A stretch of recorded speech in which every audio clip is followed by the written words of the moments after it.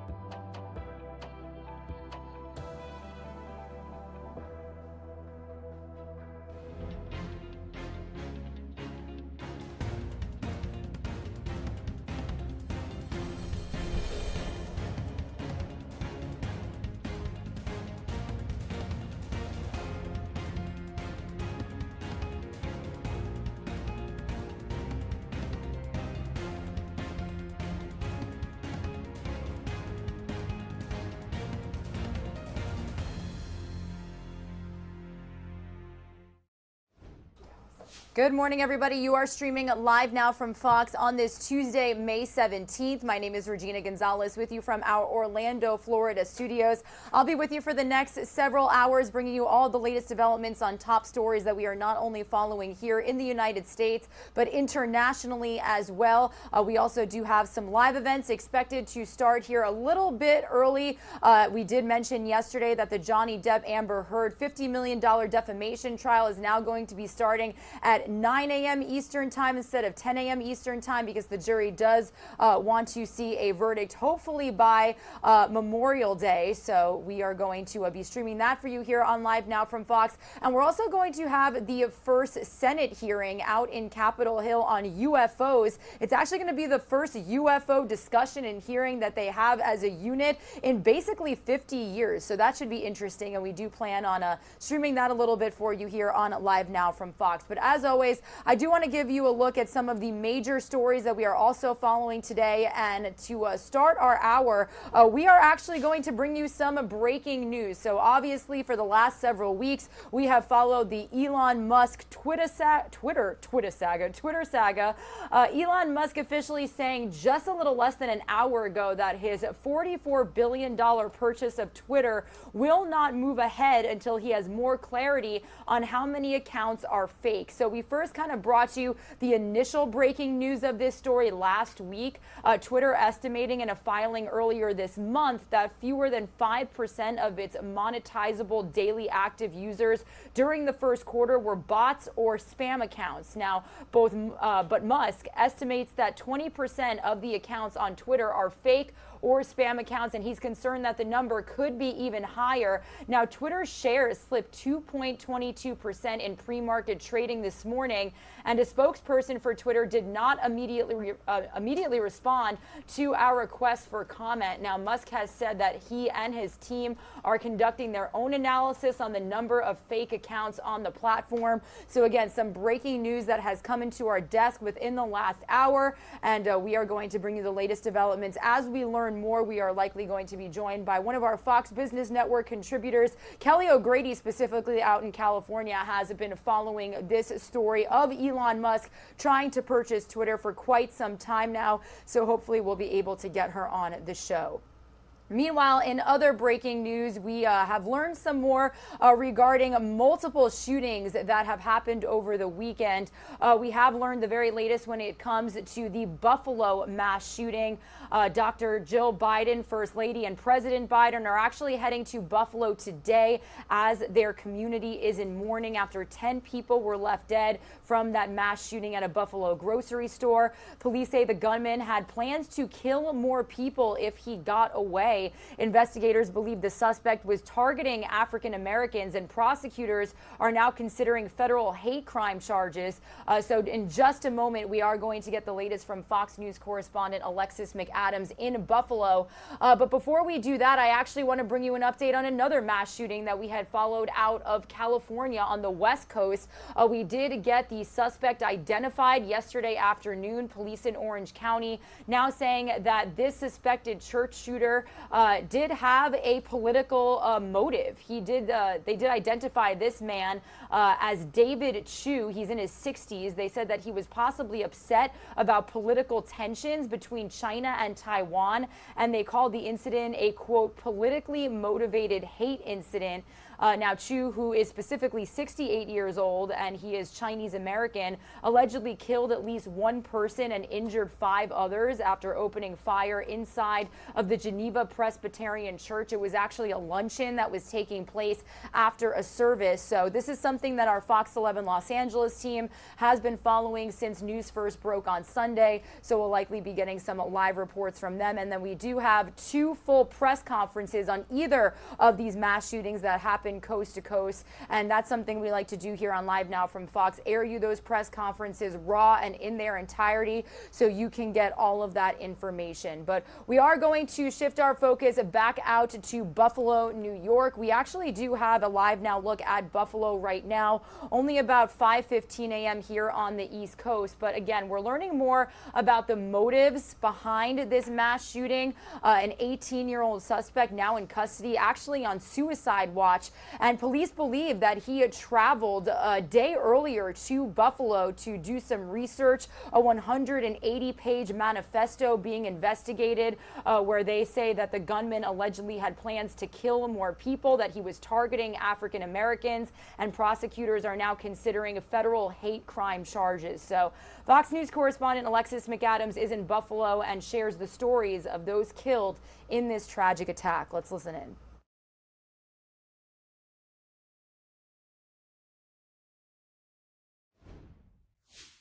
About the victims, we're also getting brand new information in from police. Sources telling me that this gunman left a very detailed suicide note for his parents at his house before he went to Buffalo, New York, telling them exactly what he planned to do. And it wasn't the first time he had been to town or inside of that grocery store, according to investigators. They believe the quick action from police stopped him from committing any more crimes. Because of the body armor that he had on, he could have easily have retreated back into that store where there were dozens of other customers in that store fleeing for their lives, which could have then turned that into another barricade and further slaughter.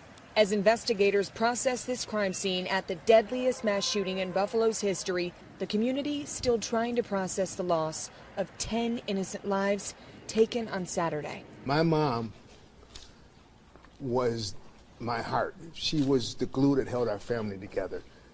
She taught us how to love. Through tears, heartbroken families describing their loved ones who police say were murdered because of the color of their skin. The victims ranging in age from 32 to 86 years old, each one with their own story. 53-year-old Andre McNeil stopped by the store to get his grandson a birthday cake that day. He never made it out. Another victim being hailed as a hero is retired Buffalo police officer Aaron Salter, who was working security at that Tops grocery and was killed while trying to stop the gunman. 67-year-old Deacon Hayward Patterson was murdered while putting groceries into his trunk as he was helping others get food. Deacon Patterson was a man who loved people. He loved the community, he loved the church. Investigators say the gunman, 18-year-old Peyton Gendron, chose this store based off of the zip code, which has the highest black population in Buffalo. Police say Gendron cased the area and believe the rampage was not going to end here. His intention was to kill as many blacks as possible. If the Buffalo police officers that engaged them didn't stop him, he was going to continue down Jefferson Avenue. He was going to continue.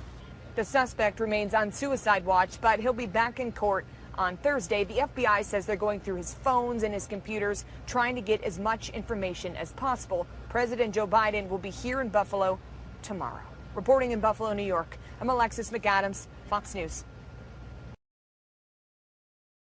All right, a very detailed and heartbreaking report from Alexis McAdams there. Meanwhile, bringing you some more video from the scene as FBI agents are going through every increment of this store where that shooting rampage in Buffalo happened. So investigators gathered outside of the Tops Friendly Market yesterday for their first full day of the crime scene investigation.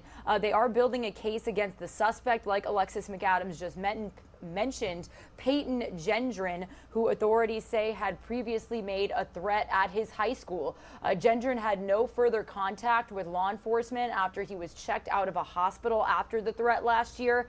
Investigators are also looking into everyone that he was associated with before he drove to Buffalo, and also references in his social media posts. Now, we actually also do have some footage that we are about to bring you here, and this is some images and pictures of his home. Police yesterday going to his house, going to his high school, and then going to the gun shop in Endicott, New York, where he has a record of the purchase of the gun used in the shooting. Now, the gun owner did say that he doesn't specifically remember selling the gun used in the mass shooting to the suspect, but obviously a huge chunk of this investigation. We will likely be bringing you some live reports from Buffalo, New York. Again, here is a live look at the city right now. President Biden and First Lady Dr. Jill Biden expected to make their way there this morning. So when we do get feeds from their visit, we will bring it to you live, raw, and unfiltered. Meanwhile, I can bring you outside of the White House right now here on this Tuesday morning. And that is because yesterday at the White House, we actually did have President Biden honor 15 public safety officers for their heroism at a White House ceremony. So we can bring you some footage of that event. 9 police officers and 6 firefighters received the Medal of Valor Award yesterday for acts of bravery in the line of duty. And among them were a police officer and firefighter who died protecting the public. Now, the Medal of Valor is the highest award the president can bestow on a safety officer, and the president also paid tribute to a recently retired Buffalo police officer named Aaron Salter, who was among 10 people killed in that mass shooting at the Buffalo grocery store on Saturday. We're also learning more about the victims in the meantime, more photos being released. This is actually photos that we have gotten into our desk this morning of 77-year-old Pearlie Young, who was killed in that mass shooting. We are learning that for 25 years, she ran a food pantry where every Saturday she fed people in Central Park. She loved singing, dancing, and being with family. She was a mother, a grandmother, and a missionary. So, really heartbreaking. And so many have said since this mass shooting happened that these were, people that were just going about their Saturday. We do know that one of the victims was just going there on her way home to get something to eat. Another gentleman would transport elderly people back and forth to grocery stores if they needed a ride, and he was actually loading his trunk with an elderly woman's groceries when he was shot, because the shooter did start the rampage out in the parking lot before making his way inside. So a very heartbreaking story to bring you here as we learn all of these new developments, more about the victims, more about the suspects. So when we get each and every detail, we will be sure to bring it to you and update you here on our show. Speaking of that event at the White House, we're going to head back out there for just a moment, because after this bloody weekend of mass shootings, crime is back at the forefront in consciousness of voters as the midterm campaign season is gearing up. Today is also primaries for several states, and President Biden honored public safety officers yesterday, and like I mentioned, he's planning to travel to Buffalo today. So Fox News correspondent Lauren Blanchard is in Washington with more on his administration's agenda after this violent weekend. The nation was left horrified after a weekend of coast-to-coast shootings in places Americans should be safe. A grocery store in Buffalo, New York, and a church in Laguna Woods, California. Where do we go from here? How can we fix this? At the White House, President Biden honoring public safety officers with medals of valor. The president also remembered public safety officer Aaron Salter, who died trying to stop the racially motivated shooting in Buffalo. We pay tribute to all law enforcement officers and their families who understand what it takes, what's at risk to save and protect all of us. The mass shootings again highlighting an uptick in violent crime in the U.S. According to Gun Violence Archive, there were 53 mass shooting victims since Friday, and too many others to name since January. The latest Fox polls show both crime and gun laws are top concerns for Americans. The availability of guns in this country needs to change. New York gun laws should have stopped the suspected Buffalo gunman from buying a gun. They didn't. He slipped through the cracks, and I could understand the anger from family members because, you know, that's unacceptable. Republican Senator Bill Cassidy introducing a bill asking the administration to come up with a strategy to stop violent crime, quote, by reinforcing strong criminal justice policies, by laying blame on the perpetrators of violent acts, and by securing the southern border. On Tuesday, President Biden and the First Lady will travel to Buffalo to meet with community members. In Washington, Lauren Blanchard, Fox News. All right, thank you to Lauren Blanchard for that report. We do want to send some of you on a quick 2-minute commercial break. When you return, we're going to continue some coverage of the mass shootings that we have followed from over the weekend, and we're going to head out to the West Coast as we learn more from police in Orange County, California, about the church attack that happened in Laguna Woods. The suspect officially being identified as this 68-year-old Chinese-American man named David Chu, who they say was possibly upset about political tensions between China and Taiwan. We also do have new photos being released of the moments that the congregation members were able to tackle the suspect to the ground, hog tie him up with extension cords, and keep him on the floor until deputies arrived. We're going to learn more about a doctor out there in the area who was in this luncheon. He did tragically lose his life. He was one of the victims killed, but he is being hailed a hero for his efforts. Stay with us. We'll be right back.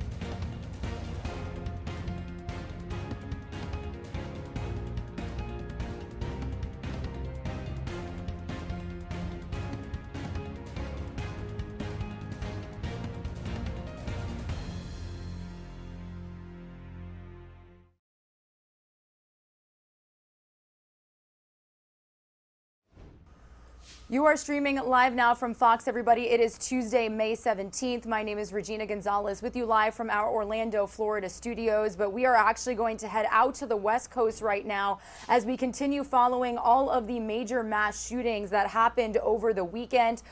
We did have an update from police in Orange County, California yesterday, who are now saying the suspected church shooter was politically motivated to put on this attack. They identified the man accused of orchestrating the deadly shooting in Laguna Woods Sunday as David Chu. This is his mugshot right here in front of you. They said he was possibly upset about political tensions between China and Taiwan and are calling the incident a, quote, politically motivated hate incident.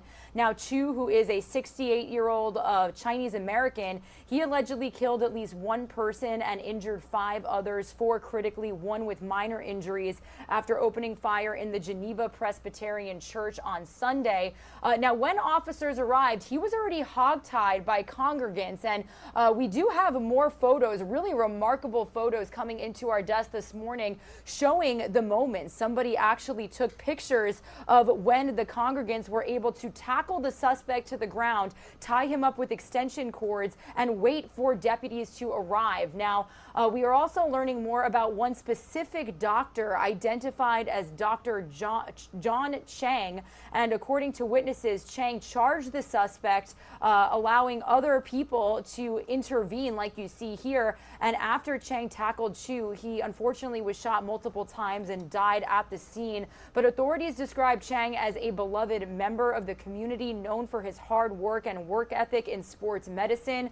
4 others were taken to the hospital for treatment of gunshot injuries. At the last check, 2 were listed in good condition, 2 in stable condition, and 1 victim's condition is unknown this morning. Authorities said 2 of the victims are actually a married couple in their mid-80s, and all churchgoers in attendance at Sunday's luncheon were Asian Americans ranging in age from 66 to 92. So something that we do here on Live Now from Fox is bring you the latest updates from authorities, especially in major breaking news situations like this in their entirety.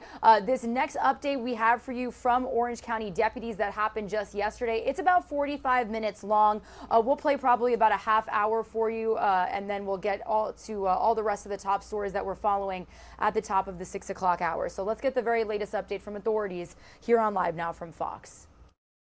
Community for their loss, as well as the Geneva Presbyterian Church, Irvine Taiwanese Presbyterian Church, which used that physical location for their services, the Laguna Woods community, and the Orange County community in general. What happened less than 24 hours ago is still unfolding. We're still going through evidence as we speak. We served numerous search warrants that have collected articles that we will be evaluating as time goes on. And so we're going to give you today as much information as we possibly can to connect the dots and tell you a story, the tragedy that occurred yesterday afternoon in Orange County. First, I want to start with the individual involved in this. This is an isolated incident. We do know that the individual, at least every information that we have to this date, shows that this individual was acting alone, and we do know that based on information we've collected, and I'm not going to go into the details of that evidence, was a politically motivated hate incident, a grievance that this individual had between himself and the Taiwanese community at large. Yesterday afternoon, members of the Taiwanese Presbyterian Church, who shared a space with Geneva Presbyterian Church since 2009, were having a lunch banquet following their church service. The banquet was celebrating the return of one of their pastors who had recently returned from a mission trip from Taiwan. There were approximately 50 people attending the banquet at that time. The individual involved in this heinous crime is David Cho, 68, of Las Vegas. He does have one family member living in the United States, but his wife and son are currently not residing in the United States. He lived in a residence by himself, or at least with other people, but he rented a room in that location and did not have other family members residing with him. It is believed that the suspect involved, I'm sorry, I'm not going to say his name again. The suspect involved drove to Orange County on Saturday, was in the area around the church we were investigating, and did come to church after their morning service. The suspect was not a regular attendee of that church, and there are no known ties or affiliations with that church other than his appearance there yesterday. During the lunch, the individual involved, the suspect, was able to secure the doors within the church with chains and tried to disable locks within the church with super glue. He started shooting inside the building, and 5 people were wounded by gunshots, and Mr. Chang, as I mentioned, lost his life. All the parishioners attending were Asian Americans ranging in age from 66 years old to 92 years old. 2 of the victims are a married couple in their mid-80s. Dr. Chang, 52 of Laguna Niguel, took heroic actions that day. In fact, I want to pause and just tell you that Dr. Chang is a hero in this incident. Based on statements from the witnesses and corroborated by other means, it is known that Dr. Chang charged the individual, the suspect, attempted to disarm him, which allowed other parishioners to then intercede, taking the suspect into custody. Without the actions of Dr. Chang, it is no doubt that there would be numerous additional victims in this crime. Unfortunately, after Dr. Chang tackled the suspect, he was hit by gunshots and he was pronounced deceased at the scene.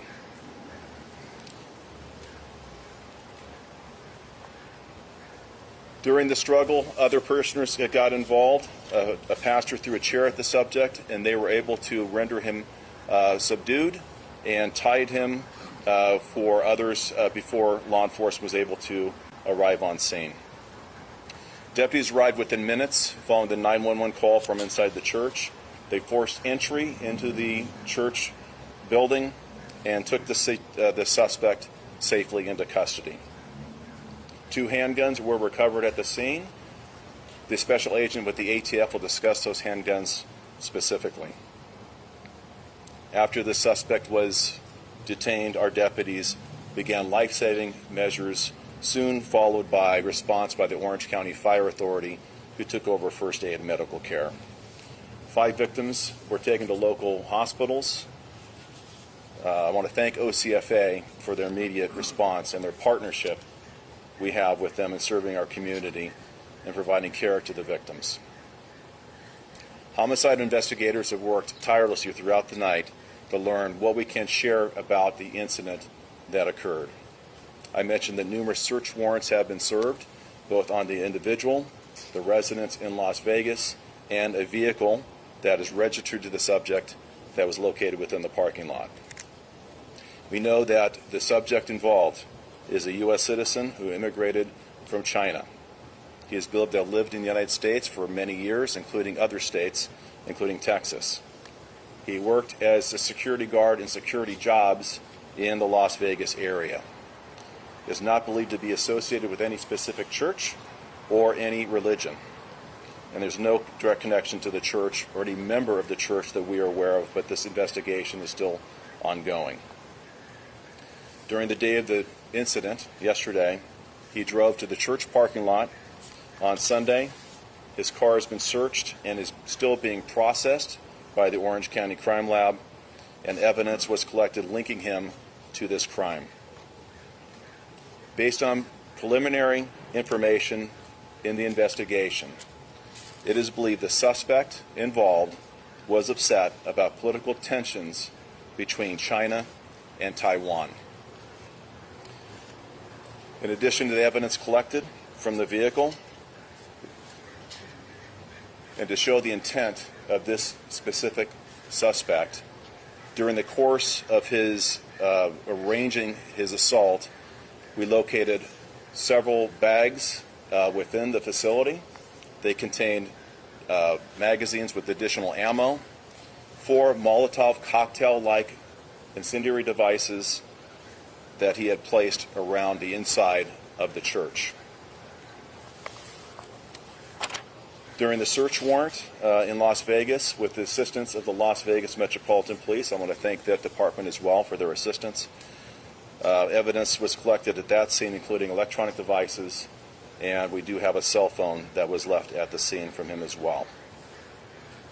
We're still early in this investigation, and we're working collaboratively with not only the Orange County District Attorney, Todd Spitzer, and his staff, but also with the Federal Bureau of Investigation, Alcohol, Tobacco, and Firearms, to corroborate on where this investigation leads next and any charges that will be brought forth against the suspect in these attacks. I do want to also say that incidents like this and that occurred have a heightened sense of awareness for our community.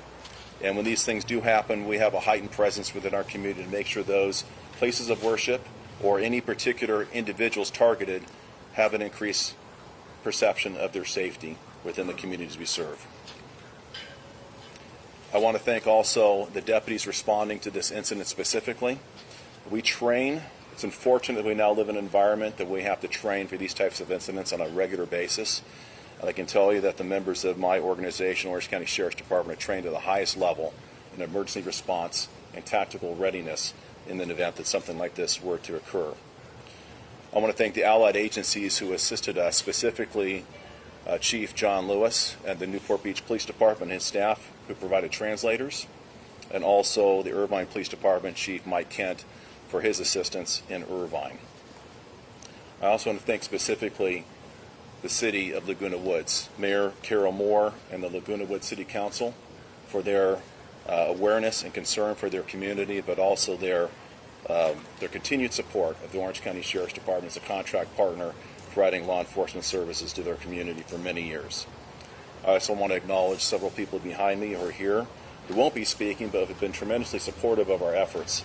And that includes Supervisor Lisa Bartlett, who's the 5th District Supervisor, Congresswoman Katie Porter, who represents that area as well, and especially the federal partners whom we have a phenomenal relationship with here in Orange County.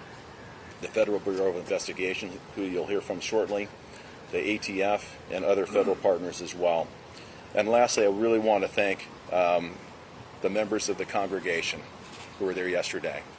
Their actions following Dr. Cheng's attack on the suspect, rendering him at least incapacitated momentarily, but their quick actions really brought to resolution and conclusion this incident that could have been much, much worse.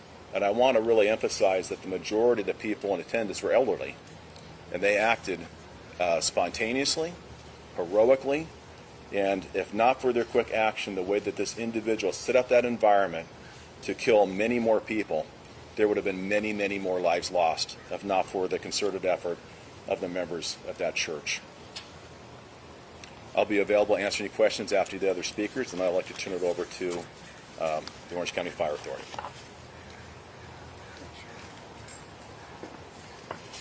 Good afternoon. My name is Mike Contreras with the Orange County Fire Authority. I'm a division chief that oversees the city of Laguna Woods.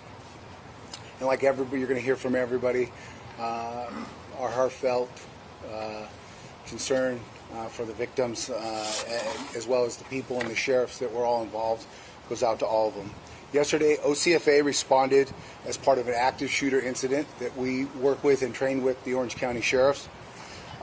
Once the sheriff's department cleared the scene, and I want to say not only, like the sheriff said, they're our partners, but they cleared the scene very effectively and very efficiently that allowed us to go in and treat the patients. From there, we declared a mass casualty incident. That allowed us to get the mass amount, as many resources on scene to treat the patients as quick as possible. Once we did that, we called for multiple ambulances as well as the sheriff's helicopter that was landed. That was all precautionary due to what we thought and eventually unfolded. The firefighter, paramedics that were on scene treated a total of 6 patients. Of those 6 patients, 2 were treated at Mission Hospital and are currently in good condition. That's an upgrade from stable to good. 2 additional patients that were transported to OC Global are currently in stable, and the other patient, or the 5th patient, we were unable to get a status on, but was transported to UCI. And then, as the sheriff said, there was 1 DOA on the scene. Again, I would like to point out and thank our partners with the sheriffs that really allowed us to do our jobs and allowed us to treat the patients so that we could get them off scene in a very timely and efficient manner. Just a little background, the Orange County Fire Authority has also gone through our critical stress debriefing, and we've been able to do that with all of our personnel at this time. Thank you.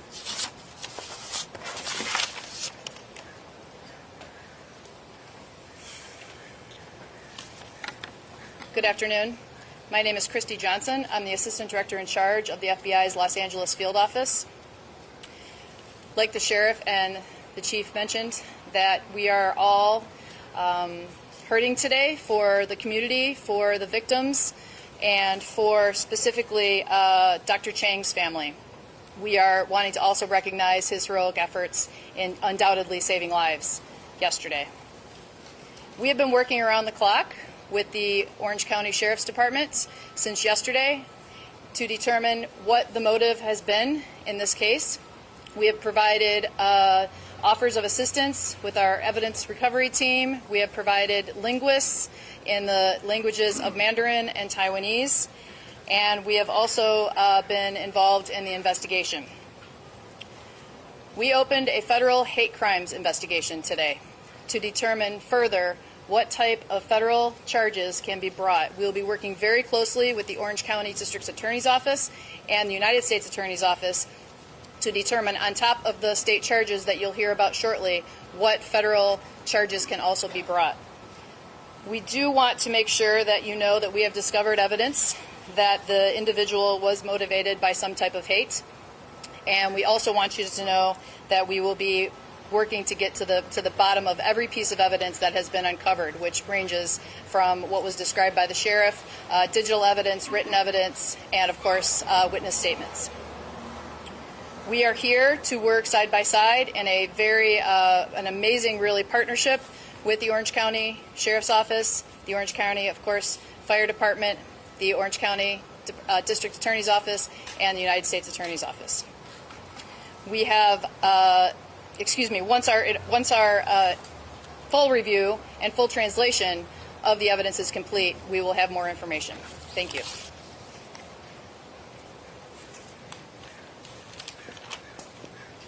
Good afternoon. My name is Stephen Galloway. I'm the Assistant Special Agent in charge of ATF's Los Angeles Field Division. On behalf of ATF, I'd like to once again offer our condolences to the victims, families, and community that's been affected by this tragedy. In follow-up from yesterday's press conference, the urgent firearm traces have been completed, and those traces show that the suspect lawfully purchased the firearms in Las Vegas, Nevada. Both firearms were commercially made 9mm caliber semi-automatic pistols. One firearm was purchased by the suspect in 2015, while the other firearm was purchased by the suspect in 2017. Details of those traces have since been shared with the Orange County Sheriff's Department. ATF's goal is to provide urgent trace information to our law enforcement partners within hours. Trace information is an important piece of evidence as it reveals the origin or background of the firearm from the manufacturer to the purchaser. This ultimately gives us leads as to whether the shooter worked alone or if others were involved. In this investigation, again, the trace of the firearms revealed that the suspect was the original purchaser of those firearms. With regards to the recovery of the additional ammunition and Molotov cocktails, ATF is providing assistance in the identification of the ammunition and stands ready to provide our expertise in the identification of the devices. As this investigation continues, ATF will work directly with our partners, the Orange County Sheriff's Department and the FBI, and we will continue to provide our expertise and assistance throughout it. Thank you.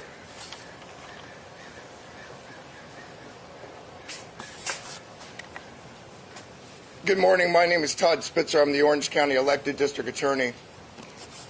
I want to describe to you what I saw last night at that church. Jennifer Walker, who is a deputy district attorney who will be prosecuting this case, and I walked through the crime scene. And let me tell you what that social hall looked like. It's a large room with a big stage and a big black curtain.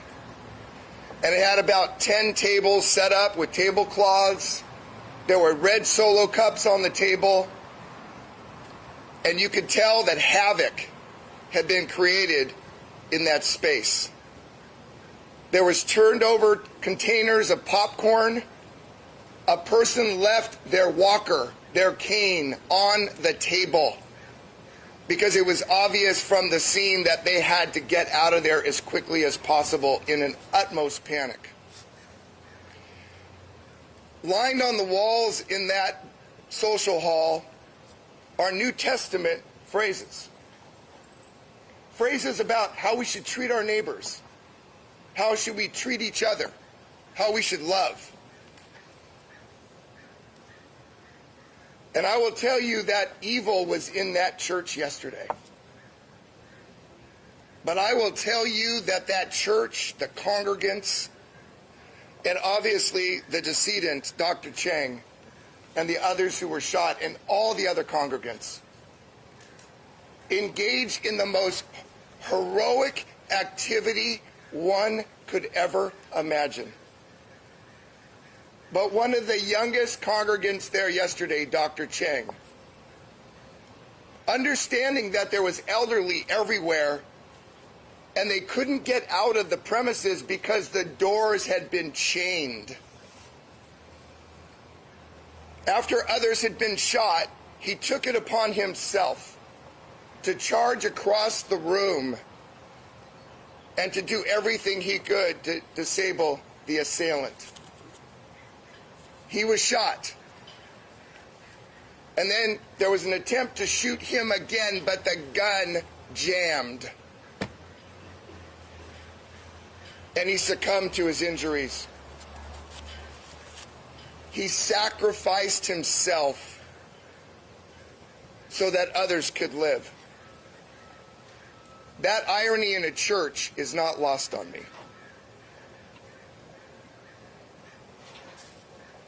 The Orange County District Attorney's Office is examining all the evidence, and as the sheriff indicated, and the FBI and ATF, we have a lot of additional information to go through. But at this time, these are the charges we are contemplating filing in the morning for the arraignment of the suspect. We have one count of murder with the use of a gun. We are adding special circumstances to that charge of lying in wait. I told you there was a black curtain in this auditorium social hall. Behind that black curtain was secreted the explosives, additional weaponry, magazines, and other tools that the suspect was planning on utilizing later on after he socialized and mingled amongst the congregants to carry out his crimes. We are adding 5 counts of attempted murder against each of the individuals who suffered gunshot wounds, as well as 4 counts of explosives, unlawful possession of explosives. The suspect is eligible for life without the possibility of parole or death. The reason I was there is because at some point in time down the road, I will have to determine as a district attorney whether or not we will be seeking death. I wanted to see the crime scene. I needed to see where Dr. Cheng fell.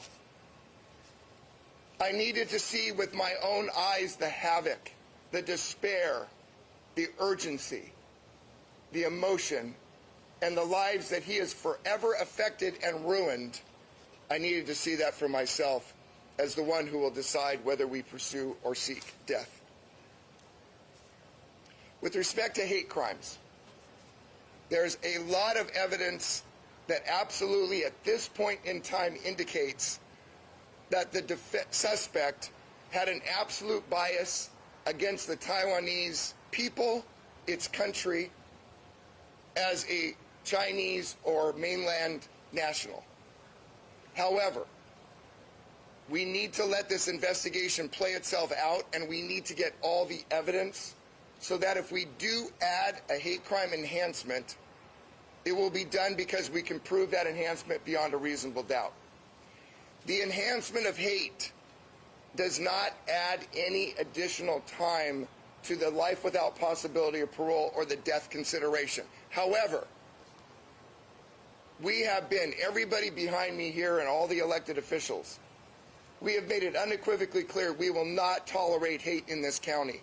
We will prosecute hate to the fullest extent of the law. We will charge it when we can prove it, and we will use it as an example to keep haters from hating across this country and around Orange County.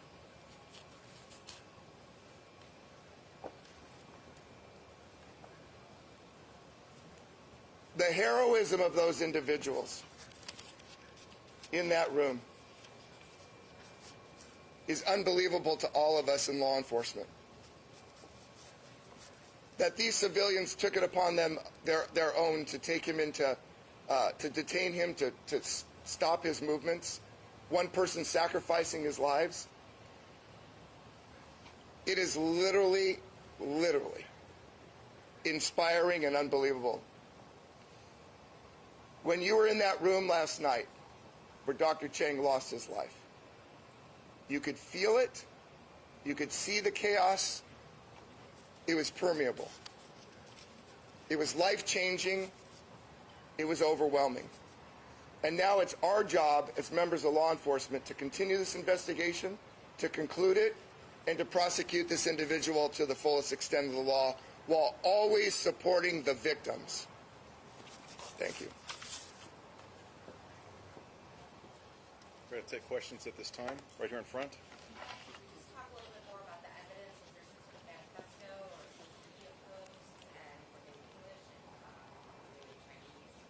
The evidence, so the question was, what type of evidence did we have specifically? We can tell you that within the vehicle he left not a manifesto but some notes that supported what I shared with you earlier, and that would be his really hatred of the Taiwanese people. There are other pieces of evidence that have been collected, both digital and physical, that we'll be evaluating as well, but that has not quite happened yet, including a cellular phone that was associated with him that was collected at the scene. We have the mechanisms or the means within both the Sheriff's Department and my partners at the FBI to do electronic evidence of both either thumb drives, computers, and cellular phones to make sure we get those and get those open and appropriately investigated. And those are all been collected regarding search warrants. We haven't gone through all those yet. That's in the process of being done. That's to be done methodically to make sure we maintain the evidence that's on there and not damage it. So there's procedurally ways that happens, and that will take some time. The language, I believe, was Mandarin.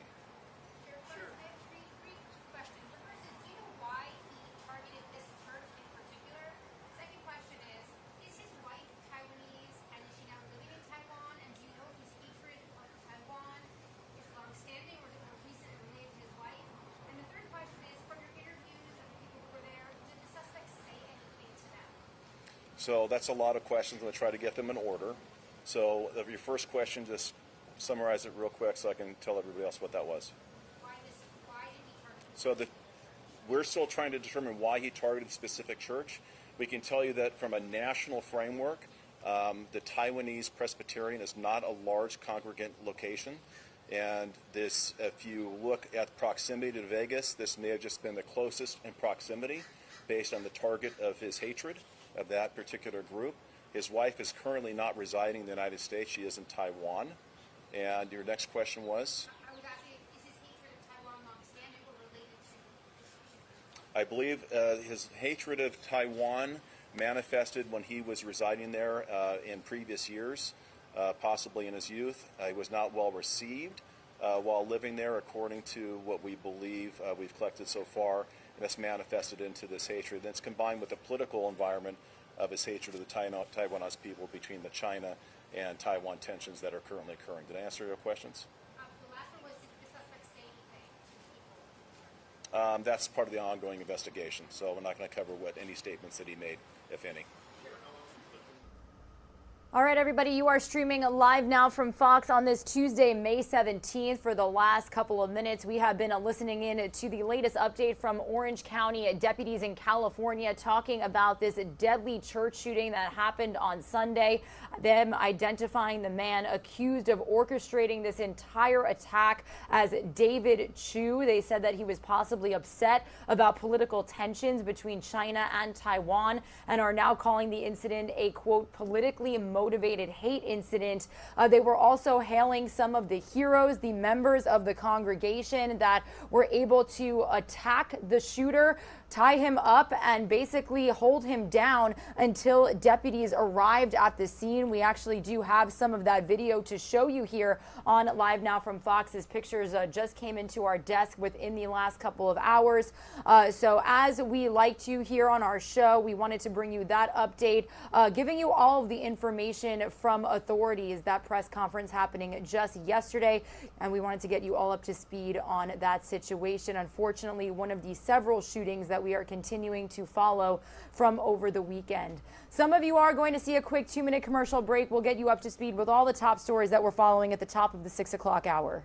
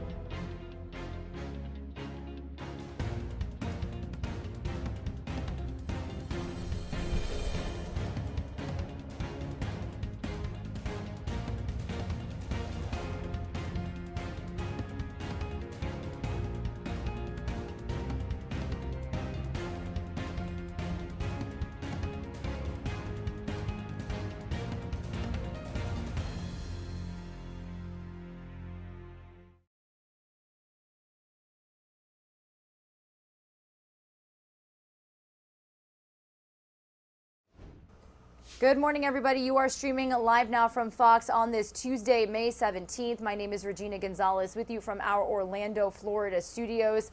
We are continuing to bring you all the latest developments on the mass shootings that we are continuing to follow from over the weekend. We're also going to bring you some latest information on the Russian invasion of Ukraine, some business headlines, as well as the latest news surrounding the Depp versus Heard trial, the $50 million defamation trial between actor Johnny Depp and his ex-wife, officially getting back underway yesterday after a week-long recess. And then we're going to bring you the latest information on a UFO hearing. That's right, you heard that correct. A UFO hearing happening in the House subcommittee this morning. It's basically the first in 50 years. So we're going to be bringing you out there a little later in our show here on Live Now from Fox. Before I bring you the latest top stories, I would like to invite you to follow me on social media. All of our Live Now from Fox hosts not only bring you all of the latest developments on major headlines here on our stream, but we also tweet updates on all the stories that we follow on our social media pages. So be sure to follow us all here. We've got several in Orlando as well as our Phoenix team and Los Angeles. To give you a look at some of the major stories that we are following here this morning, we actually do want to start with some breaking news that we got from Elon Musk just about an hour ago regarding his multi-billion-dollar Twitter deal. So he posted this tweet a little earlier this morning, as you could see, around at 3:30 a.m., saying that his $44 billion purchase of Twitter is not going to move ahead until he has more clarity on how many accounts are fake. So we kind of first brought you this story last week. That's when he referenced information that Twitter estimated in a filing earlier this month that fewer than 5% of its monetized daily active users during the first quarter were bots or spam accounts, but Musk estimates that 20% of the accounts on Twitter are fake or they're spam accounts, and he's concerned that the number could be even higher. Now, Twitter shares actually slipped more than 2% in pre-market trading early this morning, so we are going to keep an eye on that Dow when stocks start trading at around 9:30 a.m. Eastern time. But a spokesperson for Twitter actually did not immediately respond to our request for comment. Now, Musk had said that his team is conducting their own analysis on the number of fake accounts on the platform. So we will likely have a Fox Business contributor on our show here within the next couple of hours. Specifically, Kelly O'Grady out there in Los Angeles has been following this multi-billion-dollar deal of Elon Musk trying to purchase Twitter, that social media giant. And he's been taking to Twitter to update us on the purchase of Twitter. So pretty ironic, but breaking news this morning, him saying that this deal can't move forward until he has more info on those bots and spam accounts. So we'll continue to keep you posted on any developments regarding this breaking news that we just got here within the last couple of hours. Meanwhile, we are continuing to follow, like I mentioned, the mass shootings that happened over the weekend. President Biden and First Lady Dr. Jill Biden are heading to Buffalo, New York today as their community is in mourning. That's after 10 people were left dead from a mass shooting at a grocery store out there. This is some of the video from the scene on Saturday. Police saying that the gunman had plans to kill more people if he got away. Now, investigators believe the suspect was targeting African Americans, and prosecutors are now considering federal hate crime charges.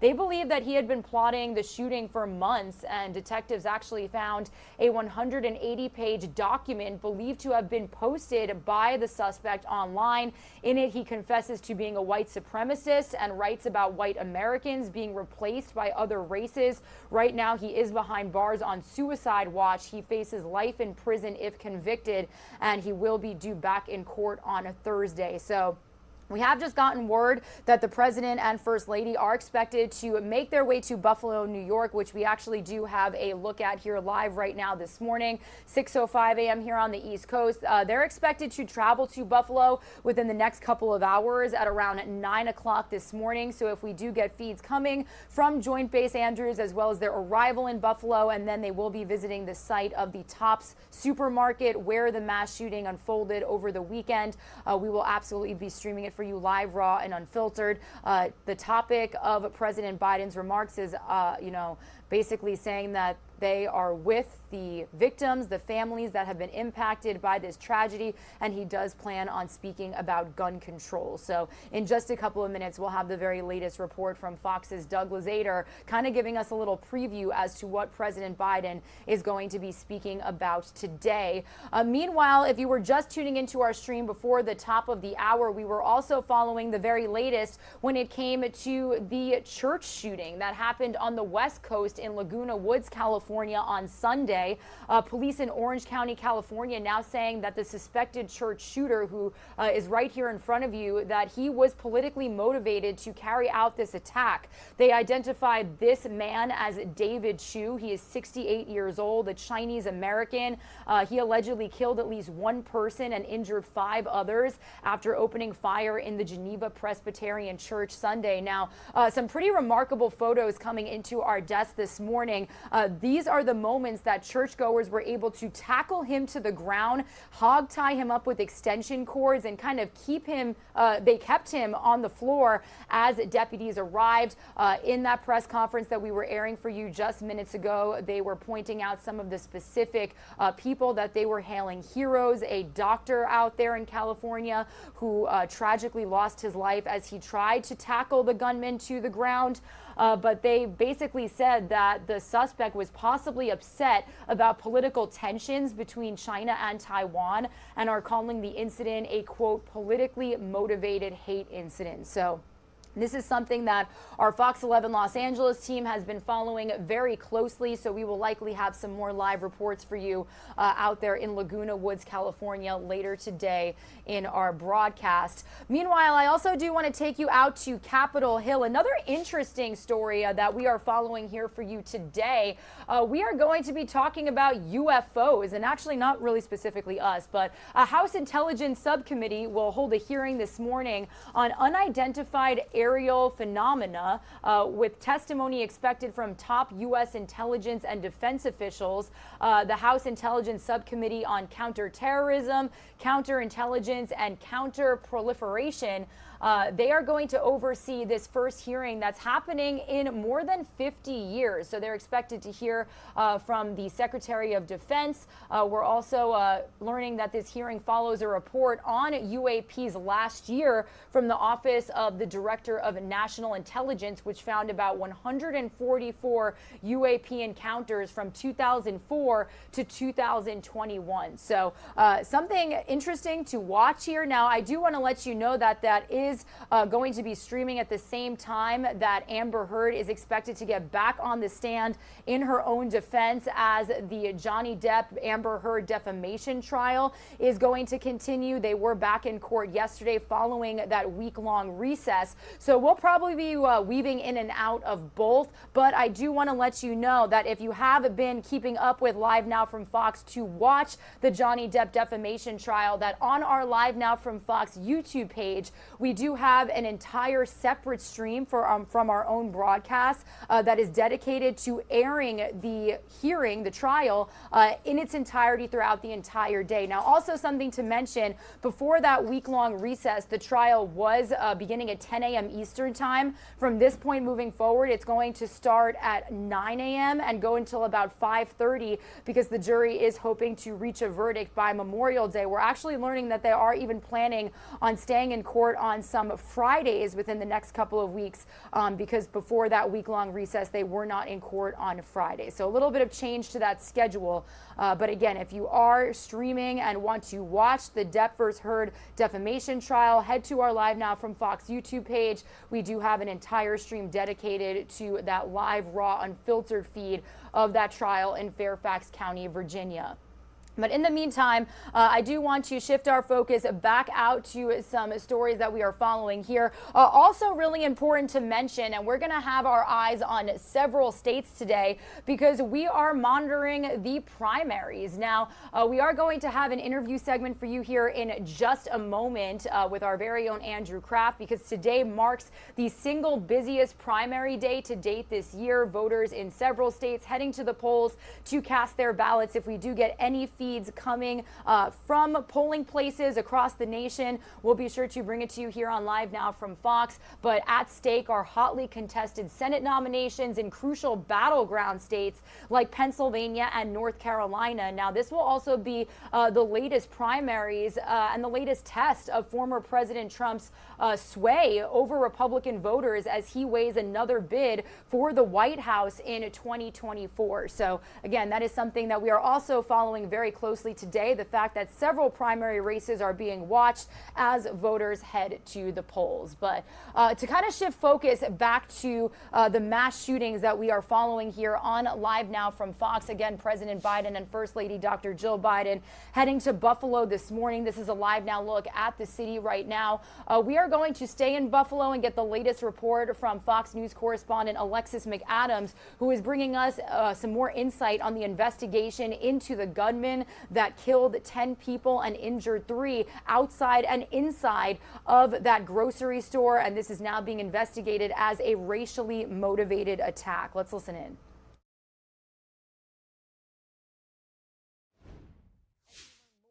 Victims were also getting brand new information in from police. Sources telling me that this gunman left a very detailed suicide note for his parents at his house before he went to Buffalo, New York, telling them exactly what he planned to do. And it wasn't the first time he had been to town or inside of that grocery store, according to investigators.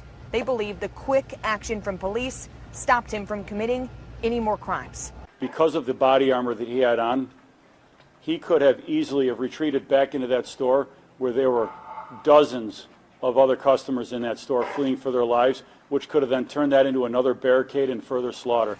As investigators process this crime scene at the deadliest mass shooting in Buffalo's history, the community still trying to process the loss of 10 innocent lives taken on Saturday. My mom was my heart. She was the glue that held our family together. She taught us how to love. Through tears, heartbroken families describing their loved ones who police say were murdered because of the color of their skin. The victims ranging in age from 32 to 86 years old, each one with their own story. 53-year-old Andre McNeil stopped by the store to get his grandson a birthday cake that day. He never made it out. Another victim being hailed as a hero is retired Buffalo police officer Aaron Salter, who was working security at that Tops grocery and was killed while trying to stop the gunman. 67-year-old Deacon Hayward Patterson was murdered while putting groceries into his trunk as he was helping others get food. Deacon Patterson was a man who loved people. He loved the community, he loved the church. Investigators say the gunman, 18-year-old Peyton Gendron, chose this store based off of the zip code, which has the highest black population in Buffalo. Police say Gendron cased the area and believe the rampage was not going to end here. His intention was to kill as many blacks as possible. If the Buffalo police officers that engaged them didn't stop him, he was going to continue down Jefferson Avenue. He was going to continue. The suspect remains on suicide watch, but he'll be back in court on Thursday. The FBI says they're going through his phones and his computers, trying to get as much information as possible. President Joe Biden will be here in Buffalo tomorrow. Reporting in Buffalo, New York, I'm Alexis McAdams, Fox News. All right, thank you to Alexis McAdams for that report. Again, we did just get word that President Biden and First Lady Dr. Jill Biden should be making their way from Washington, D.C. to Buffalo, New York at around 9 a.m. Eastern time this morning. So when we do get feeds of their arrivals, departures, and of course them touring the site of that tragic mass shooting, as well as the president's remarks, we will absolutely be streaming it for you live, raw, and unfiltered here on our show. Some of you are going to see a quick 2-minute commercial break. When you return, we are going to shift our focus to another top story that we are following here. We're going to bring you the very latest on several primary elections that we are monitoring for you throughout this very busy Tuesday. Stay with us.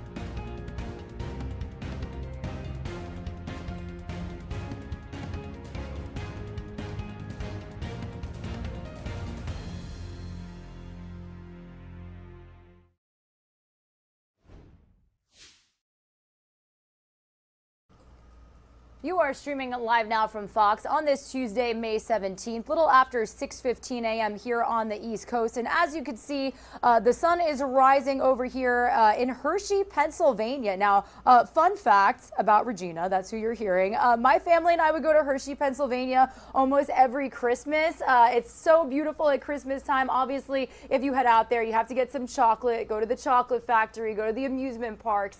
But really, I'm not here to tell you about my entire childhood. We're in Pennsylvania right now because today is primary day in several states for the 2022 midterms. And one of the tightest races is in Pennsylvania, where 3 candidates are now vying for their party's nomination for the November general election. So that is where Fox News correspondent Alexandria Hoff has the very latest on this race. So we are going to stay in Pennsylvania for this latest report from her.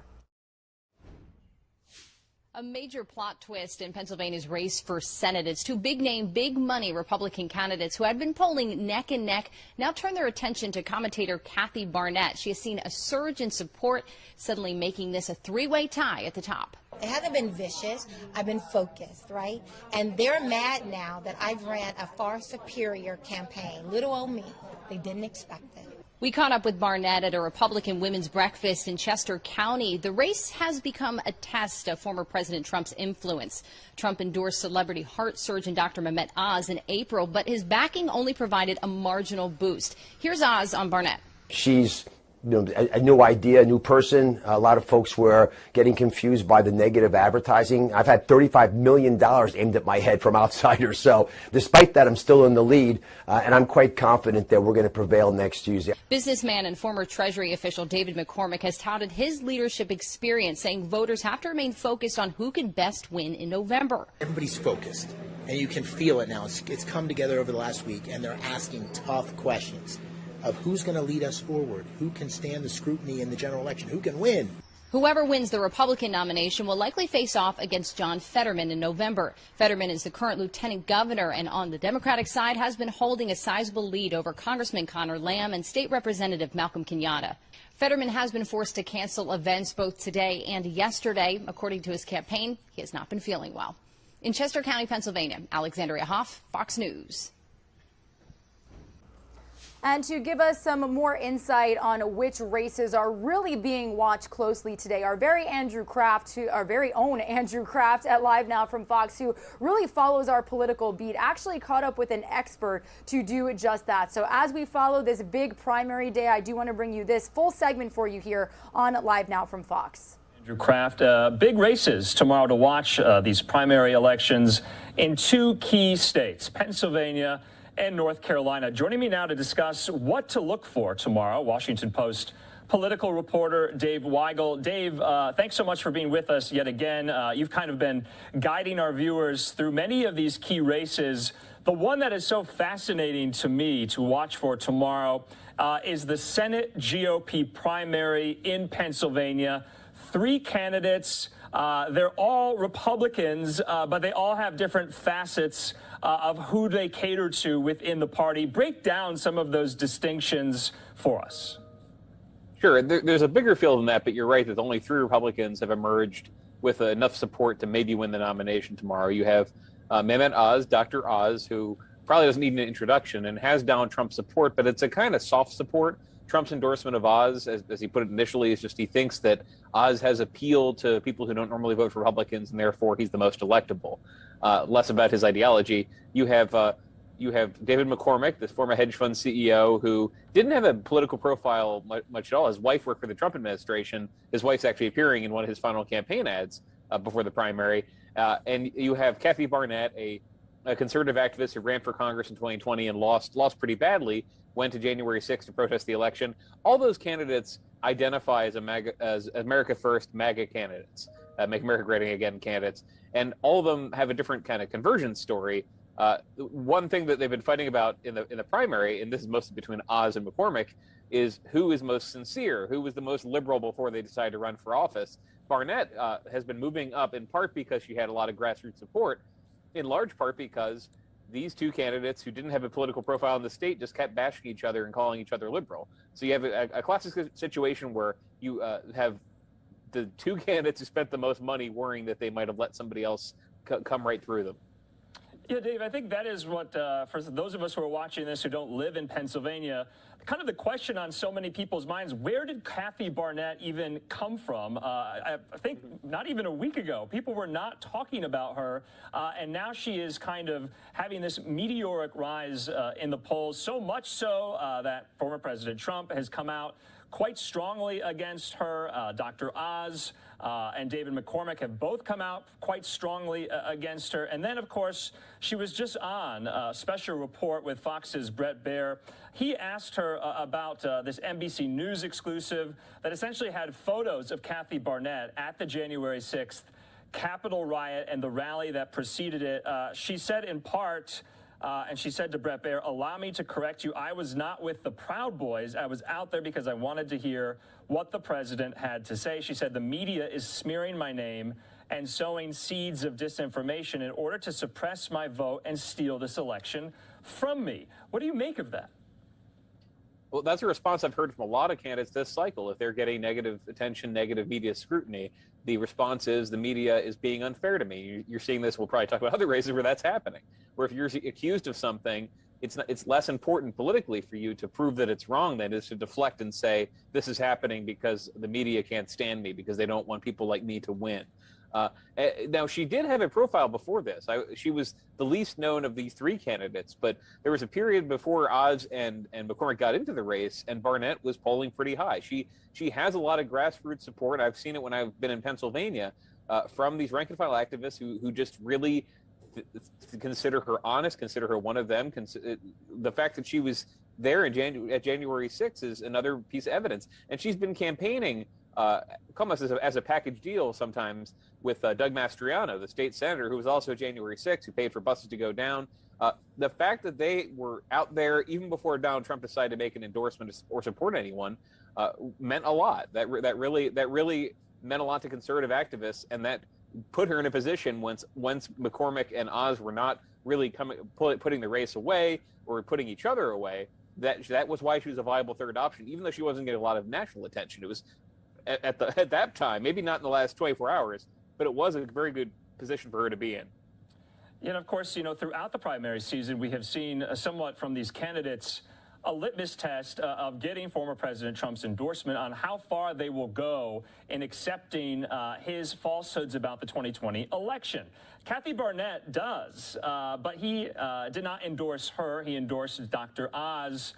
So I thought that's an interesting kind of fracture within the party itself. And then, of course, we can go to the GOP gubernatorial primary with Mastriano in the primary, who got kind of a late endorsement from Trump just a couple of days ago. They held kind of a joint candidate rally forum, what have you, over the weekend. So these are pretty two candidates who are kind of two peas of the same pod here, running to be the next governor of Pennsylvania and the next senator from Pennsylvania. How are they doing? Do you think they're going to pull it away? Mastriano, I think both Democrats and Republicans I talked to were confident that he's going to win that nomination. You have a collective action problem, kind of like you had in 2016 when a lot of Republicans were not Donald Trump, wanted to stop Donald Trump, which is that none of them got out of the way until it was too late. And even when they did, there wasn't enough support between them to beat them. So you've seen the last really 72 hours, candidates dropping out or candidates going out of their way to endorse Lou Barletta, a former congressman who lost his last race. He ran for U.S. Senate in 2018, lost pretty handily. Bill McSwain, who is a Trump-appointed U.S. attorney, I should say, in Philadelphia, and was running as the only Trump appointee in the race, which was true at the time, he had a lot of money behind him. He just didn't catch fire. The fact that Mastriano did, I think, is a testament to obviously there's a testament every day to Trump's appeal among Republicans, but also the inability of the Republican establishment, such as it is, the people who are not Trump or money, have money in the party, have PACs, have political organizations. They're not really able to influence voters if voters have made up their mind that one candidate is more authentically conservative, authentically MAGA. All right, Dave, let's focus on the Democratic Senate primary, which had some really terrible news just yesterday. Fetterman, who is the leading candidate, John Fetterman, he's, I believe, the lieutenant governor right now of Pennsylvania, suffered a minor stroke over the weekend. He's not even going to be at some of his election night parties tomorrow because he's still recovering. How does this shake up the race? Well, it's a testament to what Fetterman's been doing that Democrats don't think it's shaken the race up very much. You had last summer Conor Lamb getting into this race, the congressman from Western Pennsylvania, Malcolm Kenyatta, the state rep from Philadelphia. Both of them ran campaigns with a theory of picking up momentum, picking up enthusiasm from the base, and convincing people they were electable, and Fetterman wasn't. And that really did not happen for complicated reasons. Fetterman is a sort of introverted guy. He's not as natural a politician as the other two candidates in this race, but he is 6'7". He looks, as he puts it, not like a human being. He's a unique-looking guy, and he also got in front of a lot of Democrats' faces in 2020 when the party was winning the Pennsylvania presidential election, and when they had surrogates on TV explaining why they won it, why it wasn't stolen, etc.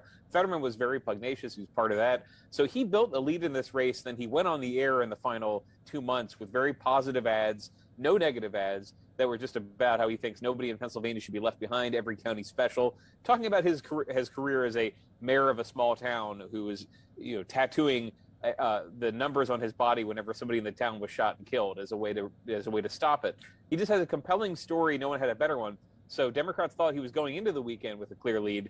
The fact that he had a stroke, the fact that he appeared on camera after the stroke, it has not affected that mood that much. I've not seen or heard about a last-minute surge away from him to another candidate. Maybe that's because there are candidates recently who've had some sort of medical setback and bounced back pretty quickly. Bernie Sanders in 2019, after his heart attack, didn't win the nomination, but was as strong after the heart attack as he was before it. And that I don't think it's shaken up the race as much as an incident like that might have 20, 30 years ago.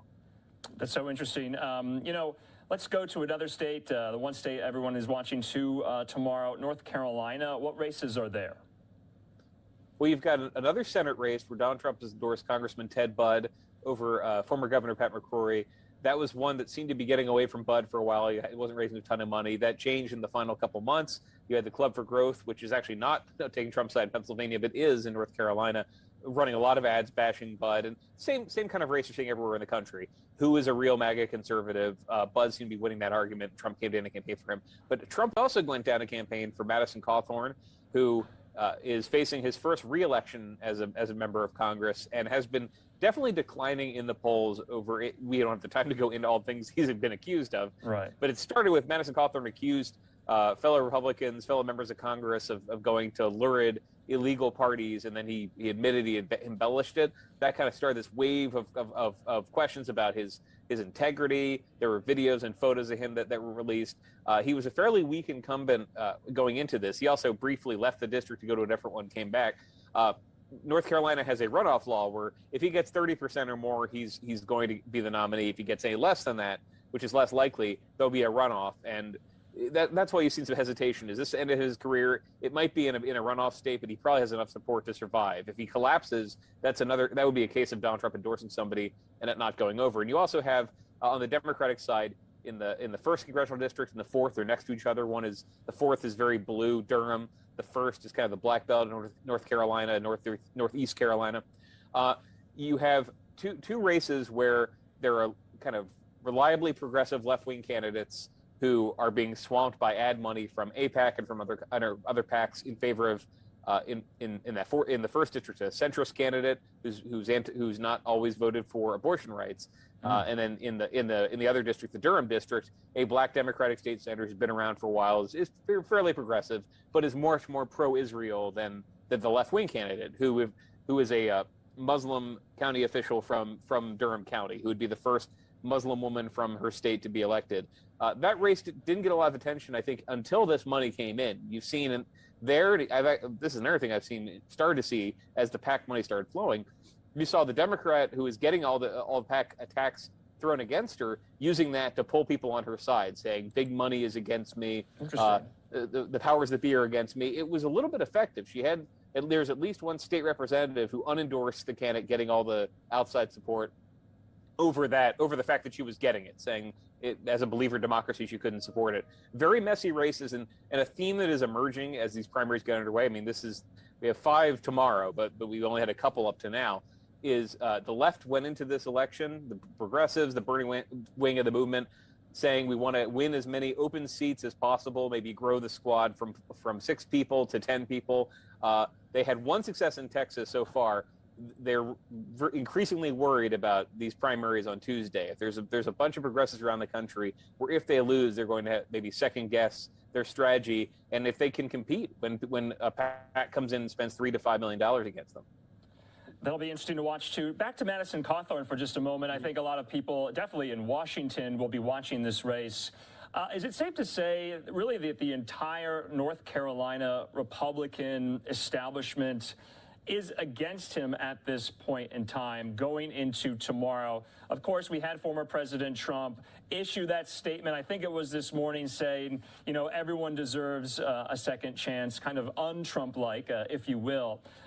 So he has a pretty strong uphill battle going into tomorrow, despite all of this that he has faced in the last month, month and a half, press reports, and so much, and then openly disagreeing, fighting with his Republican colleagues. Yeah, and that last part of it is not as big of a demerit as it might be in some other states, or it might have been a few years ago. The fact that he is being criticized by some Republicans, Cawthorn, like a lot of people, has tried to turn that around and say that he is the independent conservative, he's fighting for the district. Really, and I hinted at before, a big problem was that he won this seat in 2020. Nobody knew who he was. I mean, he just introduced himself as a disabled candidate who had turned his life around. But he has had a problem with the truth ever since he got elected. He's just told a lot of falsehoods about his colleagues. And I mentioned he had briefly moved when there was a different map before a court threw out the original map the state was going to have this year, was going to run in a different district closer to Charlotte. He's in Asheville now. And just talked about how it was important to have a conservative beachhead, a safe conservative seat. He came home to the district after that map stopped existing. That is always a risk. If you say if you make it very clear that you are less interested exactly in who you represent than in being in Congress, you're going to lose whatever your politics are. You're going to lose some support. That's a hard thing to spin away from. That was one of the main things that hurt him. And really, if the runoff threshold was harder, if this is like Georgia where you need 50% of the vote, I don't think anyone would say he's going to win tomorrow. The fact that he could win is just a question of how much residual support does he have, and how much does the fact that Trump keeps endorsing him play into those people who show up at the polls and say, well, why not? I will give him a chance. All right, Dave Weigel, as always, that was so great. We'll be watching those races, and we'll speak with you tomorrow. Thanks so much. Have a good night. All right, a huge thank you to our very own Andrew Kraft and that Washington Post reporter for giving us a really inside look at what we can expect today at the polls, what is at stake for voters. If we do get any feeds coming in from polling places in some of these key states, Pennsylvania, North Carolina, and others, we'll be sure to stream it for you here on Live Now from Fox. And be sure to stick with our coverage tonight as Andrew Kraft follows all of the numbers and what voters have to say in just a little bit. Meanwhile, some of you are going to see another quick 2-minute commercial break. Before I take you to that break, let's all just take a moment to pretend that we are here. It is a little after 6:30 a.m. here on the East Coast, and we are getting this feed in from Daytona Beach, Florida. This is actually right down the road from us here at our Live Now from Fox East Coast hub. We're located in Orlando, Florida. It's expected to be a beautiful day, full of sunshine, and we are just going to all pretend that we are here for the next day as you get on that commute to work and go about your responsibilities. Just take a minute to just pretend you're breathing in this sea breeze as the sun rises over the ocean here. We'll be right back with some more top stories. We're actually going to shift our focus to another major breaking news headline that we are following here this morning when it comes to the Russian invasion of Ukraine. We are learning more about evacuations from the Azovstal steel plant and the fact that Ukrainians, even though they are putting up a fight against Russian forces in Mariupol, they are basically about to surrender. They're very close. So we'll have the latest for you here when we come back.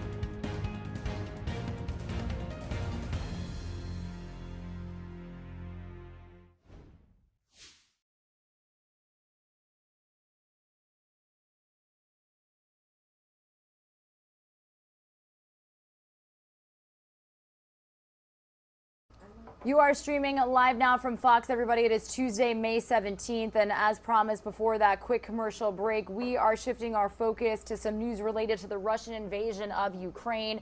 This morning that we're learning this morning that hundreds of Ukrainian fighters defending the last holdout in Mariupol were evacuated to areas controlled by Russian-backed separatists, and officials worked today to get the rest out, signaling the beginning of the end of a siege that became a symbol of Ukrainian resistance. Now, Russia called the operation a mass surrender. The Ukrainians avoided using that word, but said the effort had completed its mission. Now, more than 260 fighters, some severely injured, were pulled from a steel plant yesterday. That is the last redoubt of Ukrainian fighters in the city, and they transported a lot of them to 2 towns controlled by separatists. So we are going to have some more information on that for you in just a moment, but we're also continuing to monitor the latest when it comes to Finland and Sweden's bid to join NATO. Now, this is actually a live now look into Finland's parliament as they discuss this exact topic. They are not speaking English, and there is no English translation, so we are not going to air this for you in full. But with news of Sweden and Finland applying for NATO membership, the Kremlin is basically warning a military buildup in the Nordic nations will prompt a response from Moscow. So this is something that Fox News senior foreign affairs correspondent Greg Pocket has more from Ukraine.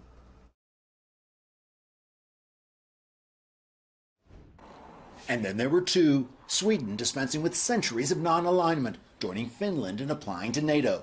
The Russian invasion of Ukraine, the reason.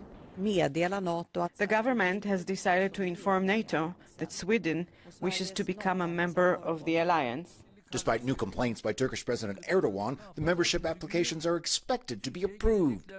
Russian President Putin, with leaders of remaining regional allies, tried to put a positive but still ominous spin on things.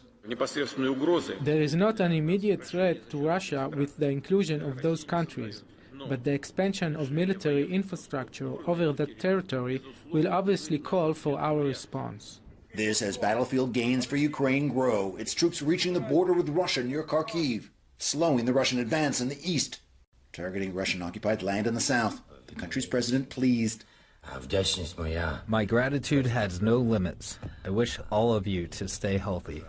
Still, the Russians fight on, pounding the port of Odessa, making Western military aid more crucial. 10 shipments in the last 24 hours, as well as help from hundreds of foreign volunteers, including Americans like Paul Gray, Tyler, Texas native, veteran of tours in Iraq with the 101st Airborne Division. Now on the front line here, fighting the Russians alongside the Ukrainians. Never before have I seen such a clear-cut case of good versus evil. He's grateful for the support the U.S. has given, including his weapon of choice, the anti-tank Javelin. We just shot a tank. Confirmed kill. Still, an American friend was severely injured in a Russian blast. Gray is recovering from leg injuries as he reflects on thousands who've already lost their lives in this war. It was my moral obligation and duty to stand up and help repel the invasion.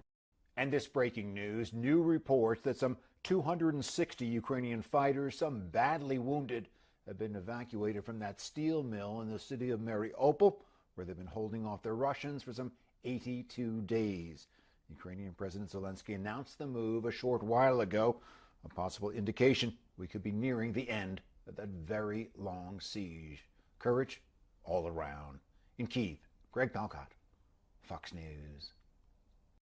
Спільно Головне управління розвідки Міноборони, Збройні сили України, Національна гвардія. All right, and some more information to bring you here. Over 250 people, including 53 seriously injured servicemen, were evacuated from the Azovstal plant in Mariupol yesterday, according to Ukraine's defense ministry. That is what this announcement is. It is not dubbed in English, so I'm just going to read you the latest information that we have. Basically, this deputy defense minister, Hanna Maliar, said the military personnel were evacuated to a medical institution institution in a Russian-occupied area. Another, some more than 200 people were evacuated through a humanitarian corridor to another area. Now, on the same evening, the commander of the Azov regiment said soldiers had carried out an order to save lives. He did not specify the order, and this Azovstal plant had become the last stronghold of Ukrainian troops in Mariupol after most of the city came under the control of the Russian military. And we actually do want to bring you out to some drone footage that we have of this steel plant, basically showing explosions at the steel plant in Mariupol. This video was released last week, and basically it was released by a commander in the Azov battalion as he asked once more for help evacuating civilians and injured soldiers at the massive Soviet-era complex. Now, the battalion is a far-right paramilitary group absorbed into the Ukrainian National Guard. They also uploaded this drone footage to their Twitter account, and you can see that it shows smoke rising from a part of the industrial works close to the Sea of Azov, and multiple explosions can also be seen. Now, on Tuesday, again, the Ukrainian government announced that over 150 people had been evacuated from the steel plant as part of humanitarian efforts coordinated with the United Nations and the International Committee of the Red Cross. The UN's humanitarian corridor, Martin Griffiths, said on Thursday last week that another convoy was headed towards the plant, hoping to evacuate additional civilians. Meanwhile, Ukrainian forces had been accusing Russia of escalating attacks on this steel plant, where underground areas have allowed hundreds to hold out despite Russia capturing the remainder of the city. And we actually do want to bring you some more video that we've gotten from down there on the ground in Ukraine. Ukrainian troops fighting in Kharkiv reaching the border with Russia, according to the Ukrainian Defense Ministry and Kharkiv's regional governor. This footage release shows troops sending a message to Ukrainian President Volodymyr Zelensky. As we got an English translation to this, they said that we've made it, Mr. President. We are here. The Defense Ministry saying that the group was a battalion of the 127th Territorial Defense Brigade in Kharkiv, and the Kharkiv governor saying the troops restored a sign at the border, as you could see them standing next to. A longer video shows soldiers emerging from a wooded area before making their way to the border. So obviously a very monumental moment for these troops that have been put in harm's way as the Russian invasion has officially entered day 83. So we are going to continue following all the latest developments from down there on the ground here on Live Now from Fox. When we come back from this quick 2-minute commercial break, we are going to entirely shift our focus to another major story that we've been bringing you here on Live Now from Fox. The defamation trial between Amber Heard and actor Johnny Depp resuming in a Virginia courthouse yesterday after a 1-week break, and that is where Amber Heard unveiled new details regarding her marriage, as jurors saw photos of the actress with alleged bruises to her face and her body. We're going to get the latest from Fox News correspondent Ashley Dvorkin, as well as additional commentary from a law expert that our very own Live Now from Fox host had with you last night. Stay with us.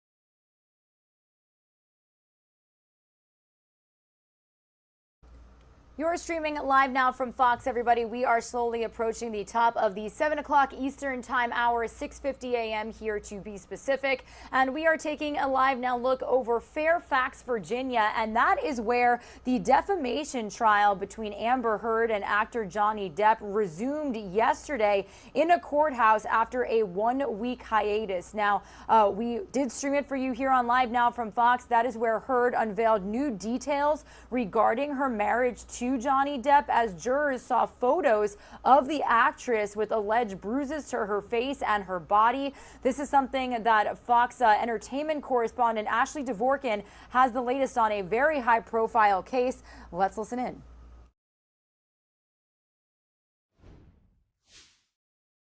The defamation trial between Johnny Depp and ex-wife Amber Heard resumed Monday after a week-long recess. An emotional Heard continued her testimony in a Virginia courthouse, describing the alleged abuse during her multi-year marriage. The Aquaman actress says the alleged abuse prompted her to request a domestic violence temporary restraining order. Security would always let him into the house no matter what I asked them. I couldn't sleep. I'd wake up in a panic. Pictures of Heard's swollen face with red marks were also presented to members of the jury. Heard claims the swelling took place after Depp hurled a phone at her prior to their divorce. I put my head in my hands and immediately start crying.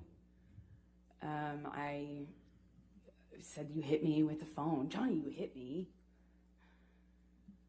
And I'm sitting on the couch. I didn't even have time to react, you know. Depp is suing Heard for $50 million in the high-profile libel lawsuit. He filed the suit following an op-ed piece in the Washington Post in which Heard called herself a victim of domestic abuse. Throughout the case, Heard has stated the physical and sexual abuse she encountered typically happened when Depp was high or drunk. Heard also says Depp's abuse started a year earlier than she previously claimed. I was scared and very conflicted because the person I was scared of is also the person I was in love with. Closing arguments are expected to begin next week at the earliest. In New York, Ashley Dvorkin, Fox News. Thank you to Ashley Dvorkin for that report. We do want to let you know that due to scheduling and the fact that the jury is hoping to reach a verdict by Memorial Day, the trial now starts at 9 a.m. Eastern Time in Fairfax, Virginia, which is where we are taking you live to the side of your screen next to me here. But we are going to be weaving in and out of it today because at that same time, we do have Congress, a subcommittee hearing being held in Washington, D.C. Very historic, the first public hearing on UFOs in really 50 years. So if we are not streaming the Depp vs. Heard defamation trial for you here at the beginning of our morning around 9 a.m. Eastern Time, be sure to head to our Live Now from Fox YouTube page. We do have an entire separate stream in addition to our show that is dedicated to airing the trial live, raw, and unfiltered in its entirety throughout the entire day. It is now expected to go from about 9 a.m. to 5:30 in the evening Eastern Time each day, and they are expected to meet on some Fridays. You heard Ashley say that closing arguments are expected next week at the earliest. So as we continue to bring you inside of this courtroom in this trial, our very own Live Now from Fox team did catch up with a law expert to talk all about Amber Heard's cross-examination following that week-long hiatus. So I do want to bring you that segment here on Live Now from Fox. It's about 10 minutes. Get the up. Amber, get the up. And every single time he said it, he's screaming it louder and louder and louder. Actress Amber Heard testified for hours against ex-husband Johnny Depp in a Virginia courtroom on Monday, alleging horrific verbal fights and beatings, including one she claims left her with this bruise after Depp attacked her with a cell phone in 2016. Pulls his arm back with the phone and throws it at my face. Heard's legal team also showed photos of artwork she says Depp destroyed and claimed the actor would slap and punch and flick lit cigarettes at her. I believe he would have taken it too far. I wouldn't be here. The Pirates of the Caribbean star is suing Heard over an opinion piece she wrote in the Washington Post in 2018 in which she called herself a victim of sexual abuse. Heard didn't mention Depp's name in the op-ed, but Depp claims the article defamed him and cost him lucrative acting jobs. Depp denies ever abusing Heard and testified last month that Heard was the one who was physically abusive, including one incident where she threw 2 bottles of vodka at him with a broken glass, nearly severing his finger. Depp sat quietly while the Aquaman actress testified on Monday, but the jury heard audio recordings of the pair arguing. You ain't nobody's mom. You ain't no school teacher. Don't pretend to be authoritative with me. You don't exist. Depp is suing Heard for $50 million. Heard is countersuing for $100 million. In Fairfax, Virginia, Caroline Shively, Fox News.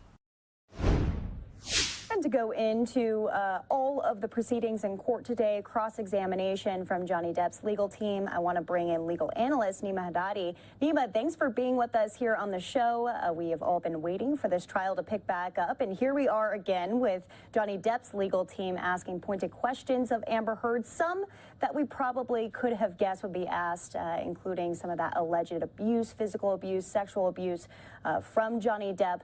But did any questions come as a surprise to you? No, it didn't overall. I feel like the whole thing, everybody was asking which side was going to do better. Was it going to be the defense? Is it going to be Amber Heard's side? And, you know, it's crazy. It seems like the Johnny Depp's team is doing such a great job of going back, picking apart all of the testimony that Amber Heard has gone through. You could tell that this break really helped them.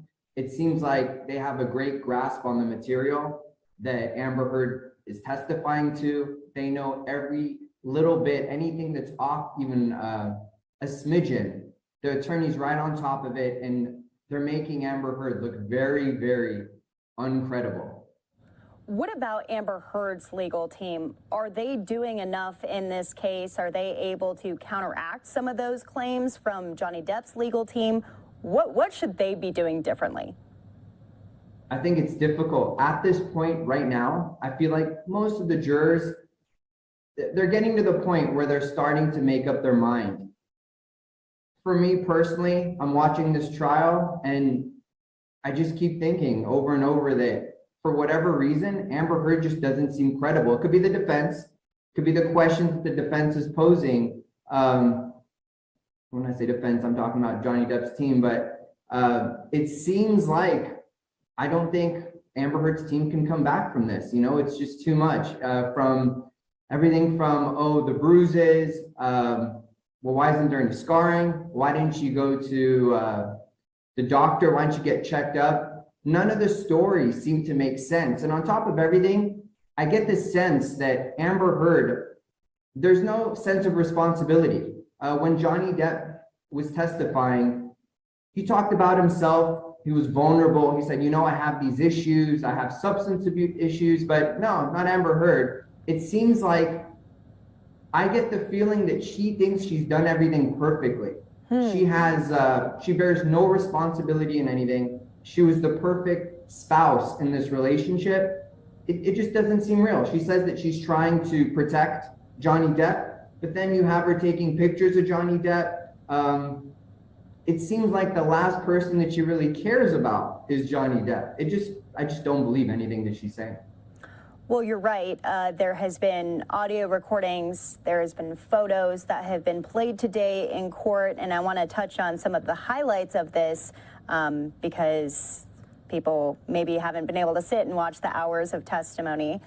One of the main highlights, I believe, which we've talked about in the past, is Johnny Depp still doesn't look at Amber Heard during the trial at all. And that's for a reason. We learned that today in court because there was an audio recording of Heard and Depp at their final meeting at a hotel in San Francisco in 2016 after she filed for divorce and obtained a restraining order against him. You could hear Heard saying that she wanted a hug, saying, please, I just want to hug you and say bye. He then said, I am nothing to you and I will always be nothing to you. You will not see my eyes again. That's why Johnny Depp is wearing those glasses. He's not looking at her. He's looking straight down. What do you make of the theatrics of all of this? It's insane. You know, I sit down and I think about all this. At the end of the day, Johnny Depp will not look into Amber Heard's eyes. She said, you're never going to see my eyes again. He's upset with her. He's like a scorned lover. Amber Heard is begging, no, no, please, I'm sorry, just let me get a hug. It's like she is doing something wrong. And he's like, no, I'm done with this. And even till this day, when she was talking about, oh, he said he's never gonna look me in the eyes again.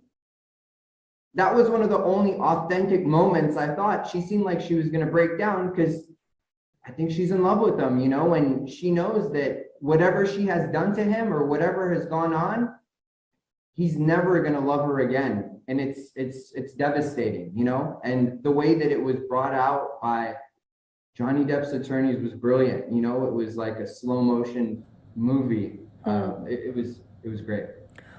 What does that do for her case as a victim of abuse, though? Because she alleges that she is a victim of sexual and physical abuse. If she is still distraught over this, still in love with Johnny Depp, does that help her case? Because sometimes that is how victims of abuse react.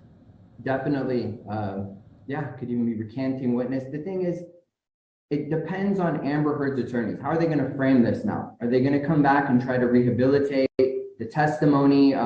They have to do something. They can't just leave it as it is, because like I said, what I got from the entire thing was that Johnny Depp is upset with her and she wants to be forgiven. They need to come back and they need to reconfigure and recalibrate this whole thing, you know, because it's not looking good for Amber Heard right now.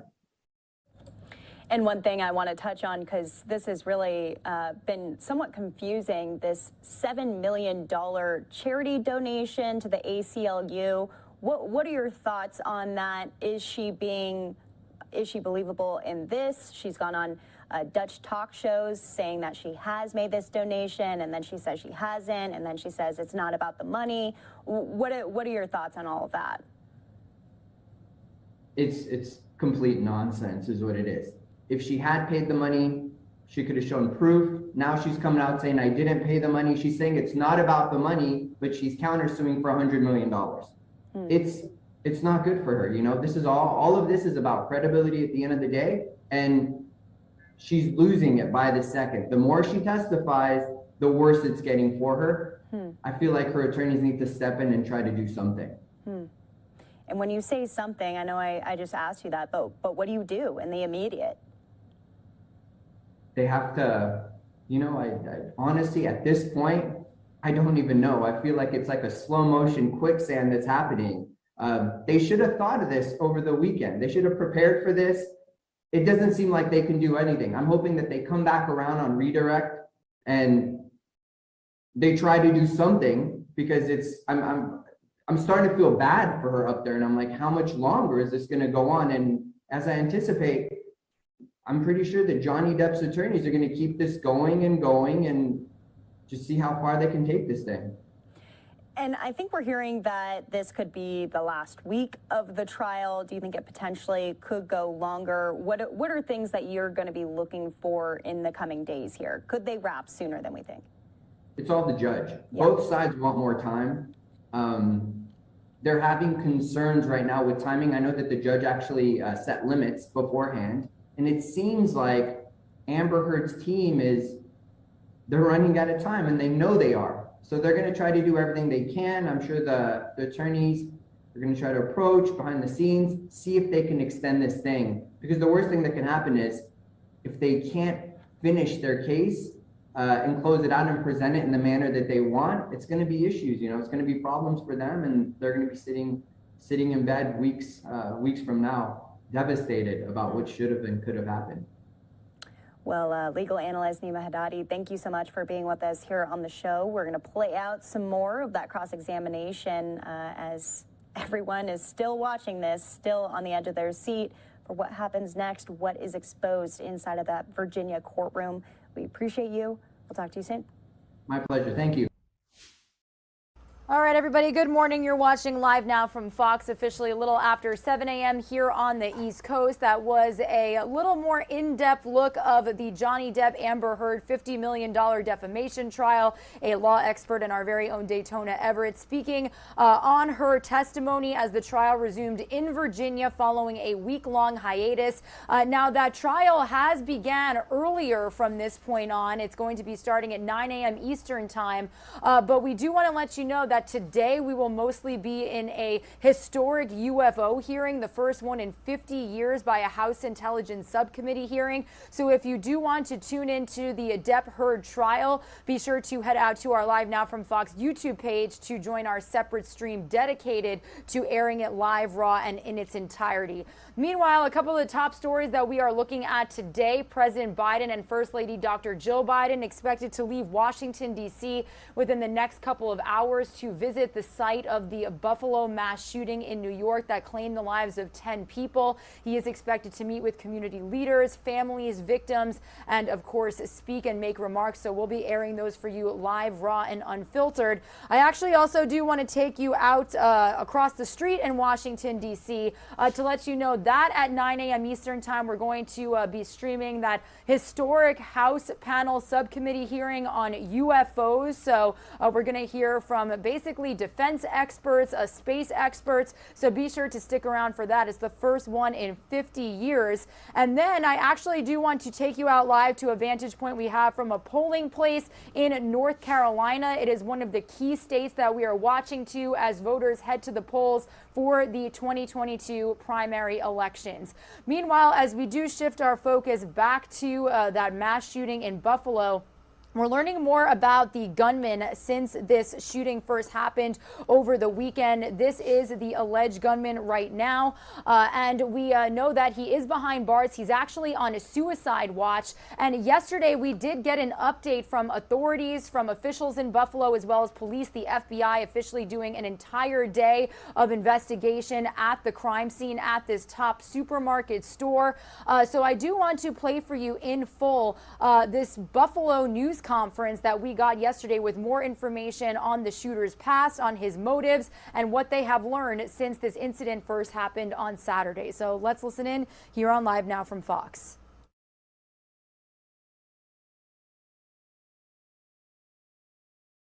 Here are investigating these social media posts and will prosecute if necessary.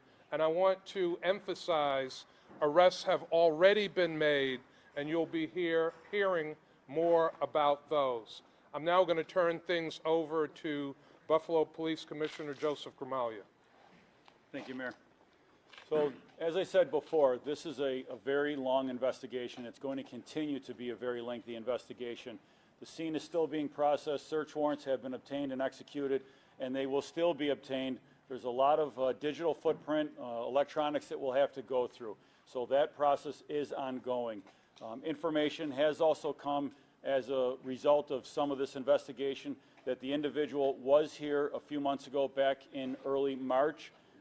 So as I said, there's a lot of material to go through, so that we have confirmed now that it appears that individual was here back a couple of months ago in early March. So at this point, like I said, it's going to be a lengthy investigation. Things will change, information will change as we become aware of that. That's about all I have on the investigation at this point. Okay, thank you. We'll now hear from U.S. Attorney for the Western District, Trini Ross. The federal investigation is continuing. We're working again jointly with our state and local law enforcement partners regarding the threats that have been going around on the internet. We have a point of contact person in my office to deal specifically with those threats, as we have several prosecutors dealing with the investigation of the crime that took place on Saturday.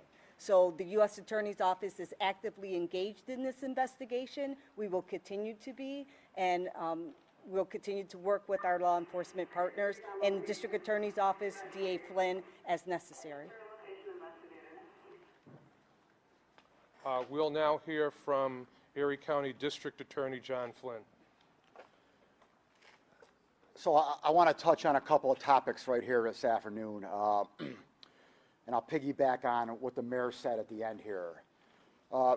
First of all, those of you who are local reporters know my MO and how I proceed with talking about investigations and matters during the course of the legal process.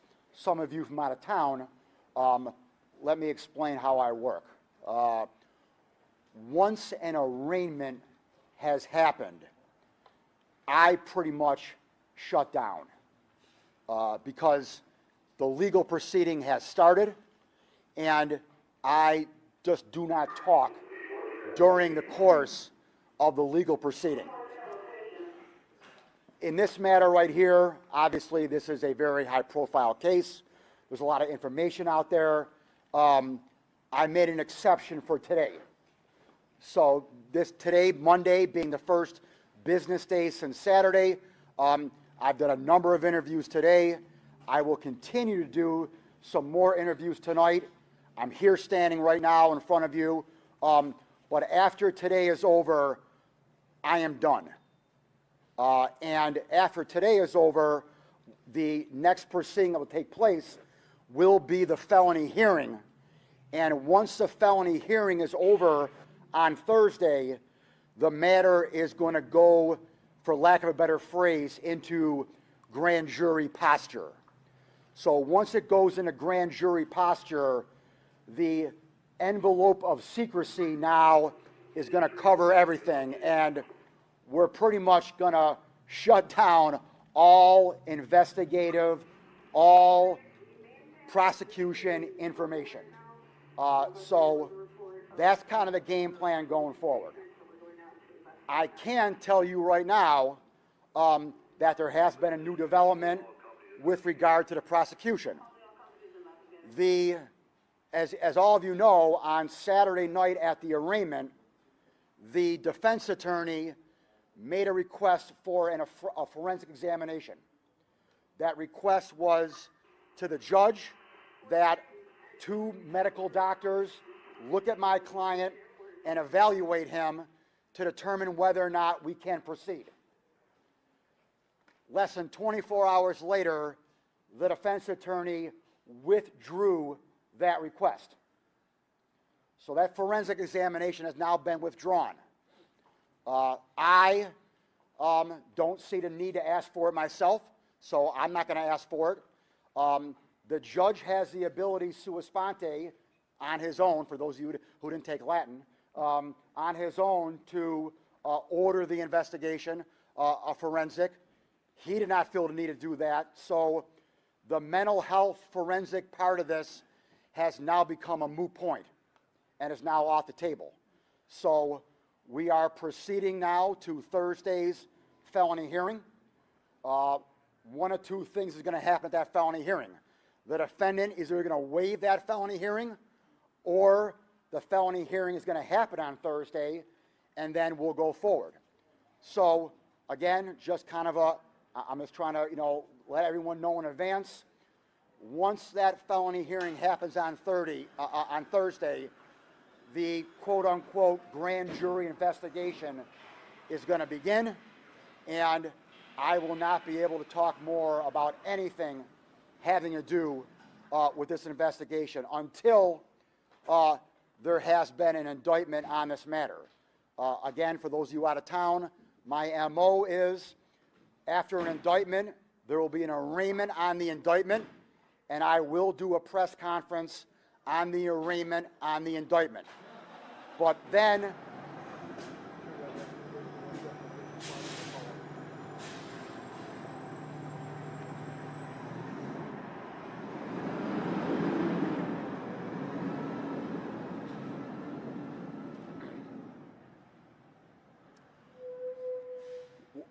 once I do a briefing on the arraignment on the indictment, I again shut down again until trial. So just kind of want to let everyone from out of town know how I operate. I've been operating that way for the past 5.5 years.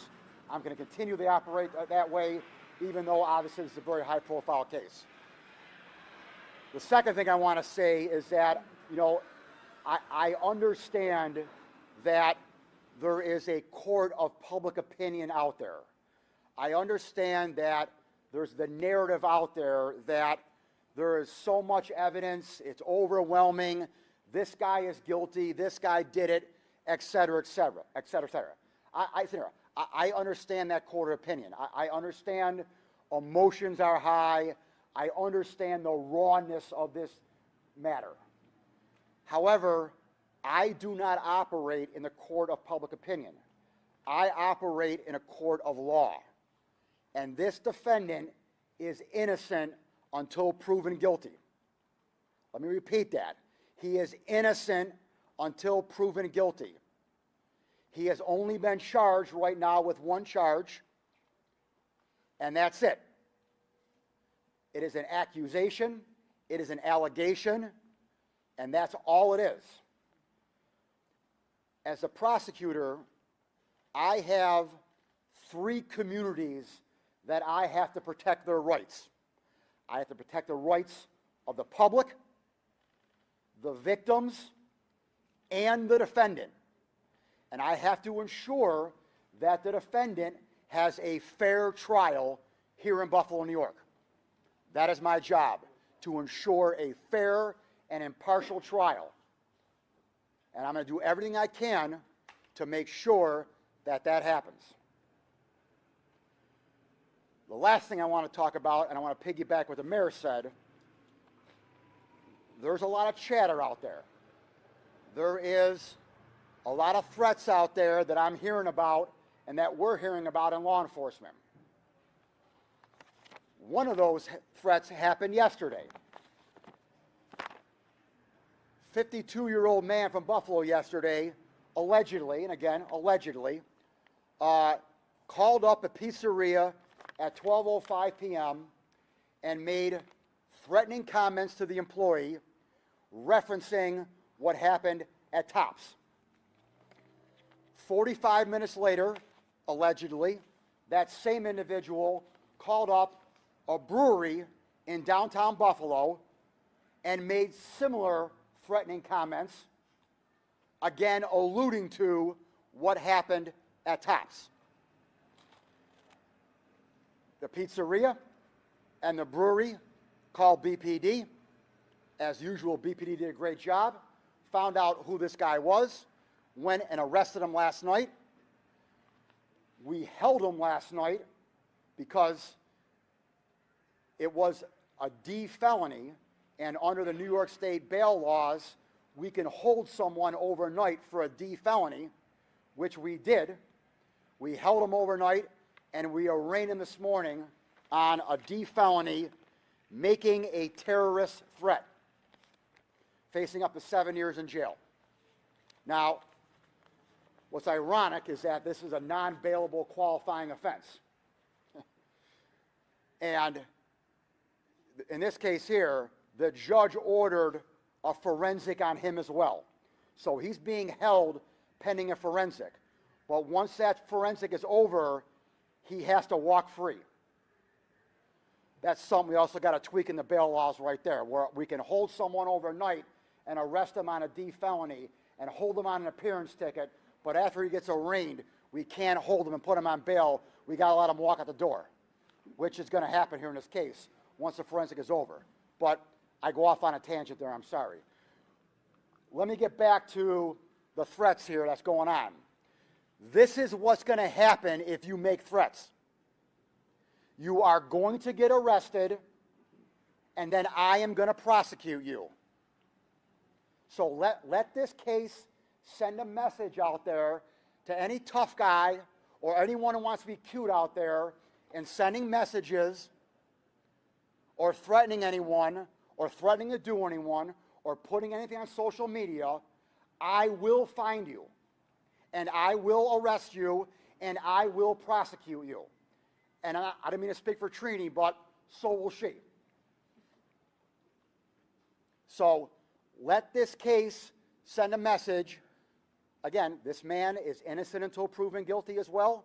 He has just been charged. It's an allegation. I'm not saying he did it, but I'm saying he's facing 7 years in jail, and that's what anyone in the public is going to face if they want to threat, if they want to reference the awful tragedy at Tops. Thank you, Mr. District Attorney.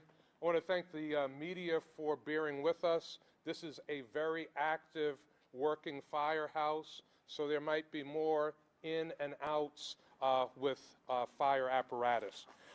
Now I want to just thank again law enforcement that has worked in a collective and collaborative way. Yesterday, I heard from the director of the National FBI, Director Wray, pledging the resources of the FBI at the very highest level.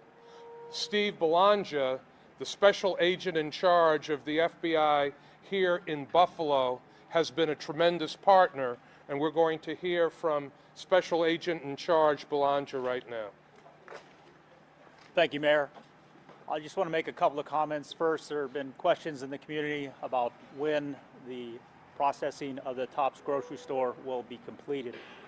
The FBI laboratory at Quantico has provided advanced tools and advanced training, teams that have been trained in special techniques that can be used to map the location, can be used to create digital models, can be used to create physical models, as well as mapping the trajectory of bullets. This process is painstaking, it takes time, and we will continue as quickly as possible to process that scene so it can be released back to this community which relies on this grocery store so much. But I will say, we have to take our time, we have to be methodical. That is what the victims of this horrible tragedy deserves.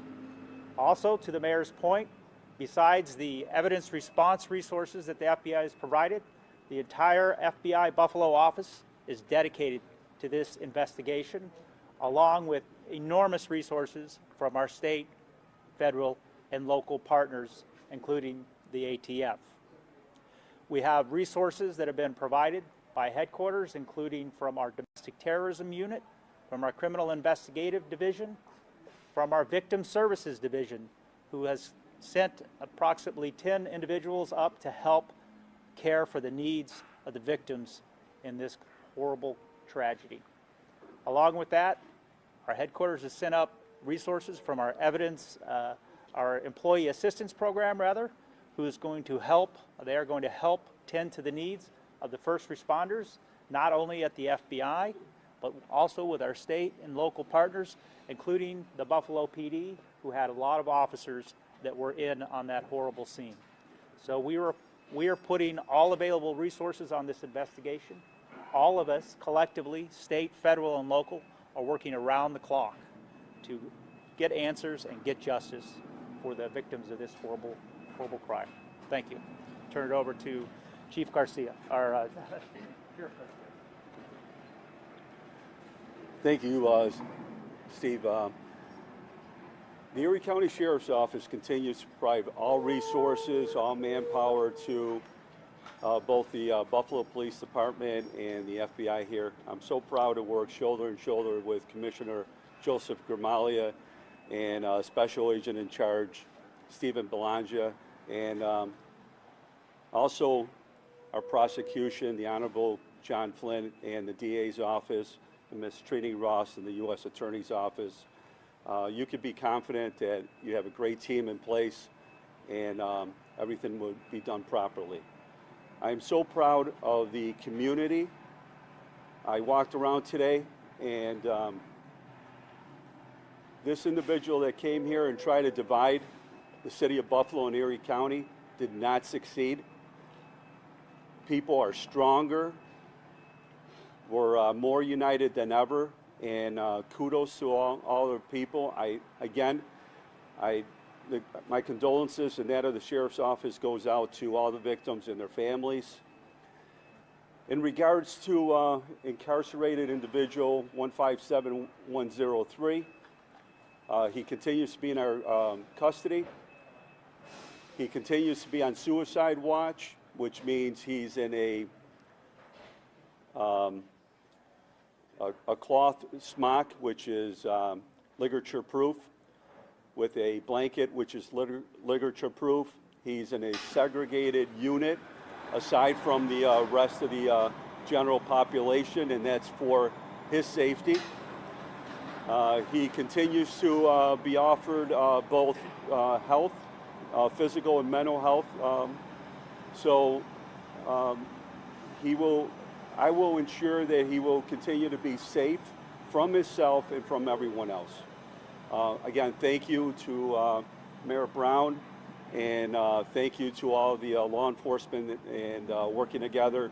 This is what makes Buffalo special. Thank you. We'll now hear from the Majority Leader of the New York State Assembly, Crystal Peoples-Stokes. Thank you, Mr. Mayor. This is a community that is, without a doubt, in a lot of pain. People are hurting, but I want to commend law enforcement who are collectively working with the mayor and his team to do exactly what should happen, and that is make sure that justice prevails. I will remind you all, though, that as an African American, there are a lot of people in this community who are hurting because they know that justice for all is not specific enough. Sometimes people get left out of that justice. This can't happen this time. It can't happen this time. I understand, just like the guy who called in the threats to the pizzeria and to the beer establishment, you're innocent until you're proven guilty. But this young man was walking around with a camera on his head. He showed the whole world what he was doing. And I understand he got to go through a court. I get that. But a lot of the anger that people are having, aside from the fact that their loved ones have been murdered for going to the supermarket, is that justice is not specific enough. This can't be another one of those cases. I want to honor all the people who have called my office from all over the state offering support to this community, including the businesses that have called and offered to support the families with food, with hotels, with airlines to be able to get here to come to a funeral, including the people who are willing to help pay for the funeral. People have poured out their love to Buffalo, and that's what we're going to pour back. That's how we're going to heal. People who want to bring us hate and expect us to assume that hate because that's what they have is not going to happen here. There will not be an outpouring of hate. There will be an outpouring of healing. We will all heal together, and we will ensure this time, Mr. DA, Mr. Law Enforcement, and Ms. Trini, that justice for all is specific enough, and it means everybody gets justice in America. Thank you. We'll now hear from the Erie County Executive, Mark Polenkars. Thank you, Mr. Mayor, and on behalf of the people of Erie County, I just want to commend the tremendous work of the entire team here, starting, of course, with the City of Buffalo, with the Buffalo Police Department. It truly has been a united effort to address this. The Majority Leader is correct. There's a lot of people in pain. There's a lot of people hurting, and truthfully, none more so than the families of those who were taken on Saturday. The Erie County Medical Examiner's Office is in the process of performing the autopsies. We've had calls as to when the deceased will be released to the families through their funeral directors. I've been advised by the Erie County Medical Examiner's Office they expect to complete the autopsies by the end of day on Wednesday. There is a process that has to be followed to ensure that the evidence that is provided to the District Attorney's Office so that they can successfully prosecute this matter is followed to a T. And therefore, they do anticipate that they should be able to complete that process for each of the deceased by the end of Wednesday. As a family member, if you have questions, you should contact your funeral director, and the director will make the direct contact then to the Erie County Medical Examiner's Office. The Erie County Department of Mental Health has been coordinating mental health services for the community. As most people know, we have a drop-in center at the Johnny B. Wiley Center, just not too far away from here, 1100 Jefferson. We started that yesterday, 9 to 9. It is open today, 9 to 9. We've had an increased usage at the Johnny B. Wiley Center for both adults, and we have specialized services for children.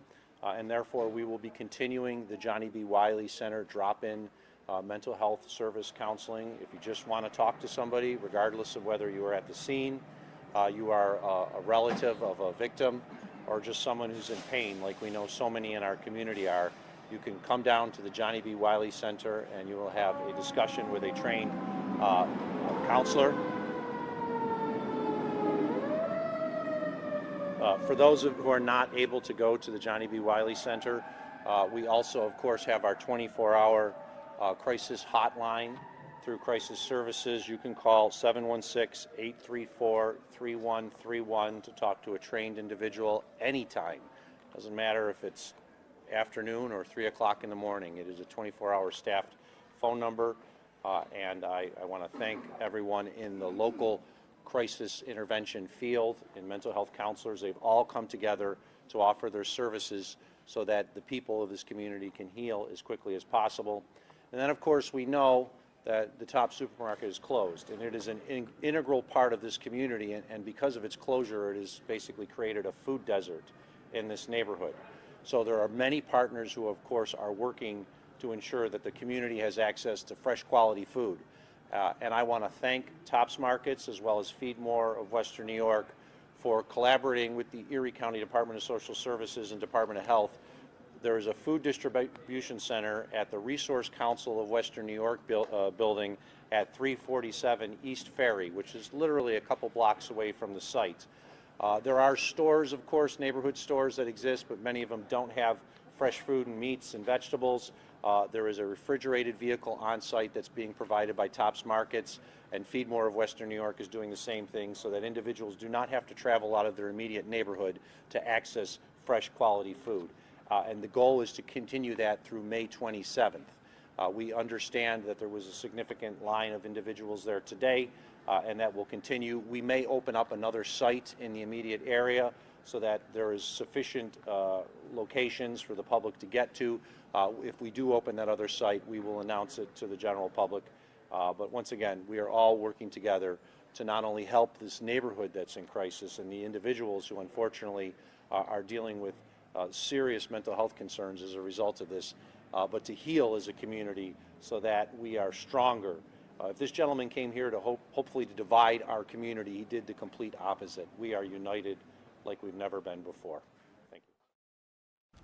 And if you are just joining us, welcome into Live Now from Fox. This is Gabrielle Amato joining you guys live from our studio in Orlando, Florida. It is just past the 7:30 hour here on the East Coast, and we are listening in to the latest police update from Buffalo. All of this just 48 hours after that 18-year-old gunman opened fire at a Tops supermarket, killing 10 people and injuring 3 others. Today, we are learning more details about this suspected gunman and the months leading up to this attack. We can also confirm that the FBI is now investigating this shooting as a federal hate crime. That is some of the latest news coming into our newsroom. We are going to step away for a quick 2-minute commercial break. When we come back, we'll get you up to speed on all of the top stories that we are monitoring, including President Joe Biden and the First Lady's scheduled visit to Buffalo today, a UFO hearing that we are just hours away from bringing you live, raw, and unfiltered here on Live Now from Fox. And also, it is primary day. Voters in several states across the country are heading to the polls today. We'll be touching base with our reporters across the nation to give you the very latest from those polls. All of that coming up after this quick 2-minute commercial break.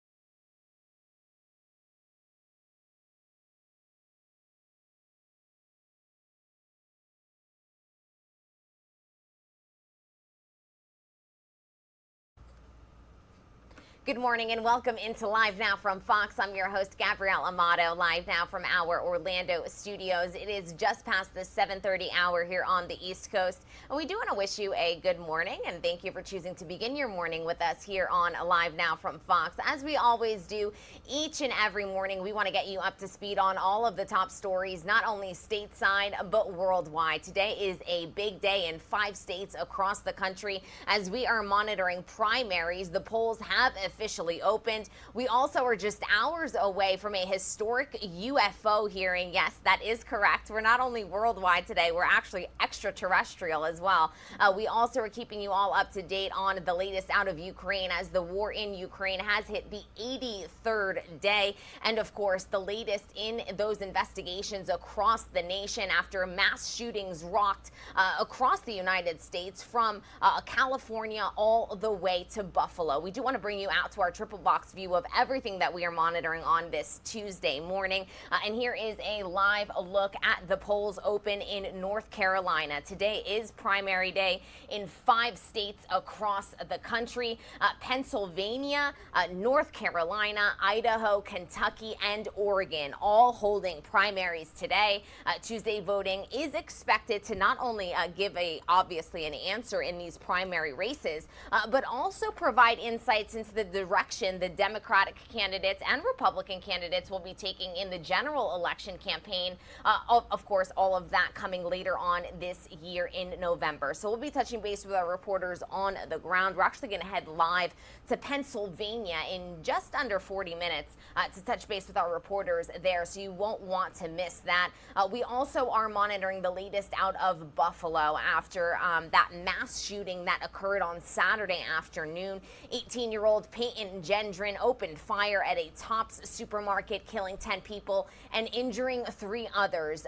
The First Lady and the President of the United States, Joe Biden and Dr. Jill Biden, they are set to visit Buffalo today. Their first stop will be a makeshift memorial outside of that supermarket. They're also expected to meet privately with families of the victims, first responders, and local officials before the president delivers public remarks. As always, we will take you there live, raw, and unfiltered, not only from takeoff, but landing, and also bring you those full remarks live here on the show. We also are just about an hour and a half away from the start of a historic hearing, the first of its kind in 50 years. The House Intelligence, Counterterrorism, Counterintelligence, and Subcommittee, they are going to be holding a hearing, a public hearing on UFOs. We do want to let you all know a little fun fact before we do bring you live into this hearing, that UFOs are actually now referred to as unidentified aerial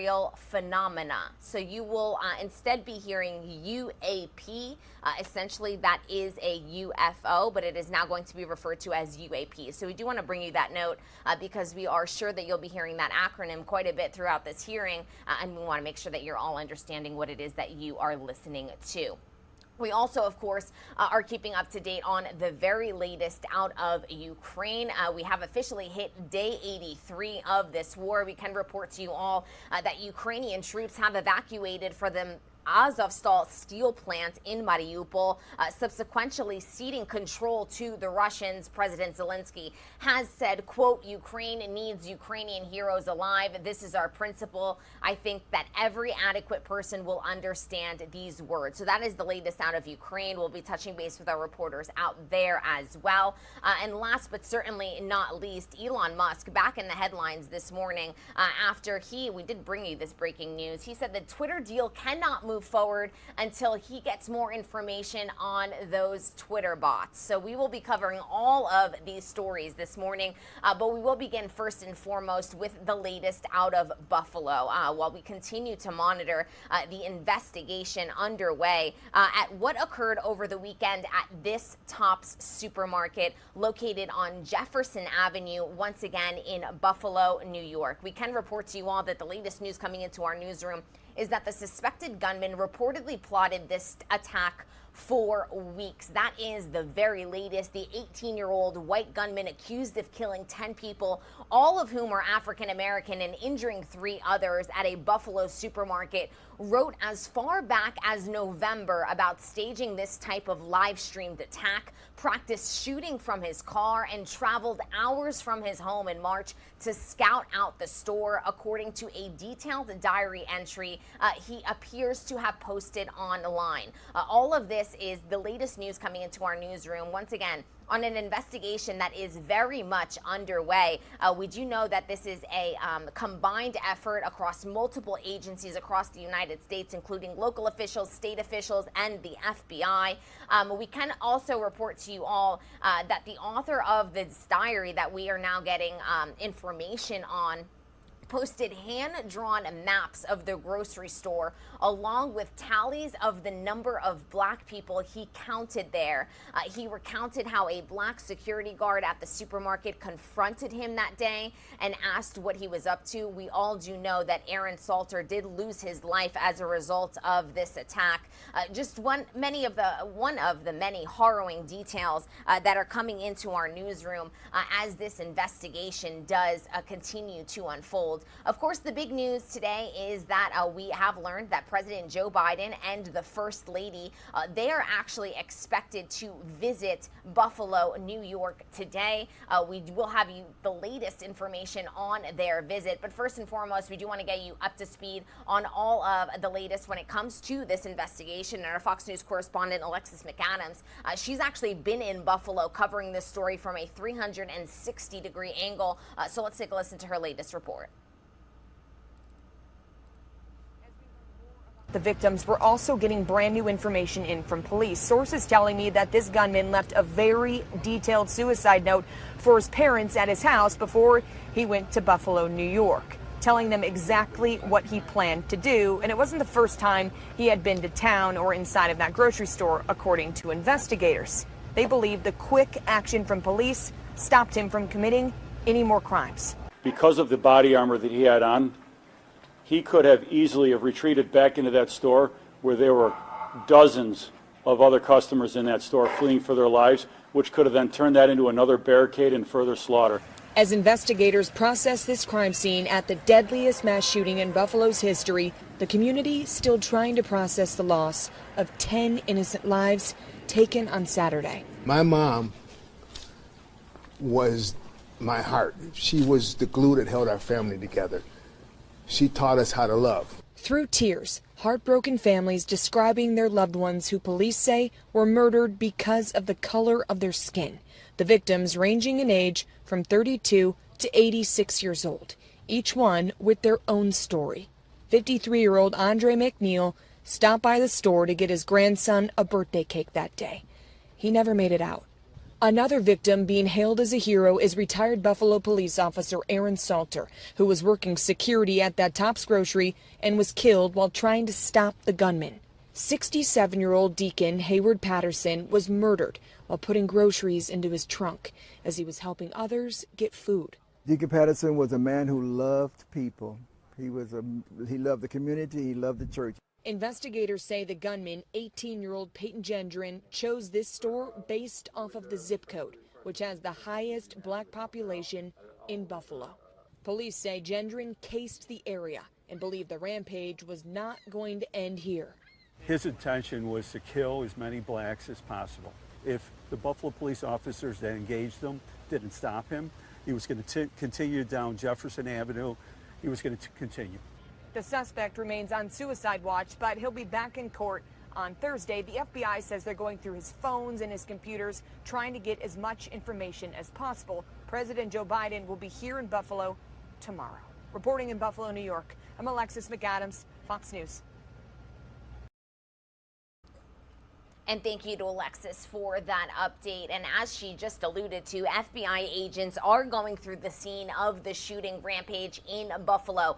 There you are seeing images of the bullet holes that went through the glass outside of this Tops supermarket. Investigators gathered outside of this friendly market yesterday for their first full day of crime scene investigation. They are building a case against the suspect, Peyton Gendron, who authorities say had previously made a threat at his high school. Gendron had no further contact with law enforcement after he was checked out of the hospital after that threat. Investigators are also looking into everyone he was associated with before he drove to Buffalo, and references in his social media posts. We also are keeping you up to date on images coming into our newsroom of the suspect's home, actually. The owner of the gun shop is in Endicott, New York. That is where Peyton Gendron of Conklin, New York, bought this gun. It is worth reminding you all that Peyton is not from Buffalo. He traveled 200 miles from his home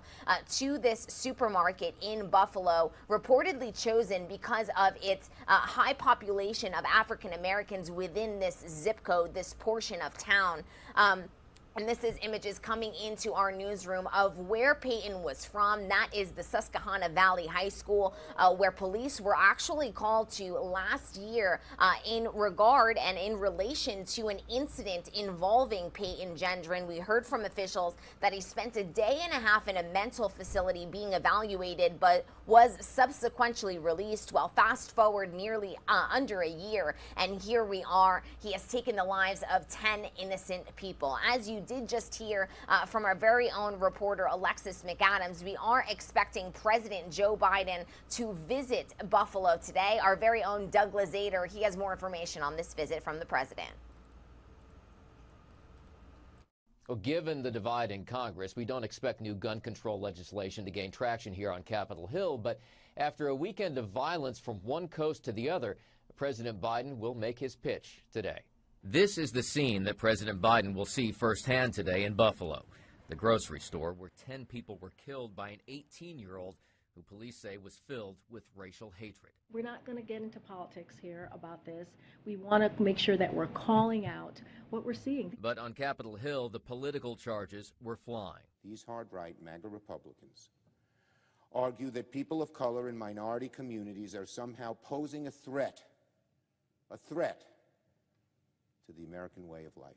Critics say the administration is picking and choosing its battles here, among plenty of mass casualty events that may have been linked to hate, including last month's subway shooting in New York and the driver who's accused of careening into a Christmas parade in Wisconsin last year. We start to teach our children that the most important determinant of what happens to you in life is the color of your skin. We create resentment, we create guilt. I expect to see more of these kinds of things if we continue down that road. The White House says the president will push for tighter gun control laws today. In the case of the accused Buffalo gunman, there may have been plenty of warning flags, but police say he did legally purchase the rifle used in the attack. I'm all about having rules in place, but New York has some of the strictest gun control laws around. We need to have a conversation about the mental health crisis. And mental health restrictions for gun purchases will be part of the plan that the president will unveil later today. In Washington, Doug Lazader, Fox News. And thank you to Doug for that report. As we always do, we will keep you updated on the president's each and every move as he does touch down in Buffalo, and we'll bring you those remarks in full here on Live Now from Fox. Senate Majority Leader Chuck Schumer, you actually just heard an excerpt from what he said yesterday in that piece by Doug Lazader. We do want to bring you his full remarks because the Senate Majority Leader spoke about the racially motivated shooting that occurred at this Buffalo grocery store on the Senate floor yesterday. Schumer suggested the ideology called replacement theory could be motivating and be a motivating factor essentially in the uptick of racially charged violence across this country. He highlighted that replacement theory ideas were actually written in this racist manifesto, reportedly left online by the 18-year-old accused of shooting and killing 10 people at this store. So I do want to bring you his remarks in full. Let's take a listen. To a place like that. Not long ago, views like replacement theory were only found in the darkest places in deranged minds. Then they became to be found in hardly viewed trenches of the internet, and then and on chat rooms that most Americans never visit. To most Americans, these ideas are transparently repugnant, an affront to our core values. They directly contravene the message of welcome and opportunity symbolized by the Statue of Liberty. But unfortunately, with each passing year, it seems harder and harder to ignore that the echoes of replacement theory and other racially motivated views are increasingly coming out into the open and given purported legitimacy by some MAGA Republicans and cable news pundits. The message is not always explicit, but we've all seen the pattern. Every time MAGA Republicans or pundits vilify, wrongly, immigrants and call them invaders, every time they falsely claim that millions of undocumented people cast ballots in our elections, every time loud, bigoted voices bemoan the disintegration of an imagined classic America, the subtext is clear. These hard-right MAGA Republicans argue that people of color and minority communities are somehow posing a threat to the American way of life. And those were remarks made by Majority Leader Chuck Schumer on the Senate floor yesterday. We will continue to keep you all updated on the latest in this investigation in Buffalo, and of course, bring you along with President Joe Biden and the First Lady on their visit to Buffalo today. We are going to continue to cover the mass shootings that occurred over the weekend, and from Buffalo out to California we go, where an incident occurred inside of a church that left one man dead, 5 others injured, and we are learning more about the suspect today. Here is a look at his photograph. This is the alleged gunman that was allegedly motivated by hatred, actually, towards the people of Taiwan in this California church shooting that we broke to you over the weekend. Police in Orange County now saying the suspected church shooter was indeed politically motivated. Officials in Orange County, California, announcing yesterday that the man, David Chu, accused of orchestrating the deadly shooting in Laguna Woods on Sunday, was possibly upset about political tensions between China and Taiwan. They're calling the incident a, quote, politically motivated hate crime. Chu, a 68-year-old Chinese American, allegedly killed at least 1 person and wounded 5 others after opening fire in the Geneva Presbyterian Church on Sunday. But when officers arrived, incredibly, the churchgoers had actually restrained Mr. Chu. He was already hogtied by congregants who said they tackled him to the ground and tied him up with extension cords until authorities arrived. These new photos have been released of the moments that police arrived and the images that they were met with. Actually, one specific doctor, identified as Dr. John Chang, according to witnesses, is being hailed a hero because Chang actually charged the suspect, 68-year-old David Chu, who was actually from Las Vegas, in an attempt to disarm him, which ultimately allowed the other churchgoers to successfully tackle him. That man is being hailed a hero today. We are going to touch base with our Fox 11 Los Angeles team later on this morning to get the very latest on this situation, because we are learning that the suspected shooter is actually expected in court today. So as soon as we have more details on this appearance in court, on the charges, and on this investigation, we'll be sure to bring that to you live, raw, and unfiltered here on Live Now from Fox. We are going to step away for a quick 2-minute commercial break. When we come back, we'll get you up to speed on all of the other top stories that we are monitoring stateside, including the latest reason Elon Musk is back in the headlines, the latest on primaries occurring across 5 states, and also the Johnny Depp versus Amber Heard trial. Amber Heard set to be cross-examined today in court yet again by Johnny Depp's lawyers. We'll bring you all of the details right after this quick 2-minute commercial break.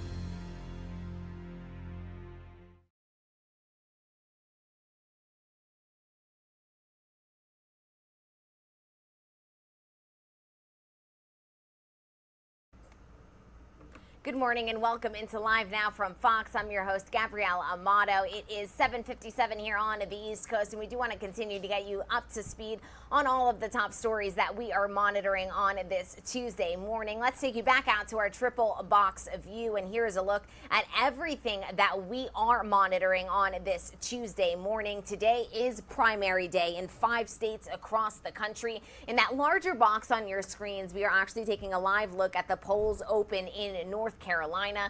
We can report to you all that the primaries are set for today, once again, in 5 states across this country.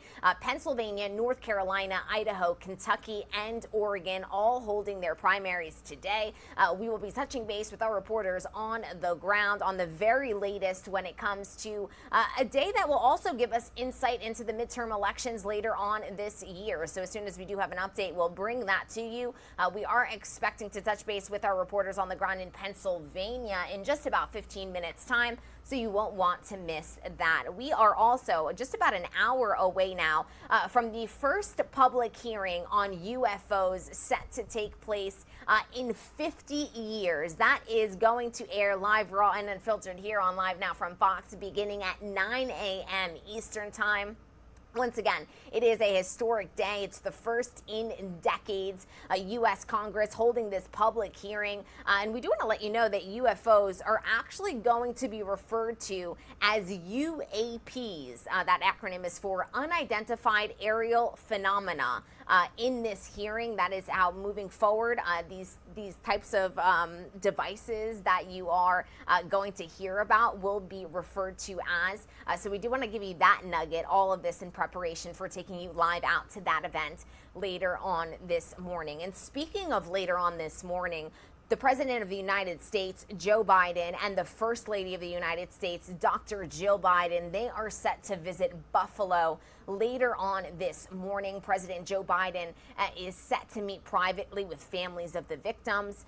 He's also going to visit the makeshift memorial outside of the Tops supermarket, where 10 individuals lost their lives and 3 others were injured after an 18-year-old gunman opened fire in that Buffalo and outside of that Buffalo supermarket.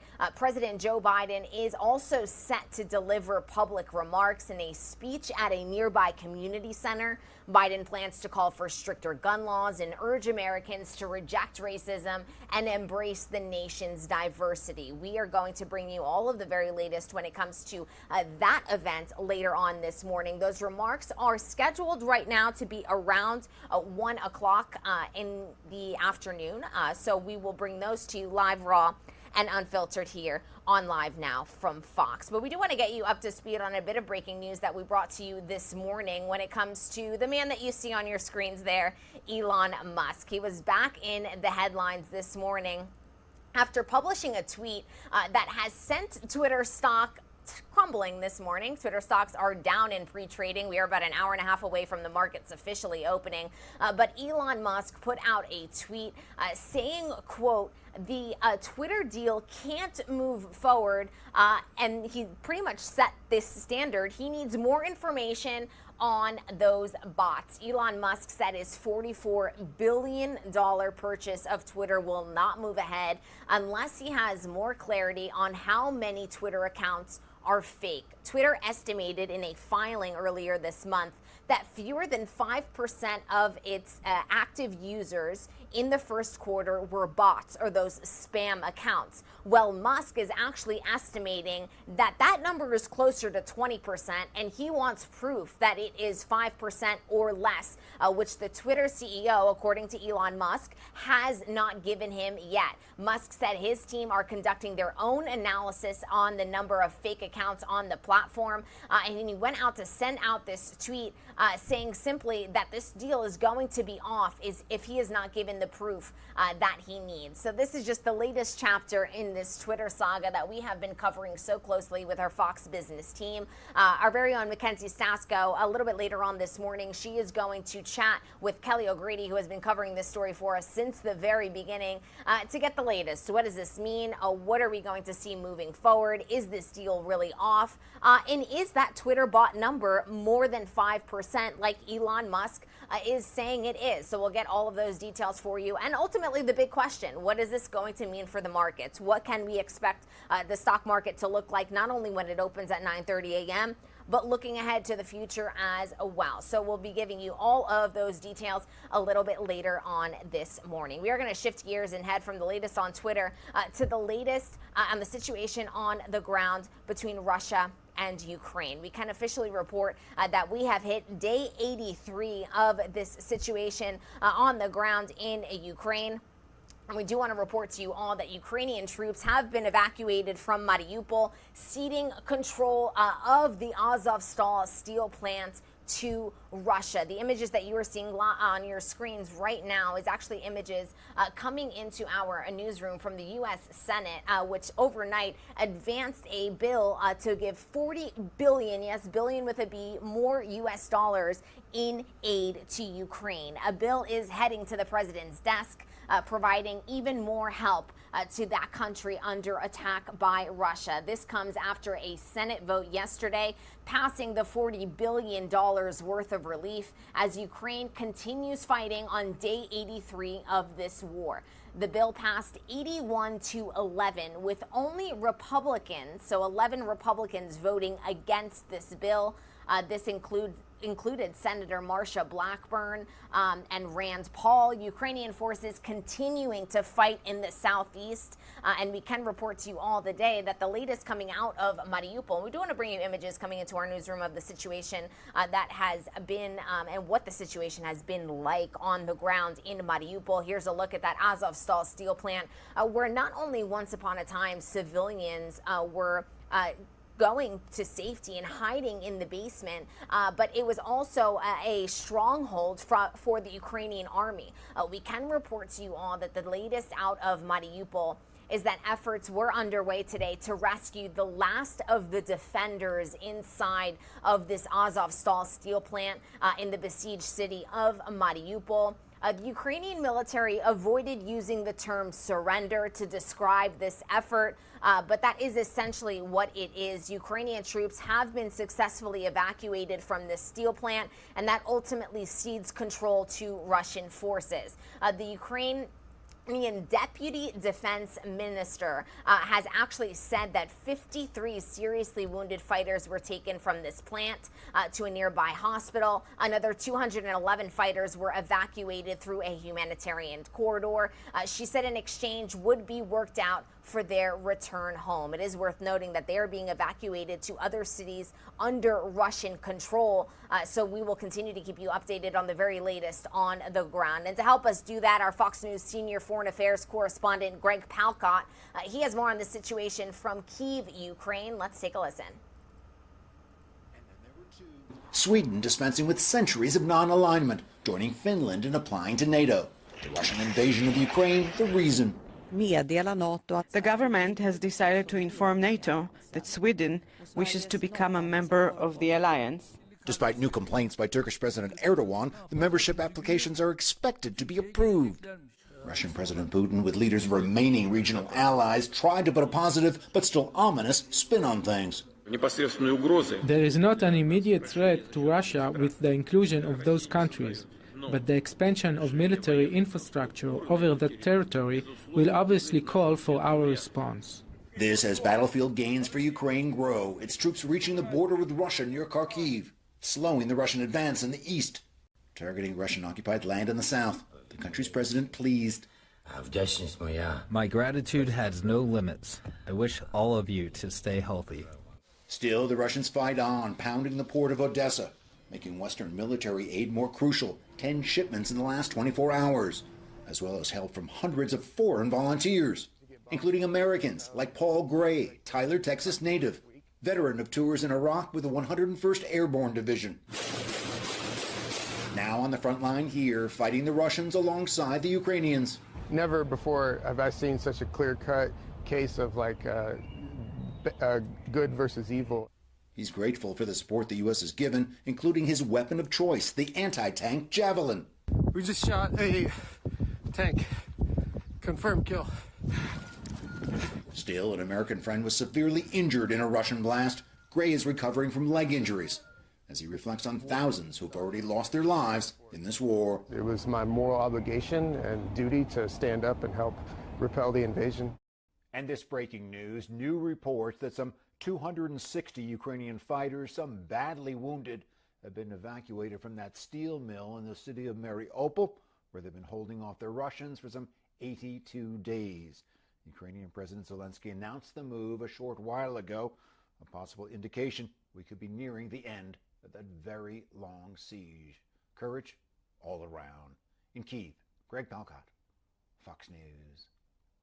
Спільно головне управління розвідки. And thank you to Greg for that report. We are now listening in. Unfortunately, this isn't Ukrainian, but this is the official announcement that came in confirming that the injured military personnel have been evacuated from that Azovstal steel plant. Over 250 people, including 53 seriously injured military men, were evacuated from that steel plant just yesterday. This is according to Ukraine's defense ministry.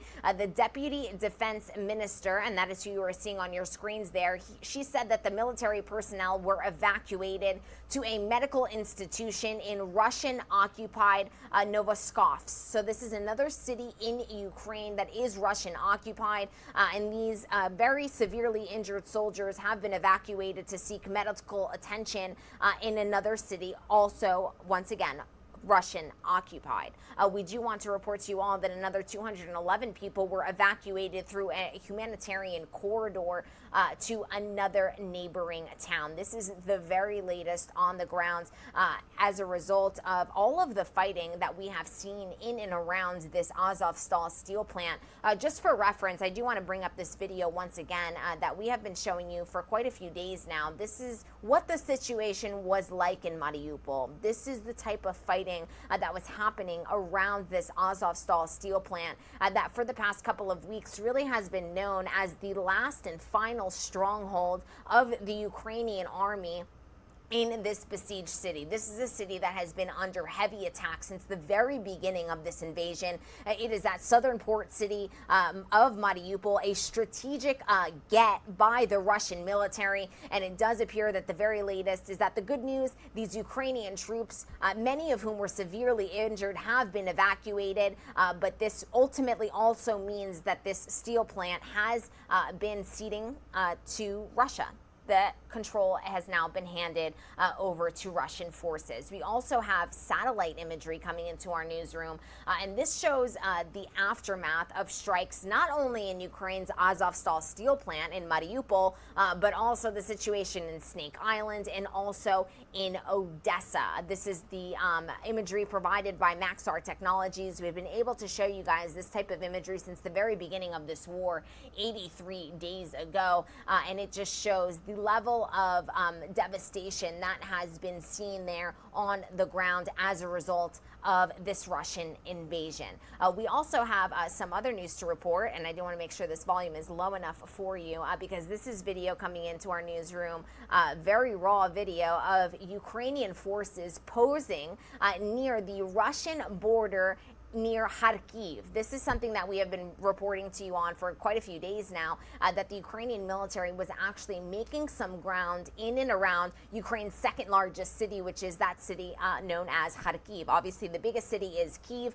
Ukrainian forces were able to push Russian forces out of the suburbs surrounding the Ukrainian capital, and now they are achieving similar success in this second largest city of Ukraine. So we did want to bring you these images of Ukrainian troops posing near this border saying, "We've made it, President, we are here." That is what a soldier says in this video. Obviously a message that is to the Ukrainian President Volodymyr Zelensky. We will, as always, keep you up to date on the very latest on the ground as the Russian war in Ukraine does hit the 83rd day. We actually are going to step away for a quick 2-minute commercial break, but when we come back, we're going to get you up to speed on the latest out of the primaries. Primaries happening in 5 states today. The polls are open, and we're going to touch base with our reporters on the ground in Pennsylvania in one of the tightest races that is expected today. You won't want to miss it.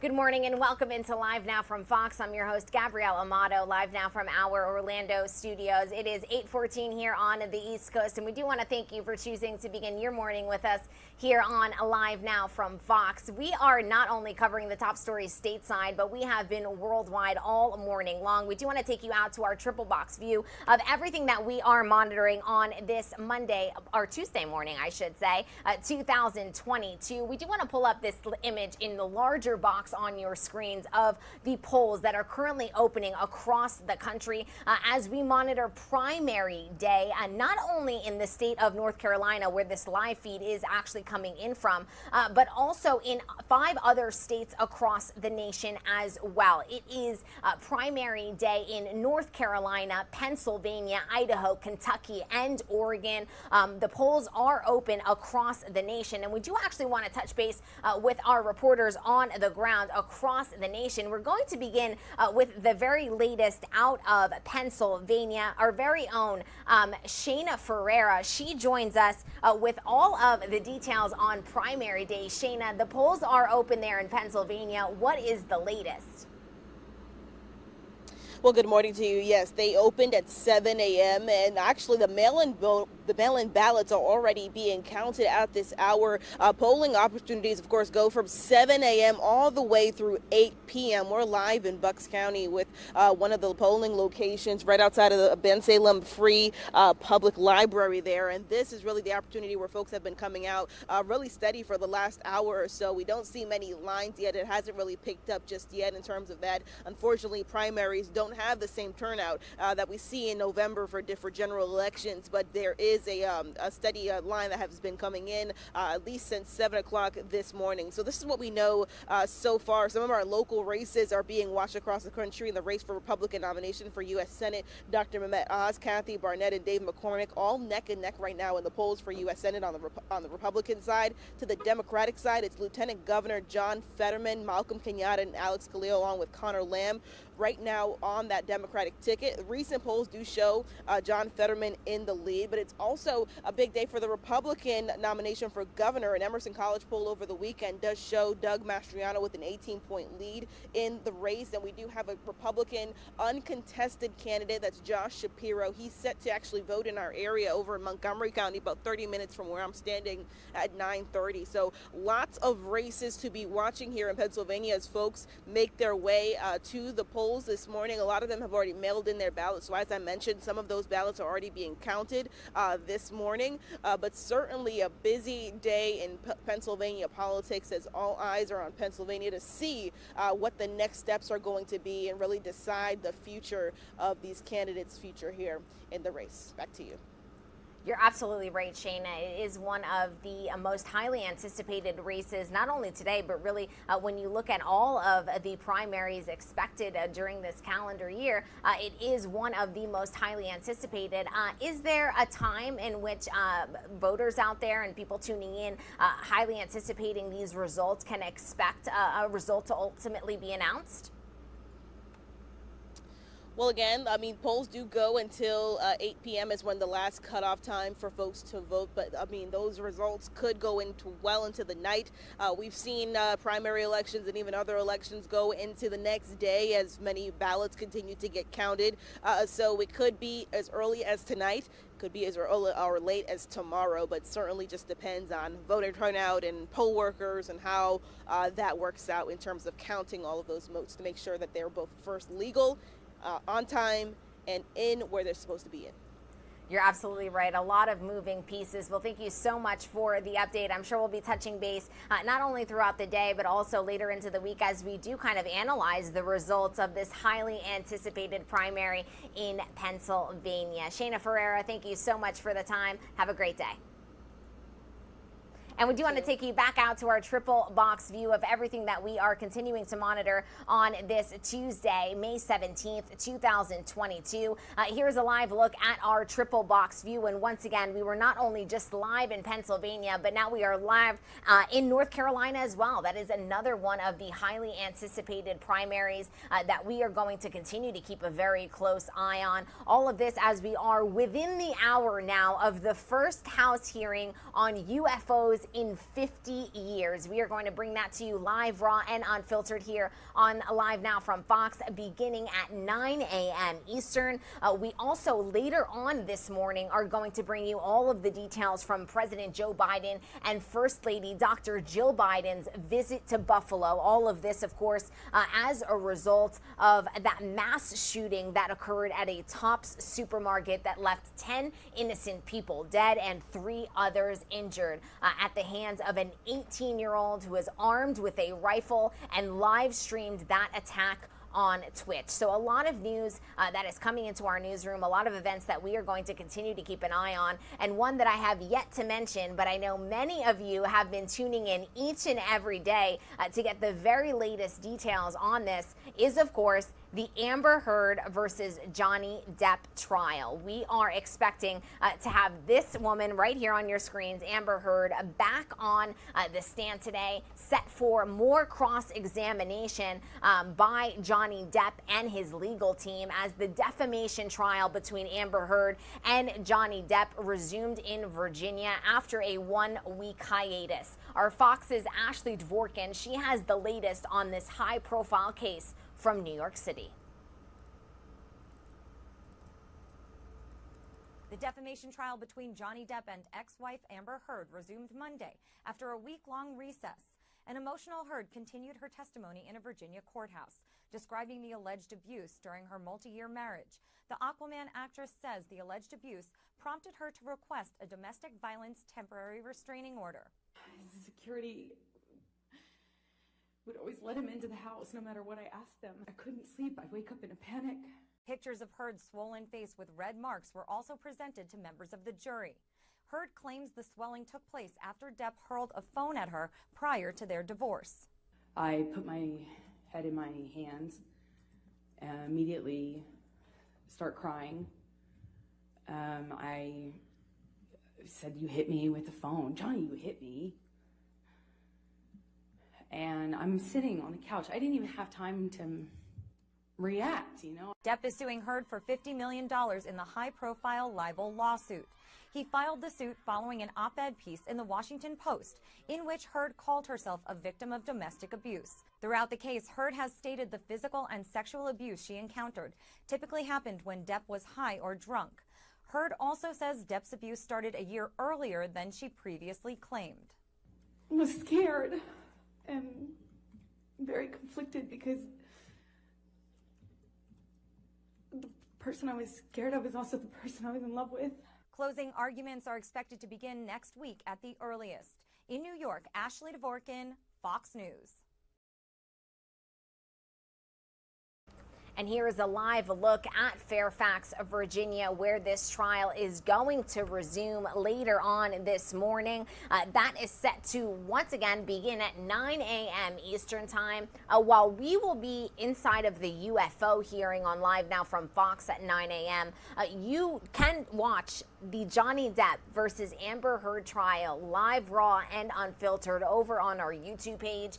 We make sure that you don't miss a minute of this highly anticipated latest chapter in this Amber Heard versus Johnny Depp saga.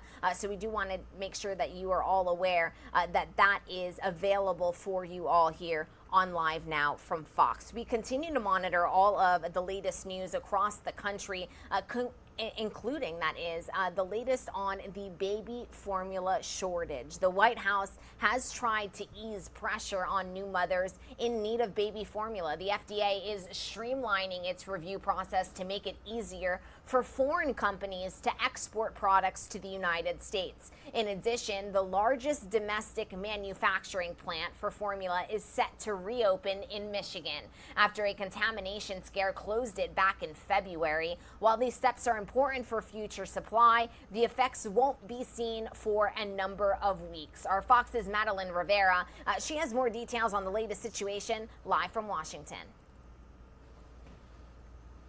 Relief may be close for frantic parents scrambling to feed their babies in the middle of a formula shortage. It has been absolutely a nightmare trying to find formula for my child. Abbott Nutrition says it's agreed to the steps laid out by the FDA to safely reopen its Sturgis, Michigan plant. Operations were stopped in February after reports of 4 bacterial infections among babies who had consumed formula made at the plant. Now, the company says a CDC investigation found no findings of a link between Abbott formulas and infant illnesses. Abbott is on record as saying that once we reach final agreement on how to get the plant reopened, the processes and procedures to make sure that the product is safe when it comes out, they've said around 2 weeks to get product out. Even if the site starts making baby formula again within 2 weeks, it could still take another 6 to 8 weeks before products hit the shelves.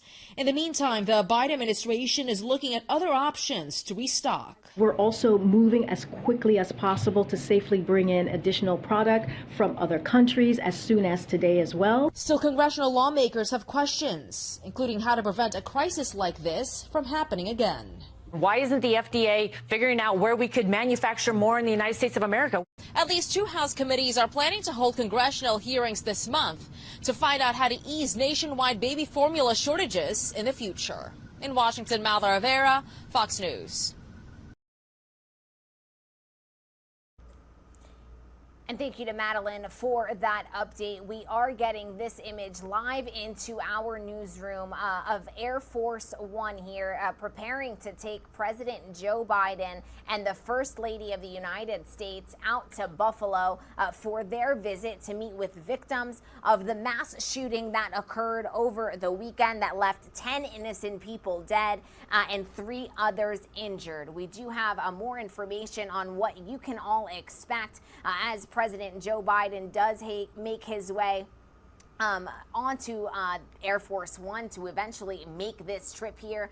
Of course, all of this in the wake of the mass shooting that took 10 lives and injured 3 others.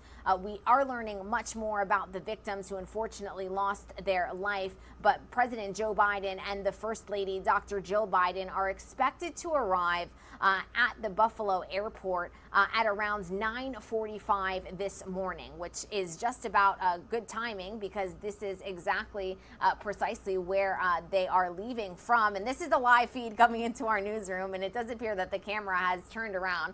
So let's get you a different angle here on Live Now from Fox. This is what we do here on the show. We take you out to any live events currently happening. And so here is a look back out on the base here as the First Lady and President Joe Biden do make their way out of the helicopter. So once again, as I was saying before we got rudely interrupted by that feed change, the President Biden and the First Lady, they're expected to arrive down in Buffalo at around 9:45 a.m. From there, they will travel to Buffalo to visit the memorial actually located outside of the Tops supermarket. We have been showing you images of that memorial all weekend long. So this visit is going to take place at around 10:30 a.m. At 11, the President and the First Lady, they are set to meet with the families of the victims, as well as the first responders and community leaders. This is going to happen at a nearby community center. And as I was saying earlier on, we are learning so much more about the innocent civilians who lost their lives as a result of this shooting.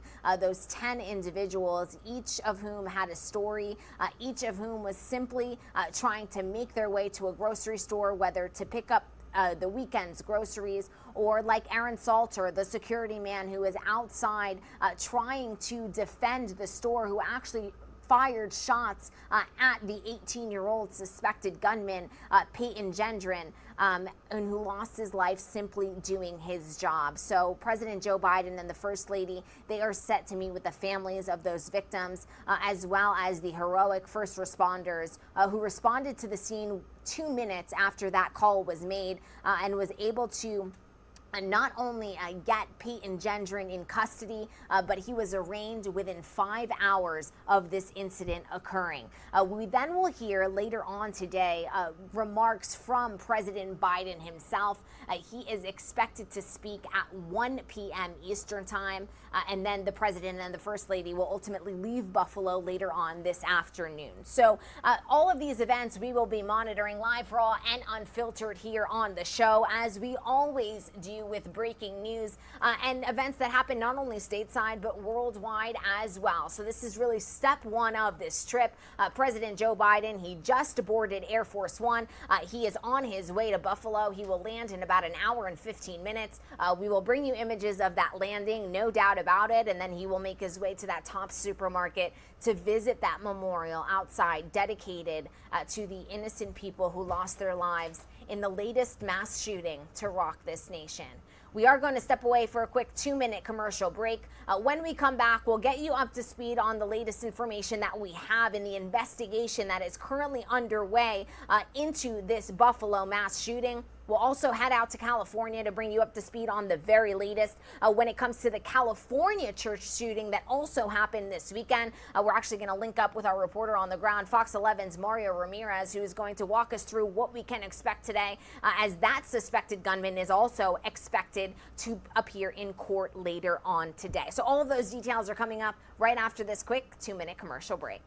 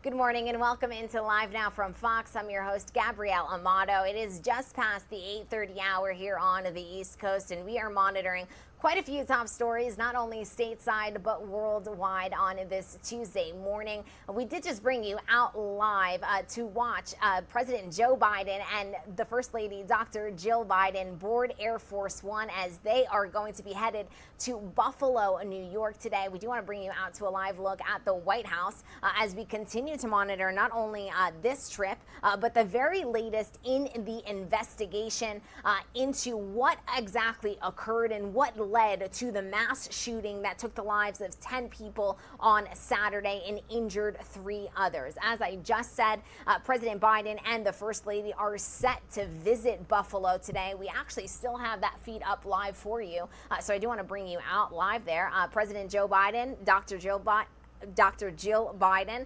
They are inside of Air Force One. They will be taking off and headed to Buffalo to meet with the victims' families, to meet with the law enforcement officials, to meet with community leaders. All of this in the wake of that mass shooting that took the lives of 10 people, once again, and injured 3 others. We also are keeping up to date on the investigation, an investigation that is very much a coordinated effort effort. The FBI, state and local officials, federal agents have been on the ground covering the latest and looking into what precisely led to an incident that involved an 18-year-old suspected gunman with a rifle, military armor, and a live stream camera walking into this Tops supermarket and causing the latest mass shooting to rock this nation.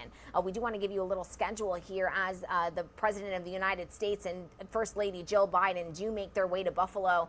They are going to touch down on the ground around 9:45 a.m. They will make their way to the Tops supermarket at 10:30 to visit a memorial dedicated to those lives lost. At 11 a.m., the President and the First Lady are going to sit down and meet with those family members, meet with the first responders, meet with the community leaders, as I just said.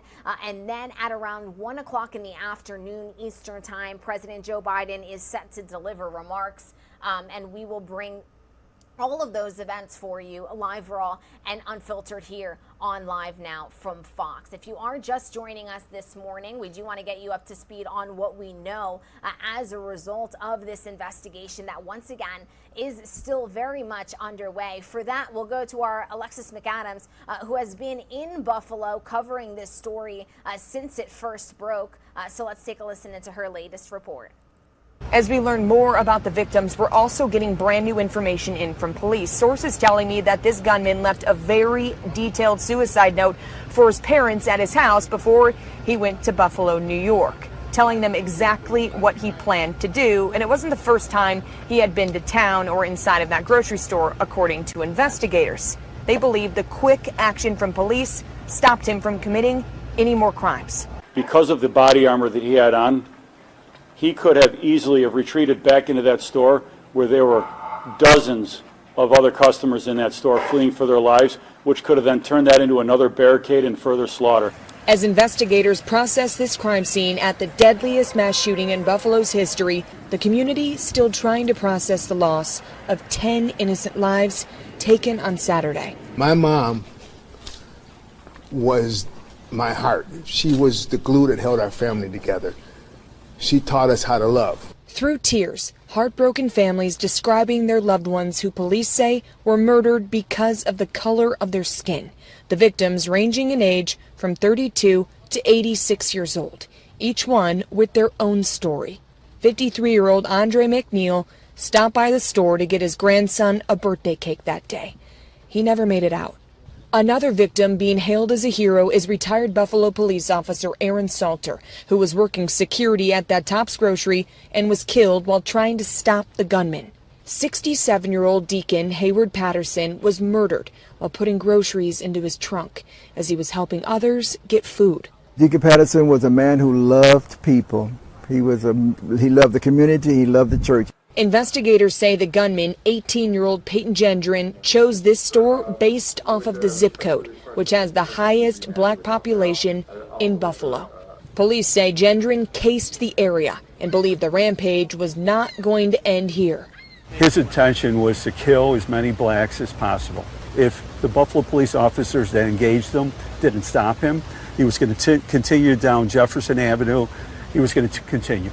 The suspect remains on suicide watch, but he'll be back in court on Thursday. The FBI says they're going through his phones and his computers, trying to get as much information as possible. President Joe Biden will be here in Buffalo tomorrow. Reporting in Buffalo, New York, I'm Alexis McAdams, Fox News. And that was the latest update from Alexis McAdams, who was on site yesterday with all of the details. We do know that President Joe Biden obviously is on his way to Buffalo as we speak. We also want to bring you this latest images coming into our newsroom, and there is that memorial that I was referencing. President Joe Biden will be visiting this memorial that you just saw on your screens a little bit later on this morning. But FBI agents are going through the scene of the shooting rampage in Buffalo. Investigators gathered outside of the Tops Friendly Market. Yesterday was their first full day of the crime scene investigation. They are, of course, building a case against the suspect, Peyton Gendron, who authorities say had actually previously made a threat at his high school. You did just hear Alexis McAdams reference that in her piece. Gendron had no further contact with law enforcement after he was checked out of a hospital after that initial threat a year ago at his high school. Investigators are also looking into everyone he was associated with before he drove to Buffalo, and are also referencing all of his social media sites. As we did just let you know, President Joe Biden is on his way to Buffalo as we speak, and our very own Doug Lazader, he has more on this visit from Washington, and also President Joe Biden's renewed push for tighter gun control laws. Let's take a listen.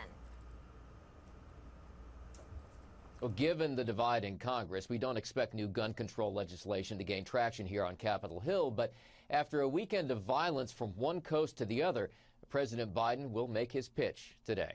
This is the scene that President Biden will see firsthand today in Buffalo, the grocery store where 10 people were killed by an 18-year-old who police say was filled with racial hatred. We're not going to get into politics here about this. We want to make sure that we're calling out what we're seeing. But on Capitol Hill, the political charges were flying. These hard-right MAGA Republicans argue that people of color and minority communities are somehow posing a threat to the American way of life. Critics say the administration is picking and choosing its battles here, among plenty of mass casualty events that may have been linked to hate, including last month's subway shooting in New York and the driver who's accused of careening into a Christmas parade in Wisconsin last year. We start to teach our children that the most important determinant of what happens to you in life is the color of your skin. We create resentment, we create guilt. I expect to see more of these kinds of things if we continue down that road. The White House says the president will push for tighter gun control laws today. In the case of the accused Buffalo gunman, there may have been plenty of warning flags, but police say he did legally purchase the rifle used in the attack. I'm all about having rules in place, but New York has some of the strictest gun control laws around. We need to have a conversation about the mental health crisis. And mental health restrictions for gun purchases will be part of the plan that the president will unveil later today. In Washington, Doug Luzader, Fox News. And thank you to Doug for that update. We're going to step away for a quick 2-minute commercial break, but when we come back, we're going to head out live to California, where we are going to get the latest news on that California church shooting that left 1 person dead, 5 others wounded, and today the suspected gunman is expected in court. Our Fox 11 team is covering this story like they have been since the very beginning, and we'll get you all of the latest details right after this quick 2-minute commercial break.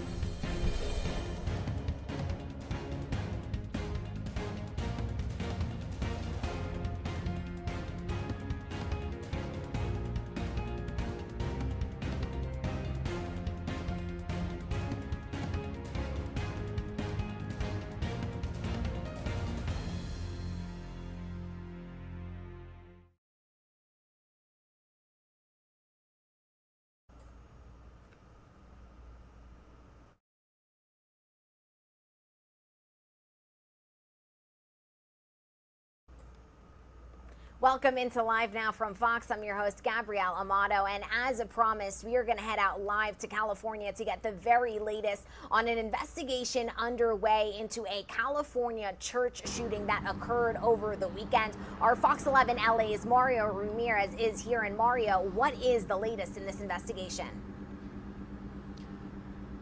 Hi, Gabby. We're now learning that the 68-year-old suspect could be facing life in prison without the possibility of parole, even the death penalty. Now, we're just outside the church here in Laguna Woods, a community just north of Laguna Beach, outside Geneva Presbyterian Church, where that shooting happened Sunday afternoon.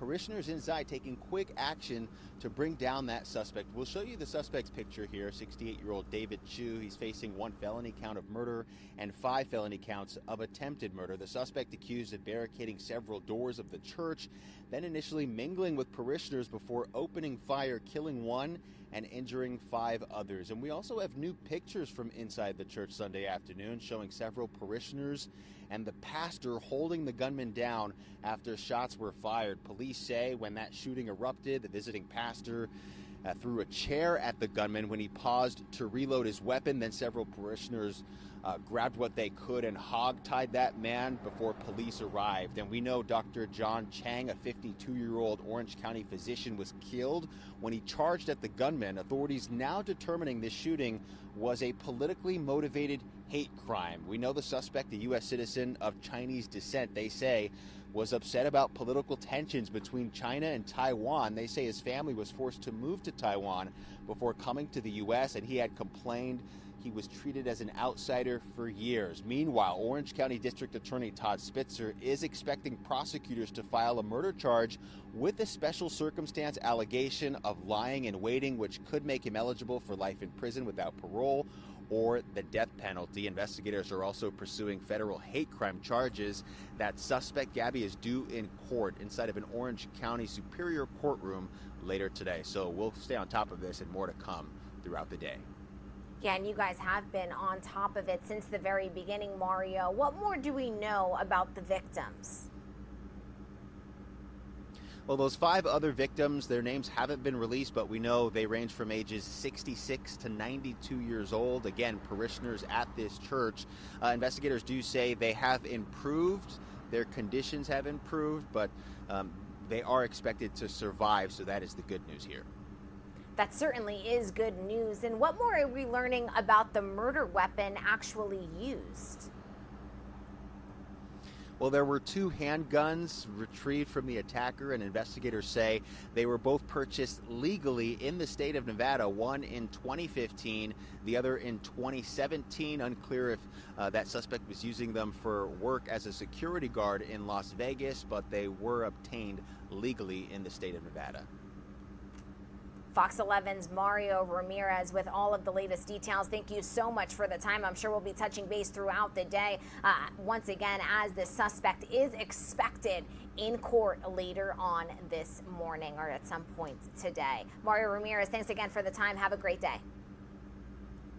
And we do want to take you out live now to a feed coming into our newsroom of the situation out of Fairfax, Virginia. Of course, this is a trial that we have been monitoring since the very beginning, and now we are inside of that courtroom for yet another week of the Amber Heard versus Johnny Depp trial. That is set to begin in 12 minutes time. Amber Heard is set to be cross-examined yet again by Johnny Depp's legal team.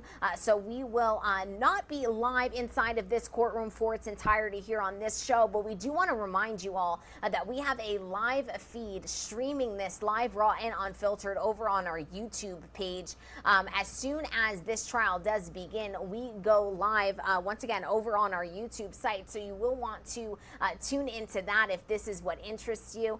If you are perhaps more interested in extraterrestrial life, we do want you to stay tuned, because at 9 a.m. Eastern time we are actually going to be listening in to the first public hearing on UFOs in 50 years. So a lot of exciting events coming up later on this morning. We're going to step away for a quick 2-minute commercial break. We'll be right back.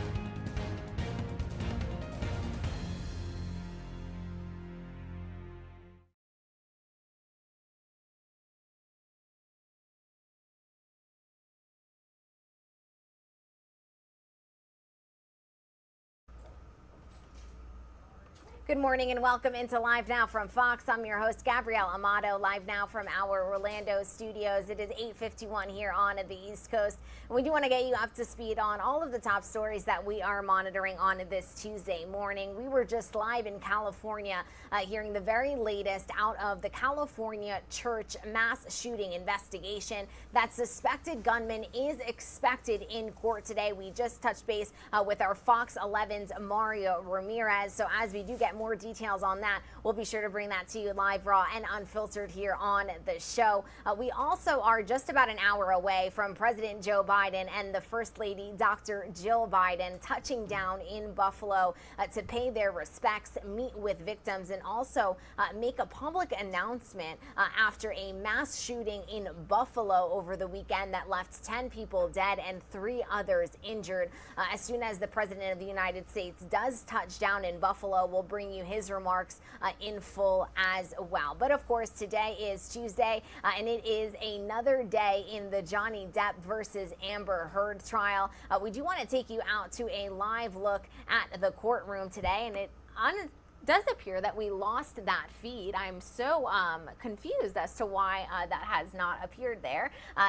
We were actually live inside of the courtroom here. We'll take you to an exterior view instead of the situation in Fairfax, Virginia. This is a live look outside of the courtroom in Fairfax, Virginia, where the Amber Heard versus Johnny Depp trial is occurring.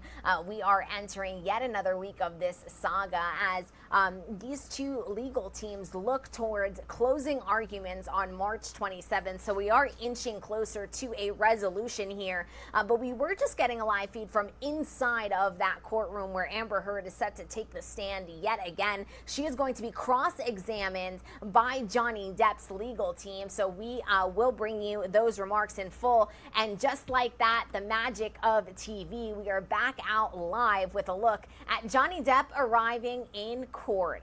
There he was, all smiles, shaking hands with officials there on the ground.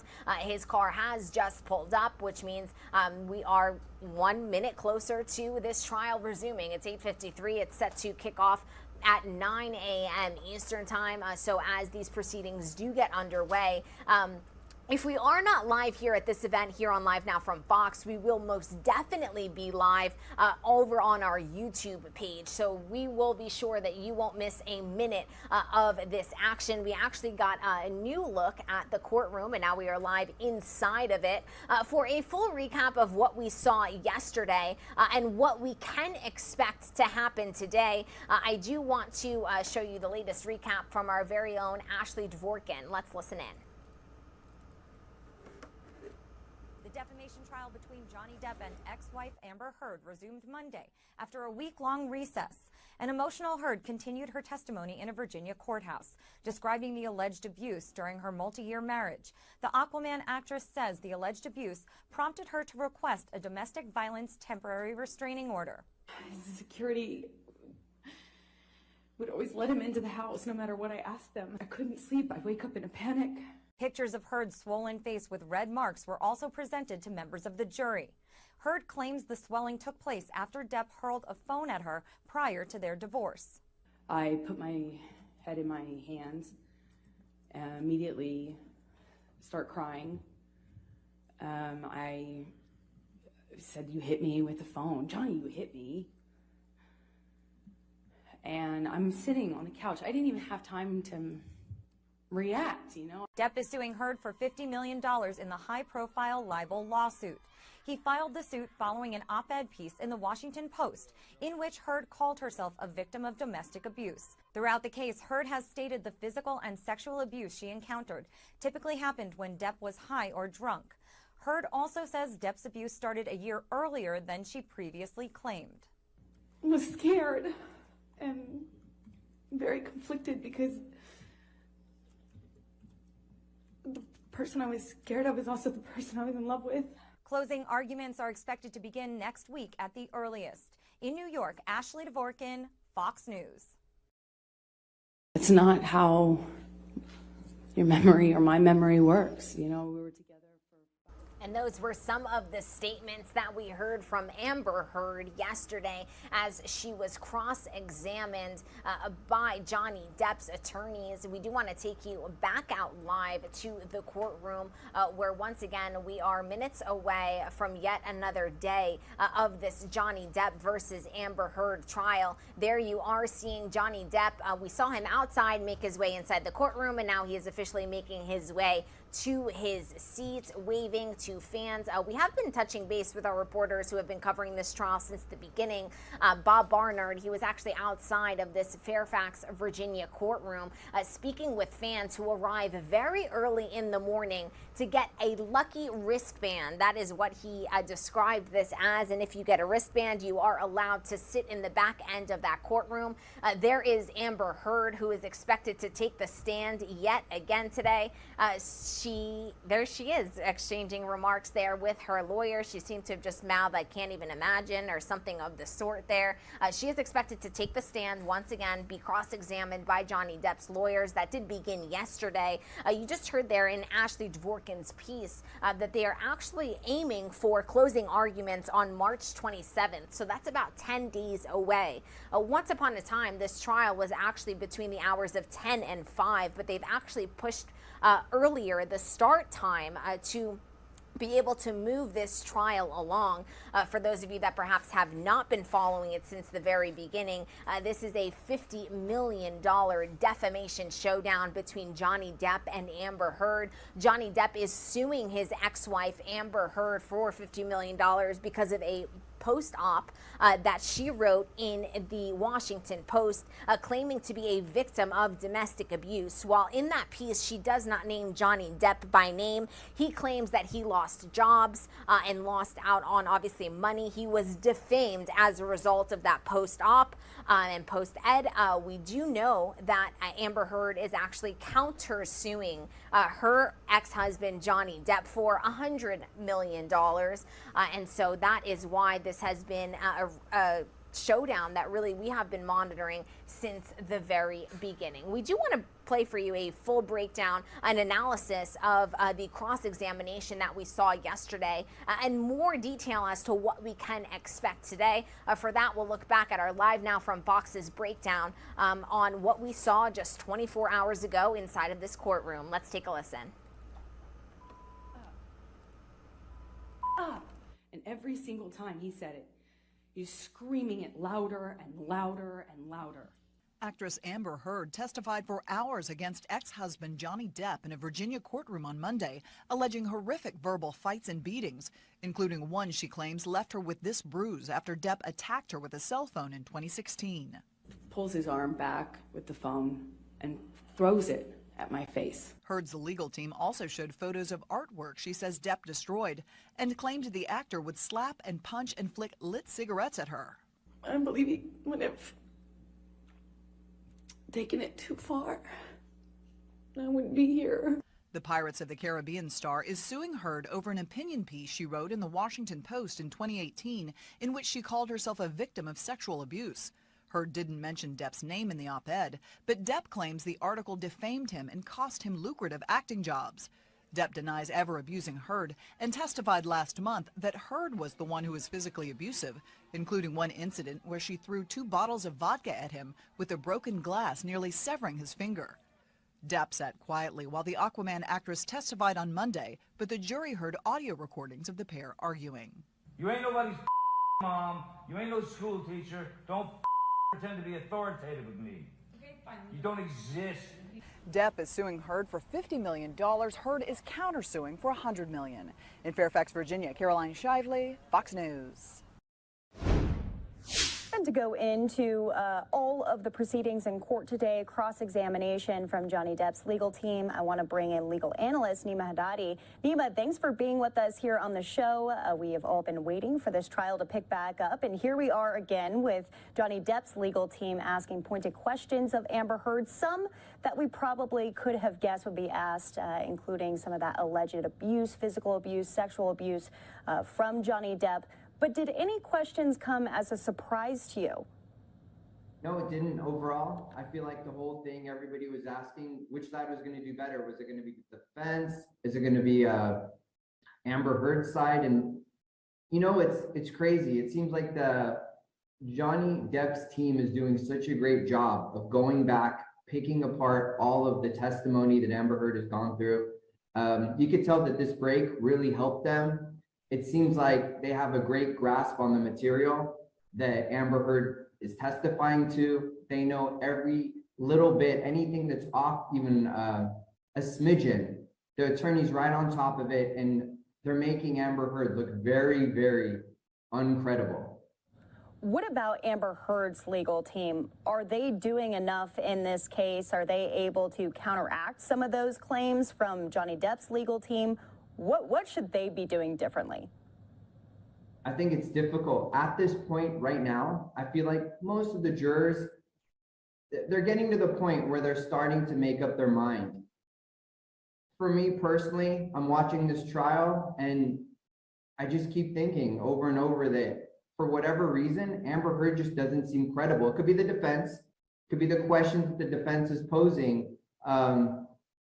When I say defense, I'm talking about Johnny Depp's team, but it seems like I don't think Amber Heard's team can come back from this. You know, it's just too much. From everything from, oh, the bruises, well, why isn't there any scarring? Why didn't you go to the doctor? Why didn't you get checked up? None of the stories seem to make sense. And on top of everything, I get this sense that Amber Heard, there's no sense of responsibility. When Johnny Depp was testifying, he talked about himself. He was vulnerable. He said, you know, I have these issues. I have substance abuse issues, but no, not Amber Heard. It seems like I get the feeling that she thinks she's done everything perfectly. She bears no responsibility in anything. She was the perfect spouse in this relationship. It just doesn't seem real. She says that she's trying to protect Johnny Depp, but then you have her taking pictures of Johnny Depp. It seems like the last person that she really cares about is Johnny Depp. I just don't believe anything that she's saying. And if you are just joining us, welcome into Live Now from Fox. We are live inside of the courtroom here in Fairfax, Virginia, as Amber Heard, her cross-examination is set to continue today. We do actually want to remind you all that you can watch this trial live, raw, and unfiltered over on our YouTube page. We offer you guys nonstop coverage of this trial, live, raw, once again, and unfiltered in its entirety. So we do now want to send you over to our YouTube site if you do want to continue covering this, because we have been waiting for this highly anticipated other event that is now coming into our newsroom. We want to take you out live now to a hearing that has just started. This is the U.S. House Intelligence Subcommittee currently taking testimony from two high-ranking military defense intelligence officials about UFOs. This is actually the first public hearing on UFOs, which, by the way, before we send you into this event, we do want to let you know that UFOs are now being referred to as UAPs. What was once known as UFOs is now a UAP, unidentified aerial phenomena. So if you hear the word or term UAP being used, we do want to let you know that that is now what UFOs are referred to as. But this is the first public hearing in decades that we are hearing about UFOs. Obviously a topic that many of you tuning in are very interested in. So we do want to send you out live, raw, and unfiltered into this hearing. And once again, if you are tuning in looking for the Johnny Depp versus Amber Heard trial, head over to our YouTube page. There is a live, raw, and unfiltered feed there on Live Now from Fox. Legislation creating it was passed in December. The deadline for implementation is fast approaching, but the group does not even have a named director. We need to know, sirs, the status of the organization and the obstacle to getting it up and running. Secondly, you have to convince the audience today, and most especially our military and civilian aviators, the culture has changed. That those who report UAPs will be treated as witnesses, not as kooks. Thirdly, you need to show us, Congress, and the American public whose imaginations you have captured. You are willing to follow the facts where they lead. You know, we fear sometimes that the DOD is focused more on emphasizing what it can explain, not investigating what it can't. I'm looking for you to assure us today that all conclusions are on the table. One final note, we are mindful today that AIMSOG is not starting from scratch. This is the third version of this task force in DOD, and civil society groups like the Mutual UFO Network, Mr. Corbell and others have been collecting data on this issue for years. I hope you'll explain how you can leverage the knowledge and experience of our prior work on this matter to move the AIMSOG along. The last time Congress had a hearing on UAPs was half a century ago. I hope that it does not take 50 more years for Congress to hold another, because transparency is desperately needed. I now turn to Ranking Member Crawford for comments he'd like to make. Thank you, Mr. Chairman. Honorable Moultrie and Mr. Bray, thank you for coming here today. We appreciate it. To begin the open dialogue between Congress and the executive branch on this important topic. While this topic evokes creative imaginations of many, aside from all the hype and speculation, there are important underlying issues posed by UAPs. Despite the serious nature of this topic, I have to say I'm more interested in our understanding of Chinese and Russian hypersonic weapon development, or understanding why this administration was so slow to share actionable intelligence with the Ukrainians. However, inasmuch as this topic may help us better understand unknown activities of Russia and China, I am on board. The intelligence community has a serious duty to our taxpayers to prevent potential adversaries such as China and Russia from surprising us with unforeseen new technologies. As overseers of the intelligence community, this committee has an obligation to understand what you are doing to determine whether any UAPs are new technologies or not. And if they are, where are they coming from? In general, the IC spends much of its time and resources trying to understand what we call known unknowns. When it comes to foreign nations' weapons systems and sensors, known unknowns are those features that we don't fully understand yet. The challenge associated with UAP is that they are completely unknown and require a more expansive collection and analysis effort. The intelligence community must balance addressing known threats to our national security with preventing technical surprise. We must continue to follow the facts where they lead us and ensure that there are no technical surprises. The IC must take it seriously when there are credible observations of phenomena that seem to perform in ways that could pose a threat to safe flight operations, or that could be signs of a foreign adversary's attempt to develop a strategic technological surprise against the United States. It's also essential that our pilots and others feel they can report UAPs they observe without any stigma for doing so.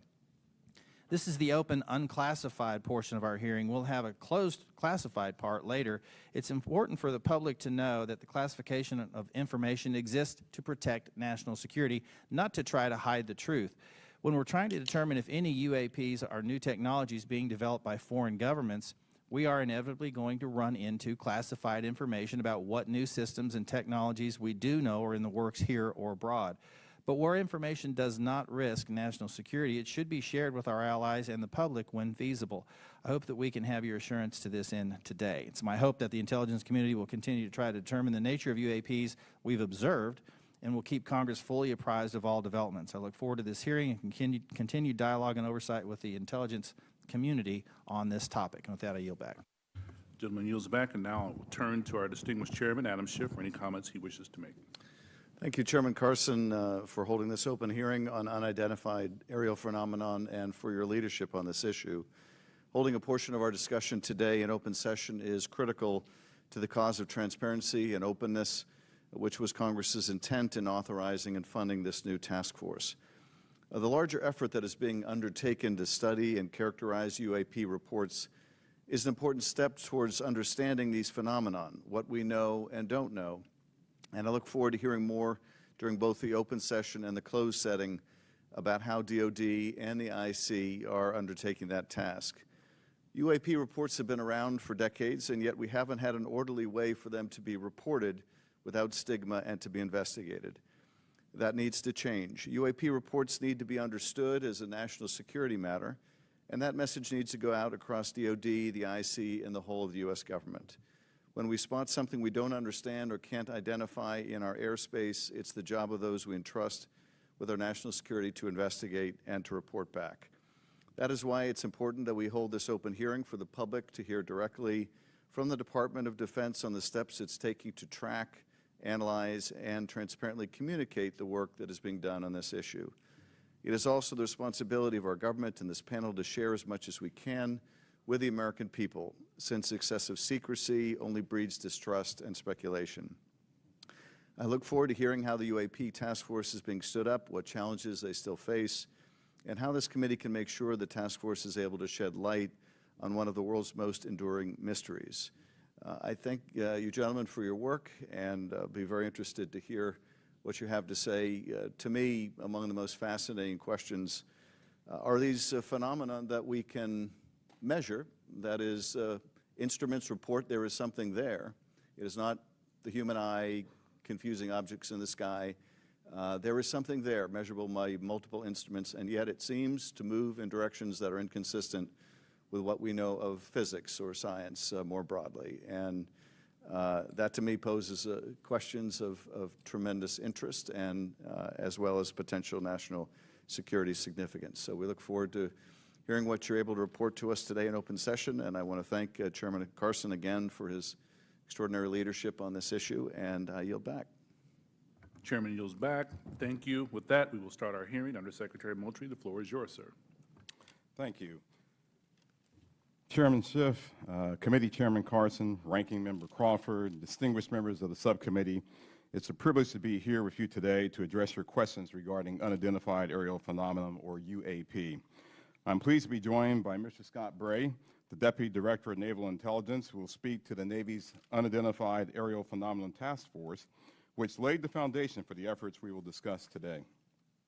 First, I'd like to thank Congress for supporting the Department's UAP efforts. The NDAA for fiscal year 2022 has helped us to establish a dedicated office to oversee processes and procedures for the timely collection, processing, analysis, and reporting of UAP-related data. What are UAP? Put simply, UAP are airborne objects that, when encountered, cannot be immediately identified. However, it is the Department's contention that by combining appropriately structured, collected data with rigorous scientific analysis, any object that we encounter can likely be isolated, characterized, identified, and, if necessary, mitigated.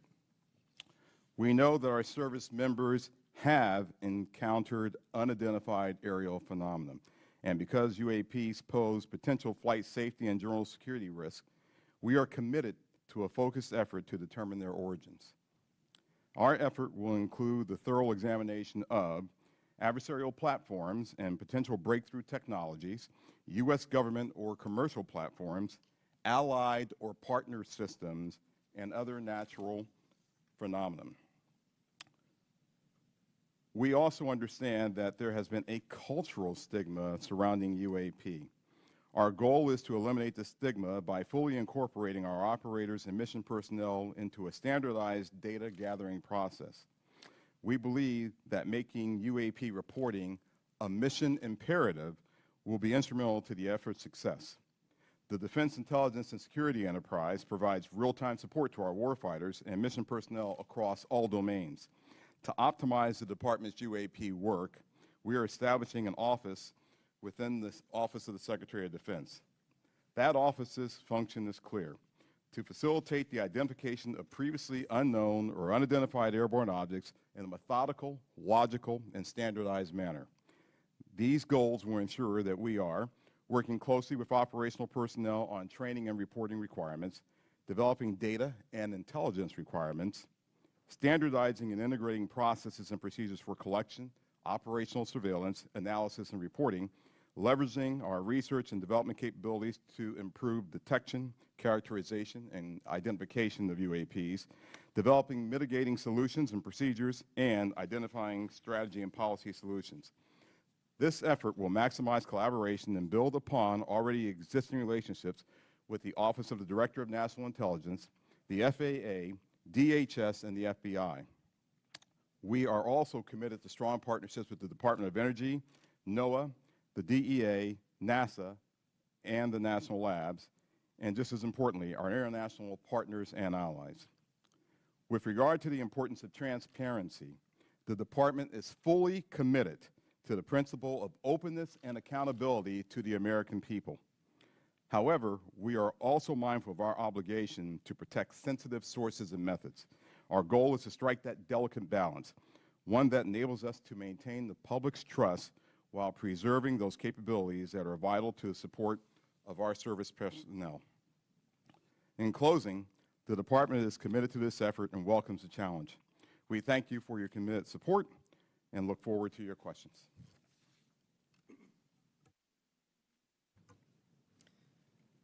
Chairman Schiff, Chairman Carson, Ranking Member Crawford, and committee members, thank you very much for the opportunity to be here today to highlight the ongoing work of the Department of Defense regarding unidentified aerial phenomena.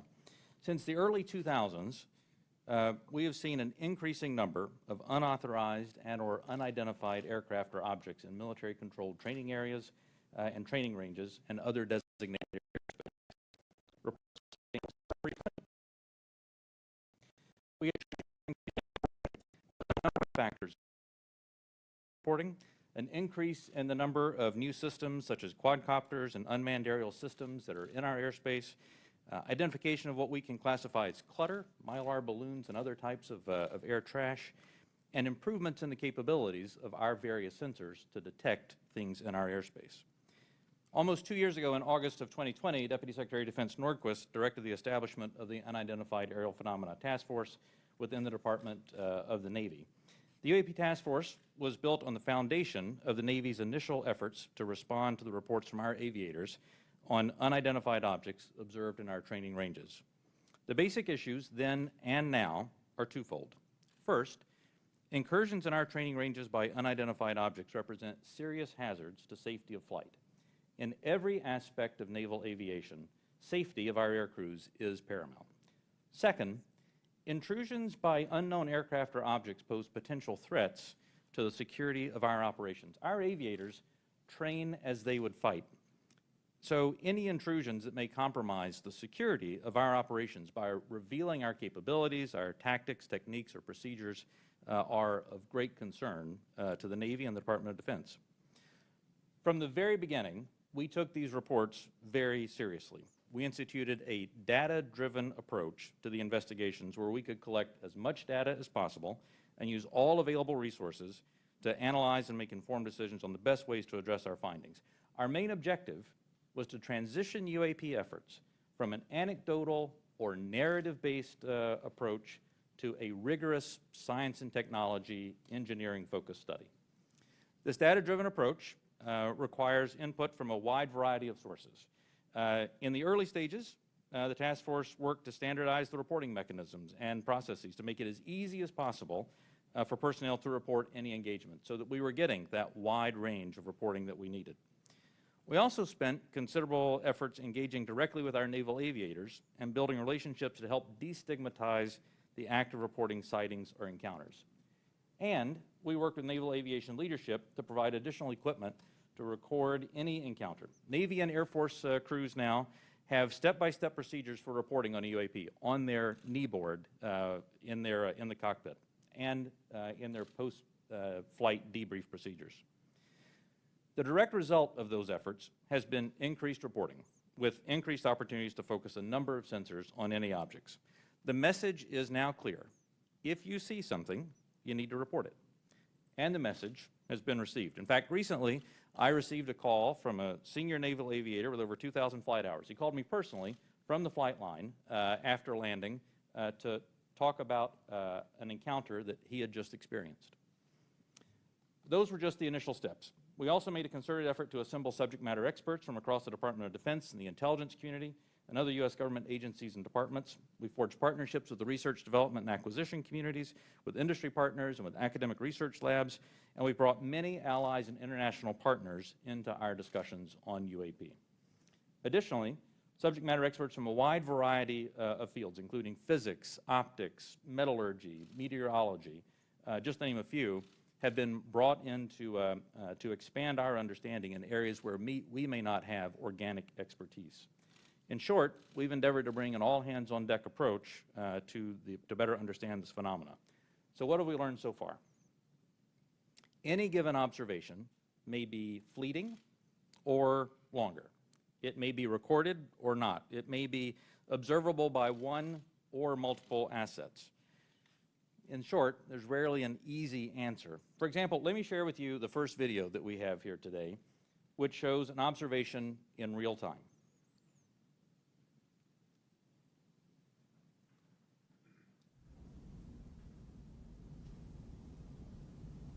There it was. That's, in many cases, that's all that a report may include. And in many other cases, we have far less than this. As we detailed in both the unclassified and classified versions of the preliminary assessment released by the Office of the Director of National Intelligence last June, this often limited amount of high-quality data and reporting hampers our ability to draw firm conclusions about the nature or intent of UAP.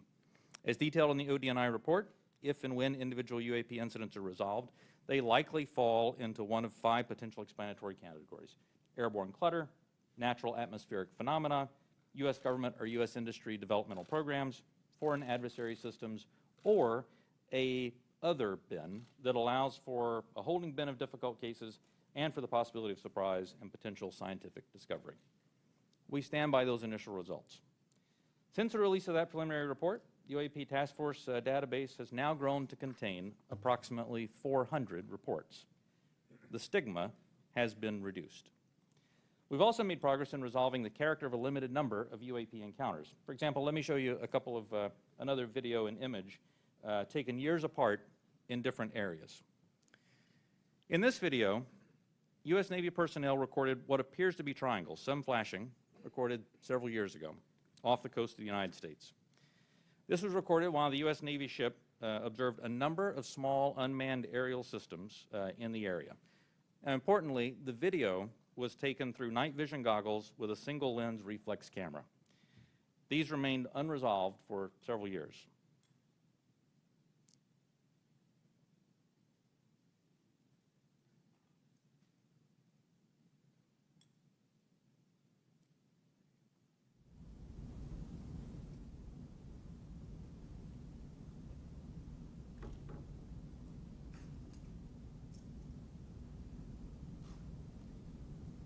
Several years later, and off a different coast, U.S. Navy personnel, again in a swarm of unmanned aerial systems, and again through night vision goggles and an SLR camera, recorded this image. But this time, other U.S. Navy assets also observed unmanned aerial systems nearby. And we're now reasonably confident that these triangles correlate to unmanned aerial systems in the area. The triangular appearance is a result of light passing through the night vision goggles and then being recorded by an SLR camera. Now, I don't mean to suggest that everything that we observe is identifiable, but this is a great example of how it takes considerable effort to understand what we're seeing in the examples that we are able to collect. In this example, we accumulated sufficient data from 2 similar encounters from 2 different time periods in 2 different geographic areas to help us draw these conclusions. That's not always the case, though. We recognize that that can be unsatisfying or insufficient in the eyes of many. This is a popular topic in our nation, with various theories as to what these objects may be and where they originate.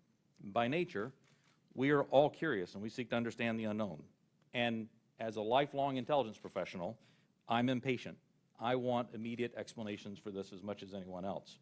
However, understanding can take significant time and effort. It's why we've endeavored to concentrate on this data-driven process to derive fact-based results. And given the nature of our business, national defense, we've had to sometimes be less forthcoming with information in open forums than many would hope. If UAP do indeed represent a potential threat to our security, then the capabilities, systems, processes, and sources we use to observe, record, study, or analyze these phenomena need to be classified at appropriate levels. We do not want potential adversaries to know exactly what we're able to see or understand, or how we come to the conclusions we make. Therefore, public disclosures must be carefully considered on a case-by-case basis. So what's next? We're concentrating on a seamless transition to the new organization. And future analysis of complicated issues of UAP issues will greatly benefit from the infrastructure, the process, and the procedures that we've developed to date. I'm confident that the task force, under Navy leadership, has forged a path forward that will allow us to anchor assessments in science and engineering by anecdotal evidence. We remain committed to that goal, as I know the USDI organization does as well. So thank you very much for your interest and continuing support for the UAP Task Force.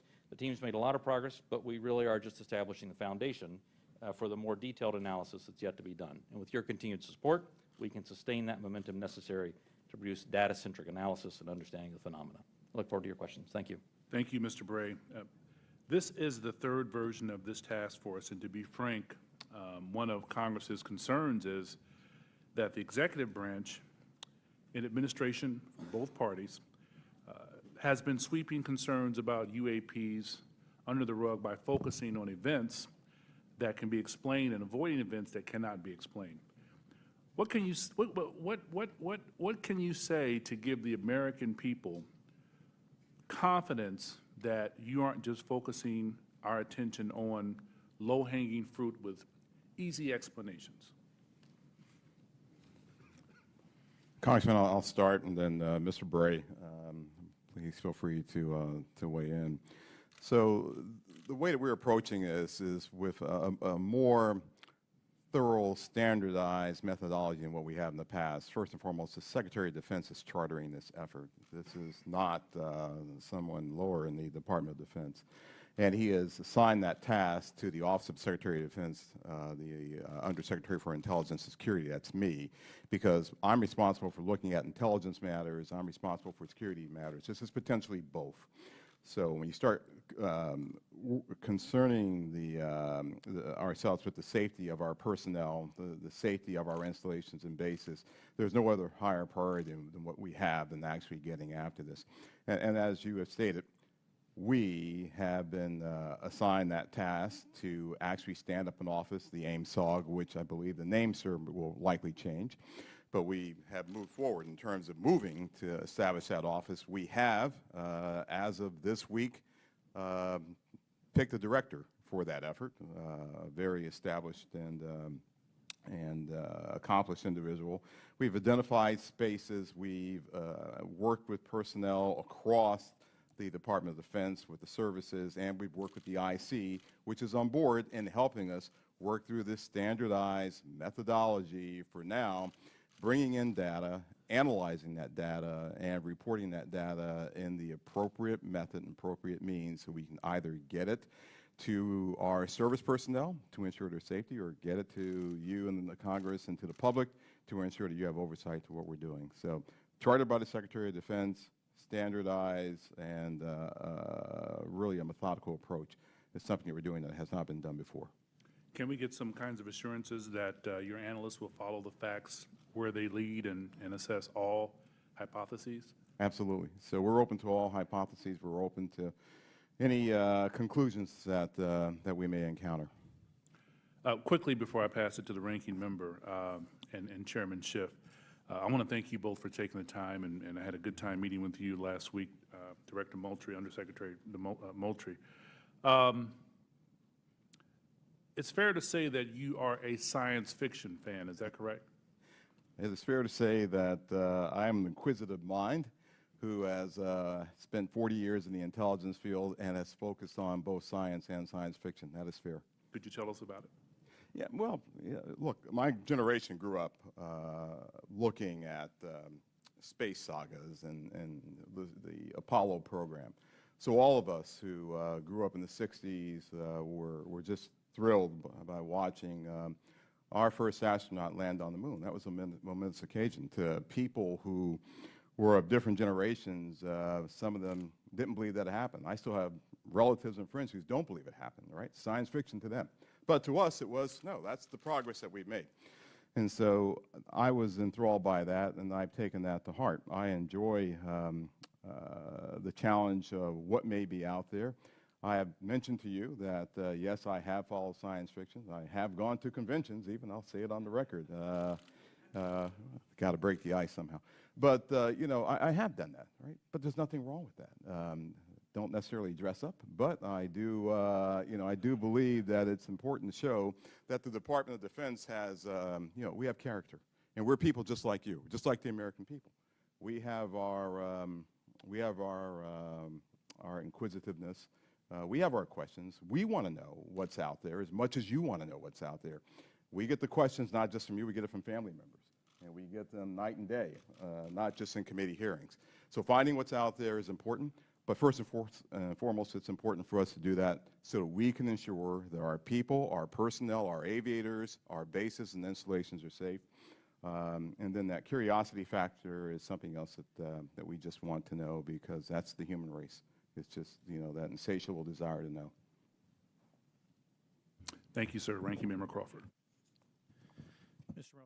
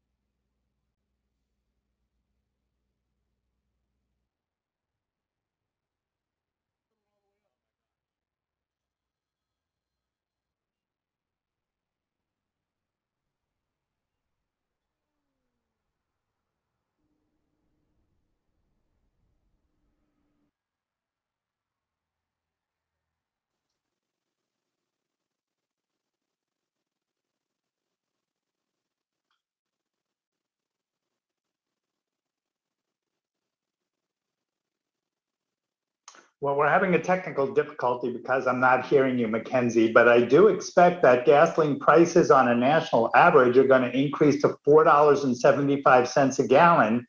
as we're seeing both oil prices touching $115 a barrel this morning, and futures prices had hit an all-time record of $4 a gallon, and that portends higher retail prices for the consumer over the next 10 to 14 days.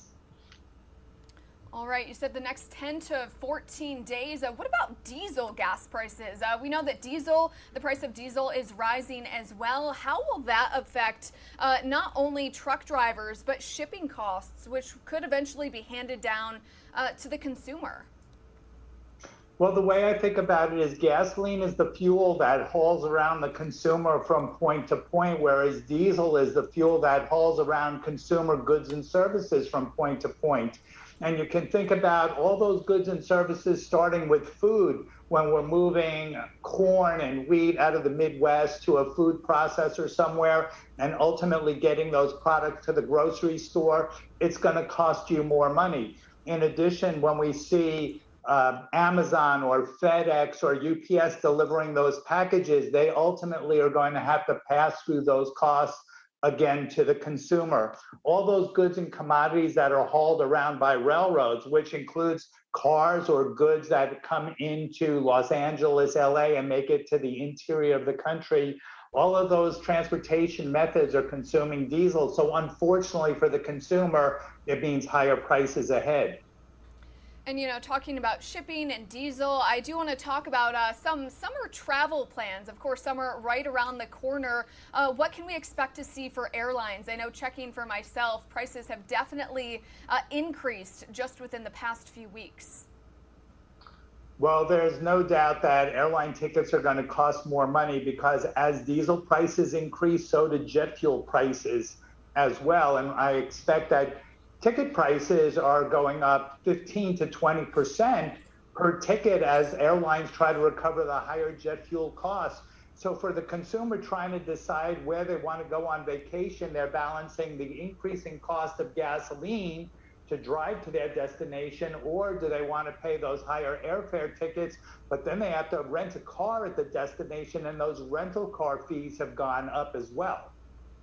And something interesting that I do want to touch upon, every time people fill up at the gas station, they pay 18 cents in tax for each gallon of gas. Talking about an 18-cent federal excise tax on gasoline. Andrew, do you think that the federal government could temporarily suspend that to help lower the cost for consumers? I know we did see some states do that temporarily, but overall, will the federal government do this? Well, the federal government has been reluctant to do it because they know the consumer is continuing to drive, and they'd like to see that tax revenue fill the government coffers for road repair. I think as prices rise and we get closer into the Memorial Day holiday weekend, there's going to be even more pressure on the government to actually do something, which they've been reluctant to do. It's interesting that 3 states did temporarily suspend their state excise tax: Connecticut, Maryland, and Georgia, but we had 47 states that did not do it. So they're all looking at these state taxes as a means to support their budgets. Andrew, we do know President Biden signed that executive order back in March, I believe, banning the import of Russian oil, liquefied natural gas, and coal to the United States. How are the oil and gas sanctions imposed on Russia impacting our prices here in the U.S.? Well, we should look at this in context with what the world is doing. Not only has the U.S. banned Russian oil imports, but the United Kingdom, Canada, and Australia, and Germany and Poland plan to do the same by the end of the year. So as these countries and refiners shy away from purchasing Russian oil, they have to look for alternative supplies. And those alternative supplies are not easy to come by, because you simply need to get more oil out of the ground. One thing that we have seen the government, as well as the International Energy Agency members, do is release these strategic petroleum reserves, which buys us some time, but does little as far as getting more energy out of the ground. And I did want to ask, what about producing energy here stateside? What is the Biden administration doing to try and produce energy here at home? Well, my opinion is they've done very little. We saw President Biden run on a platform of really eliminating fossil fuels. We've had a number of issues regarding drilling permits. Lately, the Biden administration did offer some drilling permits for sale onshore, but the acreage was about 1/5 what the industry wanted. Meanwhile, there'd been a lot of press about the Biden administration not allowing the Keystone pipeline permit, which would enable next year for Canadian producers to supply more oil to the market. Even on the renewable fuel side, where we've had legislation in place, the administration has been slow to finalize those volumes, not only for this year, but for last year as well. That's frustrated not only the oil industry, but the renewable fuels groups as well. Yeah, definitely a tricky situation, especially with Keystone and drilling. You know, nobody really wants this in their backyard. Is that right? That's correct. When I look around and we see President Biden asking OPEC Plus to utilize some of their spare production capacity, or asking Canada what can they do to increase exports to the United States, you know, it looks like we're asking others to do the hard work of getting oil out of the ground rather than doing it here. All right, Andrew, any final thoughts on gas prices? I know we covered a lot today, but again, you know, another record high of $4.47 for a gallon of unleaded gas. Just any final thoughts on what we can expect to see, not only over the summer, but really throughout the rest of the year when it comes to gas prices? Well, unfortunately, I really do not have good news for the consumer, because absent really a regime change in Russia, we're likely to see these higher energy prices persist through the rest of the year and into 2023 as the world tries to come up with alternative supplies to Russian energy. It's not only on the oil side, it's on natural gas, where Russia has cut off supplies to a number of countries in Europe. And interestingly, Russia cut off electricity exports to Finland. So you can see that the world is looking for more energy, and to come up with that energy, especially in the near term, means higher prices. All right, Andrew Lepau, our oil and industry gas expert, live with us today. Of course, always a pleasure to have you on the show. We always appreciate your valuable insight. And as we continue to see those gas prices rise, we, of course, will continue to check in with you. So big thanks for that insight. Thanks again for having me, Mackenzie. I appreciate it. Of course. All right, everybody. And speaking of President Biden, we do want to head out live to Buffalo, where we do have the president at this very moment. President Biden and First Lady Dr. Jill Biden have just arrived in Buffalo, New York. This, of course, comes after 10 African Americans were shot and killed at a Buffalo grocery store over the weekend. Authorities, police, the FBI, everyone, all of the law enforcement agencies investigating this mass shooting are calling it a racist hate crime, and say that the 18-year-old suspect involved in this awful shooting is a white supremacist. We also have Senator Chuck Schumer here on the ground, standing alongside President Biden, that, again, you see just landed in Buffalo, New York. They did just step down from Air Force One and, of course, are heading into that limo. We do know that the Bidens are expected to visit the memorial at the Tops supermarket where that mass shooting took place. They will be paying their respects to the lives lost in Saturday's tragic shooting. So the camera is a little bit shaky. You can see it cutting out there. We are going to step away for a quick 2-minute commercial break. We'll be right back.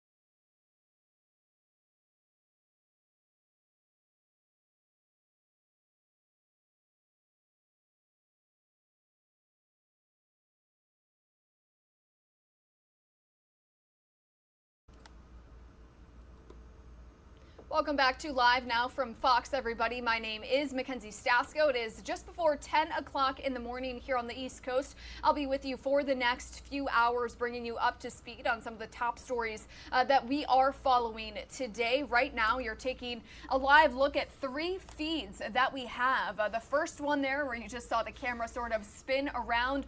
We are live in Washington, D.C., where there is currently a hearing on unidentified aerial phenomena and UFOs currently underway on Capitol Hill. Again, happening right now. And if you didn't know, unidentified aerial phenomena, or UAP, is essentially the military's term for UFO. So we do have the House Intelligence, Counterintelligence, and Counterproliferation Subcommittee currently holding that open hearing on those UAPs.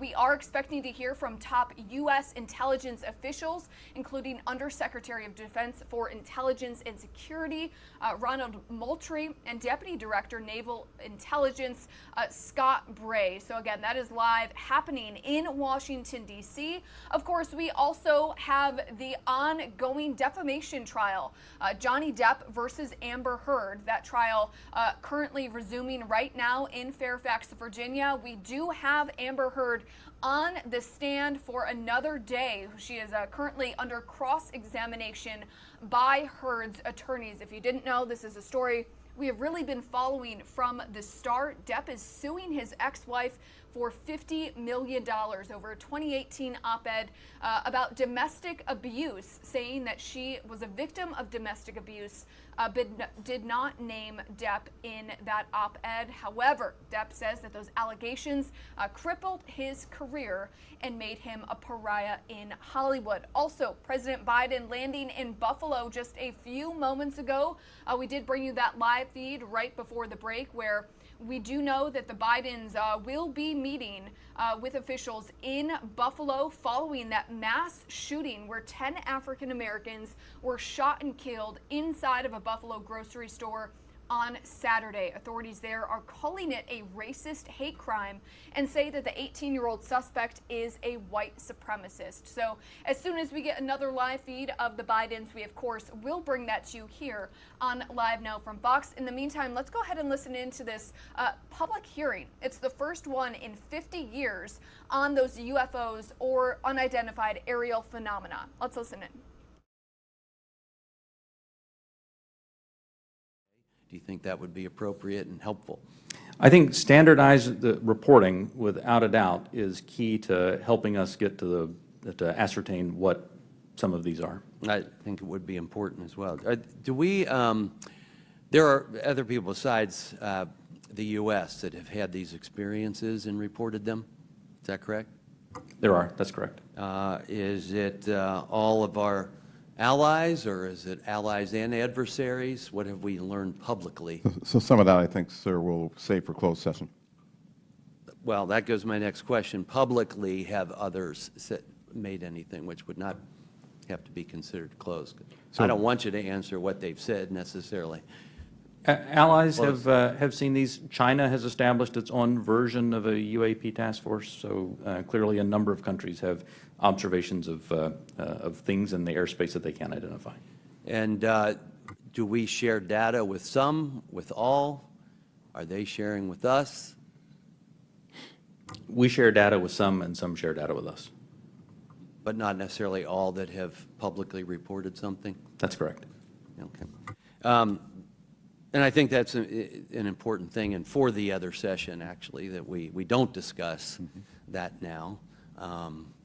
Because, you know, obviously something like this can be a national security challenge for us, no doubt about it. If they're developed by an adversary through some breakthrough technology, they can be very disruptive to our military actions, or at least serve as a distraction.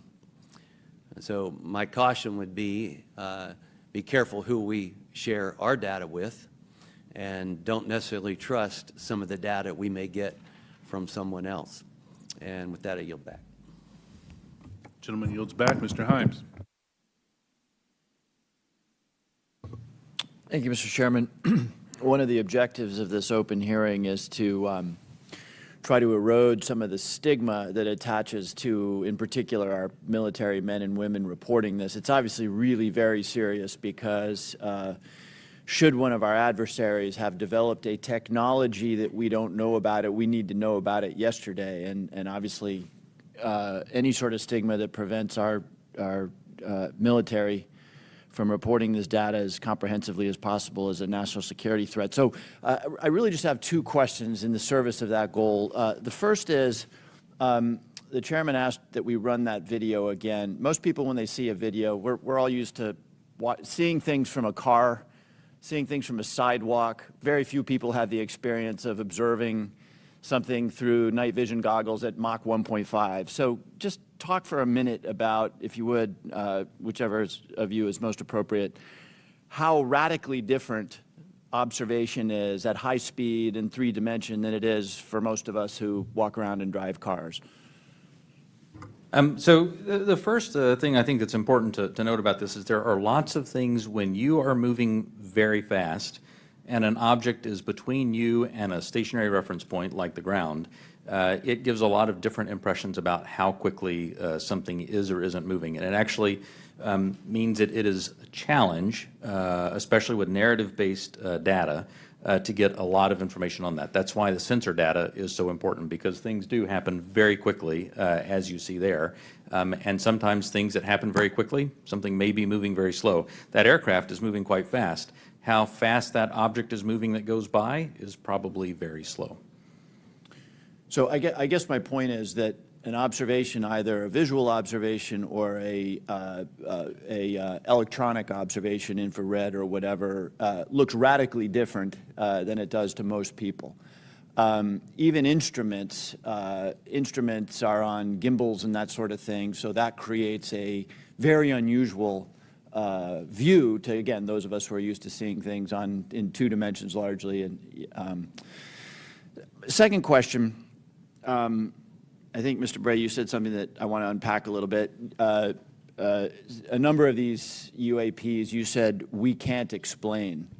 Again, in the service of sort of reducing speculation and conspiracy theories, we can't explain can range from a visual observation that was distant on a foggy night, we don't know what it is, to we've found an organic material that we can't identify, right? Those are radically different worlds. So when you say we can't explain, give the public a little bit better sense of where on that spectrum of we can't explain we are. Are we holding materials, organic or inorganic, that we don't know about? Are we, picking up emanations that are something other than light or infrared that could be deemed to be communications? Give us a sense for what you mean when you say we can't explain. Sure. When I say we can't explain, I mean exactly as you described there, that there is a lot of information, like the video that we showed, in which there's simply too little data to create a reasonable explanation. There are a small handful of cases in which we have more data that our analysis simply hasn't been able to fully pull together a picture of what happened. And those are the cases where we talk about where we see some indications of flight characteristics or signature management that are not what we had expected. When it comes to material that we have no material. We have detected no emanations within the UAP task force that would suggest it's anything non-terrestrial in origin.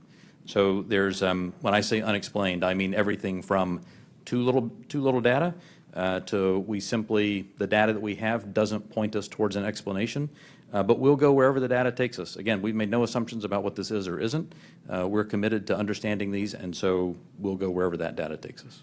Thank you. That's very helpful, and so I think it bears emphasis. When you say we can't explain, everything that you can't explain is in a bucket called data. Is that correct? And that would mean data collected by sensors, visual observations, everything that we can't explain, quote unquote, is in a bucket called data. Right. A narrative report from the early 2000s, if it just had a little bit of information on it, would be in our database and it would be unresolved. I would add to that it's insufficient data. I mean, that's one of the challenges we have. Insufficient data either on the event itself, the object itself, or insufficient data or plug-in with some other organization or agency that may have had something in that space at that time. So it's a data issue that we're facing in many of these instances, Congressman. Understood. Thank you very much. Yield back. Gentleman yields back. Mr. Gallagher. Thank you, Mr. Chairman. Thank you for allowing me to join this hearing. I really appreciate the witness's testimony.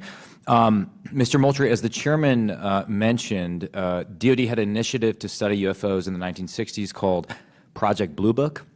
It's also been well reported in our briefing and in other places that we have more recent projects, specifically ATIP. Could you describe any other initiatives that the DoD or DoD contractors have managed after Project Blue Book ended and prior to ATIP beginning? Did anything also predate Project Blue Book? So I can't speak to what may have predated Project Blue Book. I mean, of course, there's Roswell and all these other things that people have talked about over the years. I'm familiar with Blue Book. I'm familiar with ATIP. I haven't seen other documented studies that have been done by DoD in that regard. So you're not aware of anything in between Project Blue Book and ATIP? I'm not aware of anything that's official that was done in between those two. Okay. Hasn't been brought to my attention. Okay. Additionally, are you aware of any other DoD or DoD contract programs focused on UAPs from a technological engineering perspective?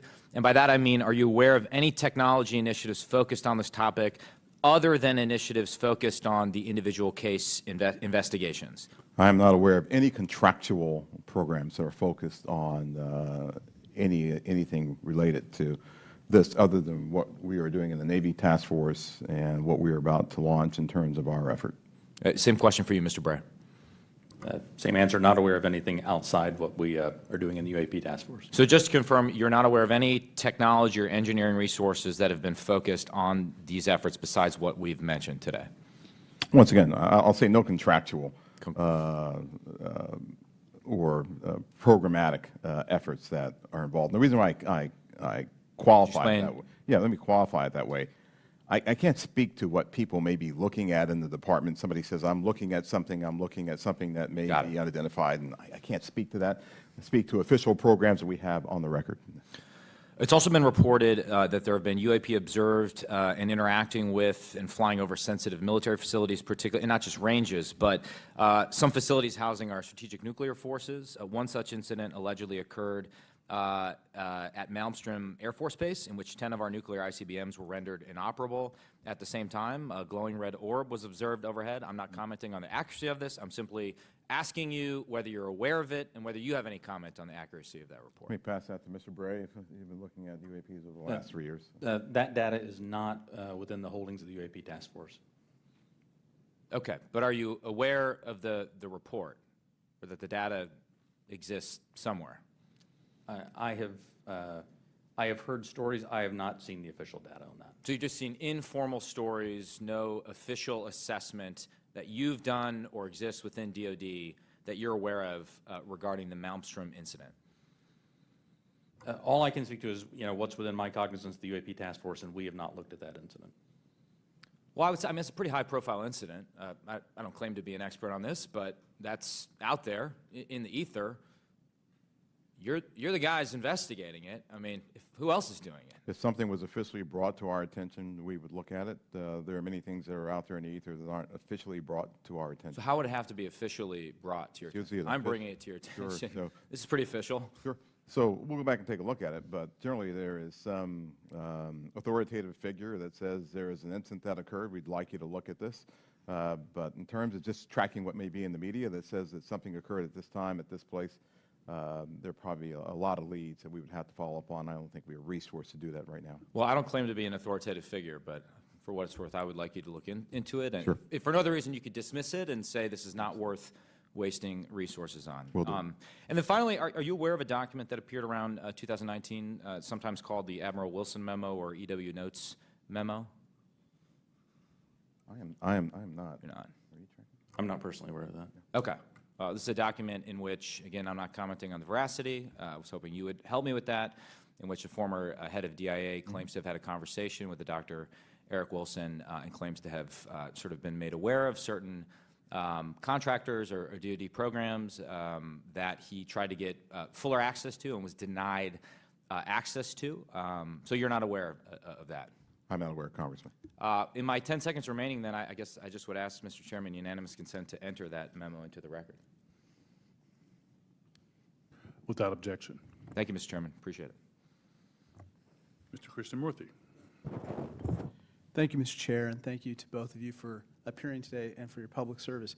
First question is, there have been no collisions between any U.S. assets in one of these UAPs, correct? We have not had a collision. We've had at least 11 near misses, though. And maybe we'll talk about those 11 near misses or any place where there's close proximity.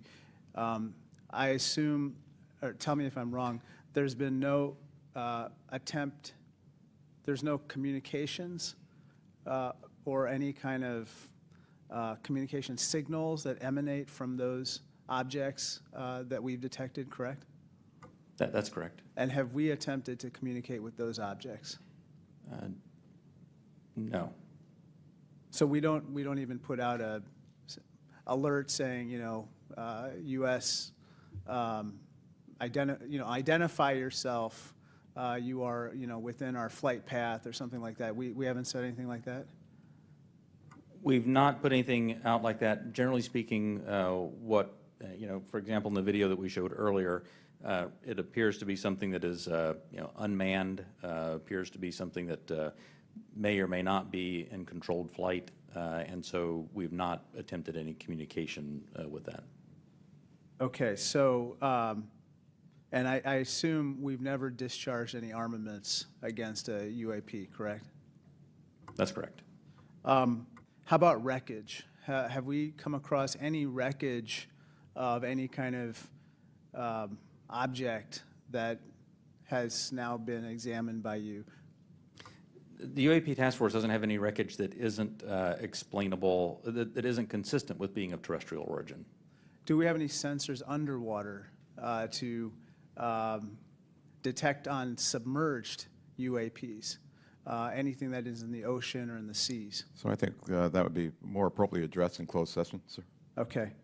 I think one of the biggest questions that I have is, we say with a lot of probability, we say they, quote unquote, probably do represent physical objects, close quote. When we say probably, is that because we cannot conclusively say that they are physical objects? In the task force report, when I say probably represent physical objects, most of them represent physical objects. There could be some that are more of a meteorological phenomena, something like that, that may not be a physical object in the sense that most people think of something you could go up and touch. But the ones where you say most of them represent physical objects, can you say that they are definitely, like with 100% certainty, that they are physical objects? I can say with certainty that a number of these are physical objects. Okay, so we can't rule out that some of them may not be physical objects. So, some certainly could be a sensor anomaly or something like that. Some could be. Now, how about with regard to UAPs? We've talked about UAPs on training areas, but obviously there's some sensor bias. I would think we put sensors in training areas. How about with regard to non-training areas? Do we track what's in open source and what civilians and others have tracked, and have we found similarities to what they've observed in terms of UAPs in non-training areas to the ones that are in training areas? The UAP task force has worked very hard to make sure the data set that we're working with is a data set that we have very good control over that data. So we have some partnerships with FAA so that we get some of that, so we get that reporting in. But if it comes to just open source reports or someone says that they saw something, that generally does not make it into our database. So basically, it sounds like we have a good partnership with FAA. But apart from FAA, we don't have partnerships with other agencies or other entities that might be tracking so that we could enlarge our data set to make comparisons. So we will. So that's the goal of this next effort will be to expand that relationship with the rest of government and the interagency, so we can understand what they're seeing, what we're seeing. We can correlate on each other's holdings Because and I hopefully think, resolve this. sorry to interrupt, but I think that we might have a bias right now going on with regard to just reporting on UAPs being in training areas when we don't really track what's happening elsewhere. Either our offensive or defensive capabilities, or even our sensor capabilities. We'd save that for the closed session. Okay, great. Thank you. Mr. LaHood. Thank you, Mr. Chairman, and want to thank the witnesses for being here today. Obviously, this topic of UAPs has attracted a lot of interest in people that are curious about this hearing today. As we talk about, and I would say there's a lot of what I would call amateur interest groups that are involved in the UAP field. My question is, when there are unsubstantiated claims or manufactured claims of UAPs or kind of false information that's put out there, what are the consequences for people that are involved with that or groups that are involved with that? So one of the concerns that we have is that there are a lot of individuals and groups that are putting information out there that that could be considered to be somewhat self-serving. We're trying to do what's in the best interest of, one, the Department of Defense, and then two, what's in the best interest of the public, to ensure that we can put factual-based information back into the mainstream and back into the bloodstream of the reporting media that we have, so people understand what's there. It's important because we are attempting, as this hearing has drawn out, to understand, one, what may just be natural phenomenon, two, what may be sensor phenomenology or things that were happening with sensors, three, what may be legitimate counterintelligence threats to places that we have or bases or installations, or security threats to our platforms. And anything that diverts us off of what we have with the resources that have been allocated to us, send us off in these spurious chases and hunts that are just not helpful. And they also they also contribute to the undermining of the confidence that the Congress and the American people have that we are trying to get to the root cause of what's happening here, report on that, and then feed that back into our national security apparatus so we are able to protect the American people and our allies. So it is harmful, it is hurtful, but hopefully if we get more information out there, we'll start to lessen the impact of some of those spurious reports. So just taking that a step further, so that misinformation, false narratives, manufactured, so what are the consequences? Are there legal consequences? Are there examples that you can give us where people have been held accountable by this misinformation or disinformation? I can't give you, any examples where somebody's been legally held liable for putting something out there, but... Well, I guess what's the deterrent from people engaging in this activity? I don't know. I don't have that answer. That's something that, welcome the dialogue with Congress to talk about that with the members who, help legislate those laws to say what should be the legal ramifications that we could use to potentially hold individuals accountable, whether it be citizens or information that might be injected into our media by other forces or other countries, if you will. And in terms of DOD's review and analysis in this field, I mean, is there a standard in place when it comes to UAPs? I mean, is there any guidance you look to that's codified in law or otherwise within DOD that kind of sets out the standards for UAPs and what to look for? I think that's part of what the group that we're standing up now will be chartered to do. We're actually, from my organization, we'll be looking at policy and standards that we have to come to you and work with you to actually put in place and promulgate across our government. Thank you. I yield back. Gentleman yields back. Mr. Welch. Thank you. I'm going to follow on the line of questions from Mr. LaHood. Gentlemen, what seems incredibly difficult for you is that there's two almost competing but different narratives. One is no one knows whether there's extraterrestrial life. It's a big universe, and it would be pretty presumptuous to have a hard and fast conclusion. And then if there is, it's not beyond the realm of possibility that there is some exploration coming here. And that underlies a lot of the reports you get. I think Mr. LaHood was asking about that. People think there must be extraterrestrial life, and it's not at all beyond the pale that there would be a visit here. On the other hand, as the DoD, you have the responsibility to make sure that our national security is protected, and that if there are surveillance drones or active drones that can disable our systems, that has to be analyzed, has to be stopped. So how do you divide how do you separate your responsibilities where you get all these reports from folks who maybe in good faith, maybe not, believe that you should be investigating every possible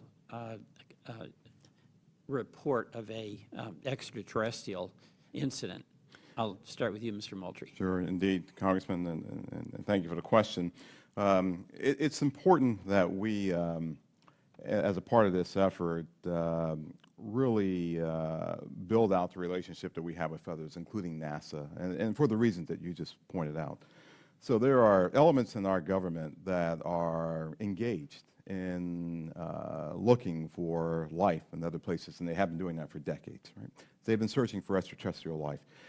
There are astrobiologists who have been doing this too. We're a part of that same government, and so our goal is not to potentially cover up something if we were to find something. It's to understand what may be out there, examine what it may mean for us, if there are any, from a defense perspective, any national security implications or ramifications, but then to work with organizations as appropriate, if it's a weather phenomenology with NOAA, if it's a potential for extraterrestrial life or an indication of extraterrestrial life, with someone like NASA. So the transparency actually is very important. Completely. For public consumption. Completely. But we're going to have a classified briefing, and without going into the details of what kinds of secrets that we can't share here, what is it, what are we protecting? I don't know if you can answer this question in this open forum,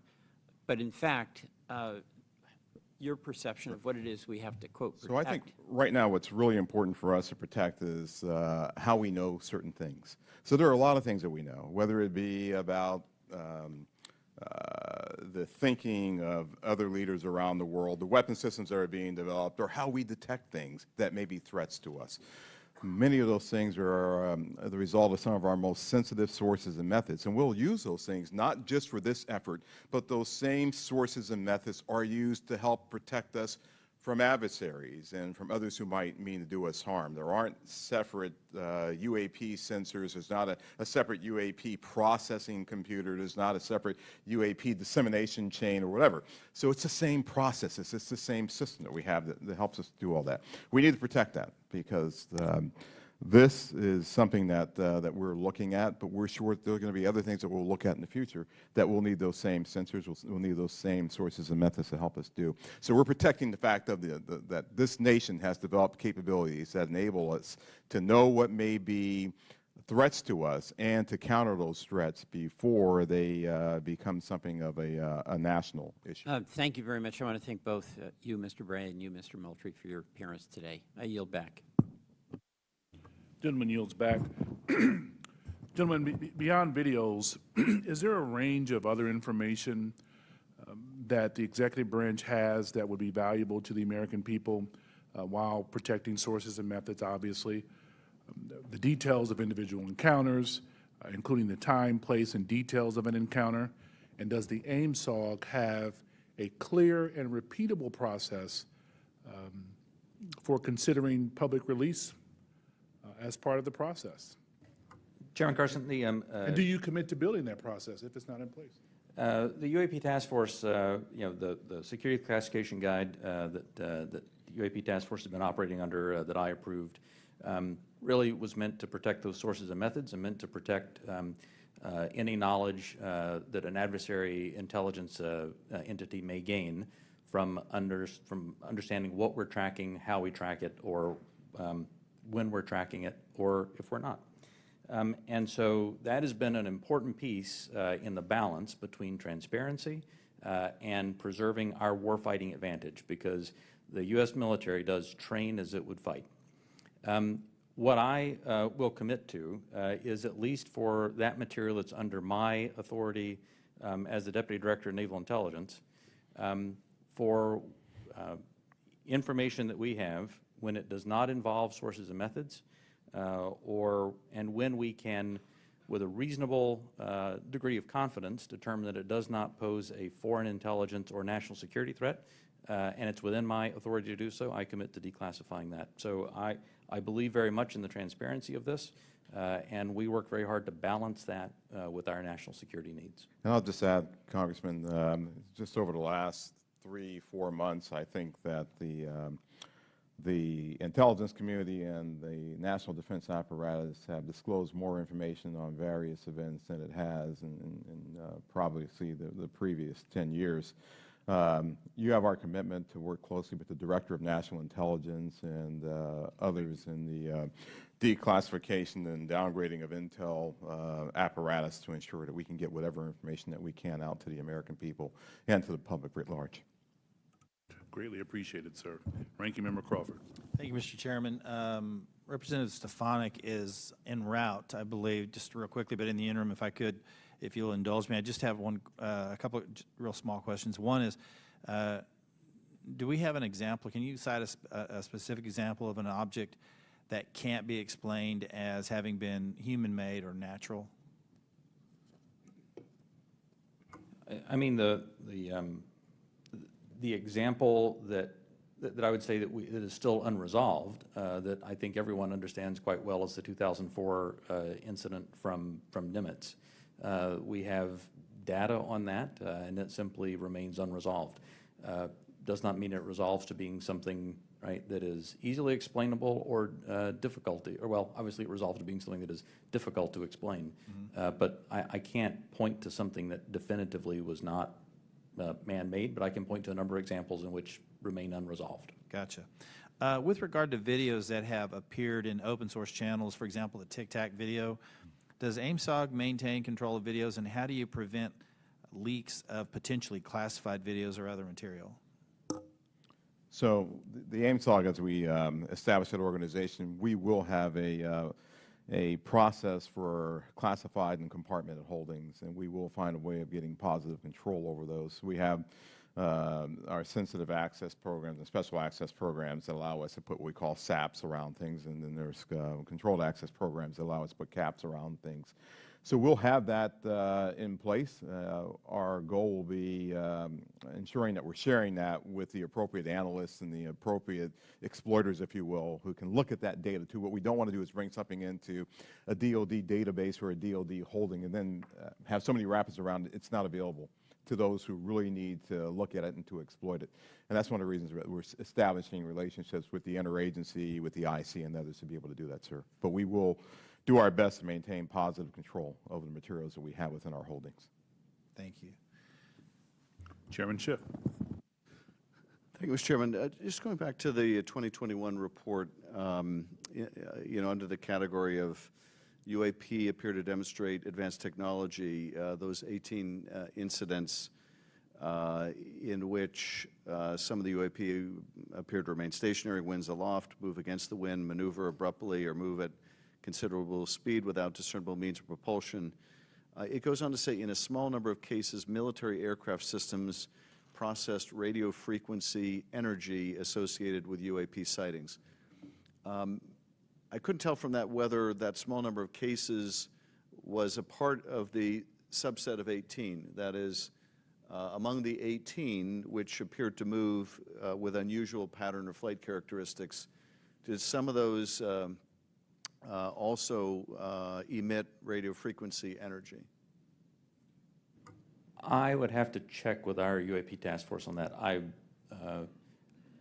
I believe, without getting into specifics that we can do in the closed session, at least some that we have detected RF emissions from were not behaving oddly otherwise. And the significance of measuring that radio frequency energy is what? That we suspect that this was some form of aircraft in which there were radio transmissions? The biggest thing that you're looking for there is any indication of an effort to jam whatever sensors that we may have looking at it.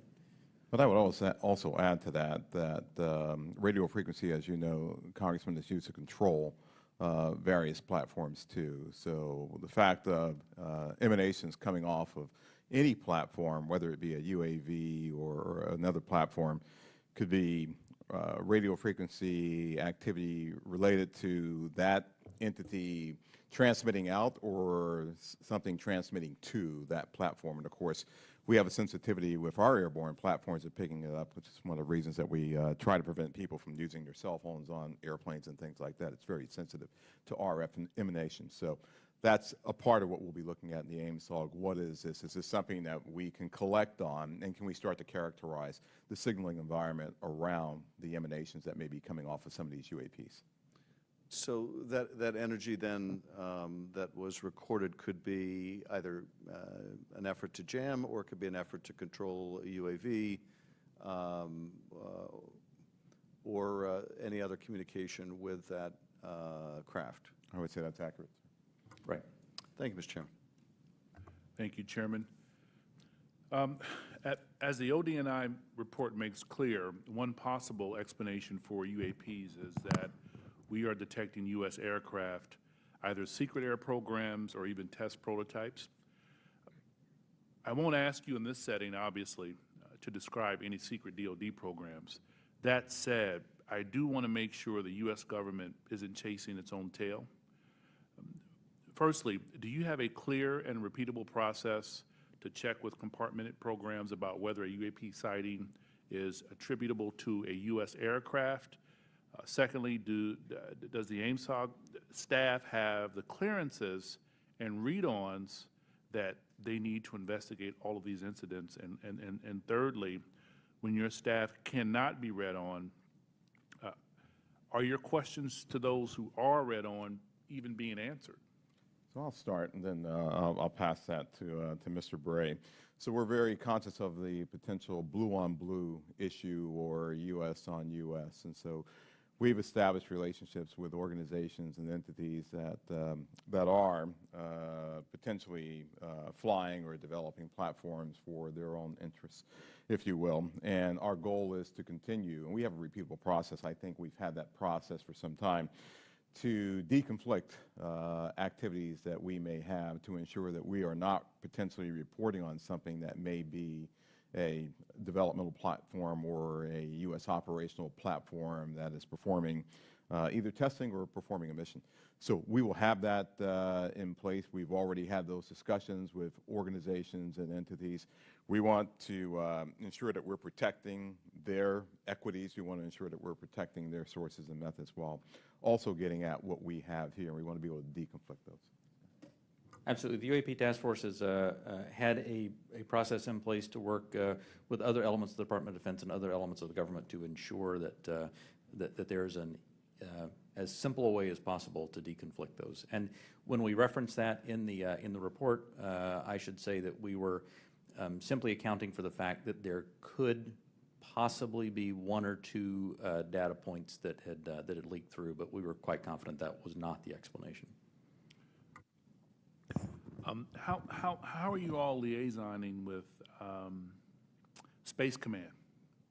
Specifically, how are you partnering with the parts of the U.S. Space Command responsible for space domain awareness?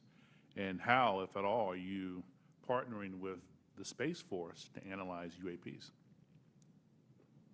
The UAP Task Force has a very good relationship with Space Force, as it does with the rest of the Department of Defense.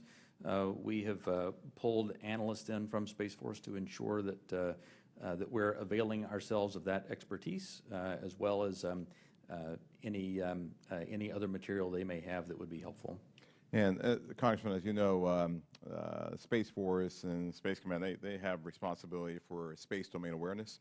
So what we've done, we coordinated with Space Force, we coordinated with their J2, and she is on board in terms of helping us plug into what they have and for us to have this interactive exchange of information and data. And we're doing that with all the services, not just with Space Force or Space Command. Thank you, sir. Ranking member, any additional questions? All right, Chairman Schiff. All right, with that, I want to thank you all for taking the time out. I also want to thank my colleagues on both sides of the aisle for participating in this very historical and important hearing. I think. If you are just joining us here on Live Now from Fox, we are showing you inside of this historic public hearing on unidentified aerial phenomena, essentially UFOs. So unidentified aerial phenomena is really just the military's term for UFOs. We did just hear from intelligence officials saying that those unidentified aerial phenomena should be treated as possible threats to national security. And the goal of today's hearing is really to try and destigmatize when it comes to people reporting those unidentified objects. Department of Defense officials say that they recently created a group to investigate those sightings. It does appear as though this hearing is either over or taking a quick break. We are going to step away for a quick 2-minute commercial break ourselves. We'll be right back.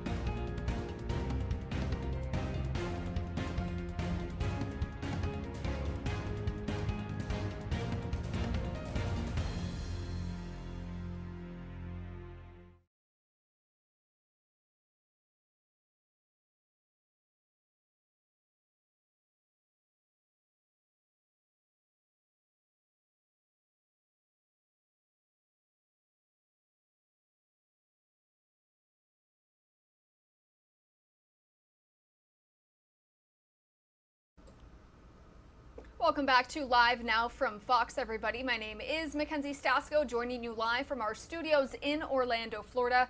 It is 10:30 in the morning here on the East Coast. We are going to be bringing you live inside of the courtroom in Fairfax, Virginia, where you can see actor Johnny Depp there inside of the courtroom where he is suing his ex-wife Amber Heard for $50 million over that 2018 op-ed that she wrote about domestic violence and domestic abuse. Let's go ahead and listen in. Morning recess for 15 minutes. Do not discuss the case with anybody. Don't do any outside research. We'll see you in 15, okay?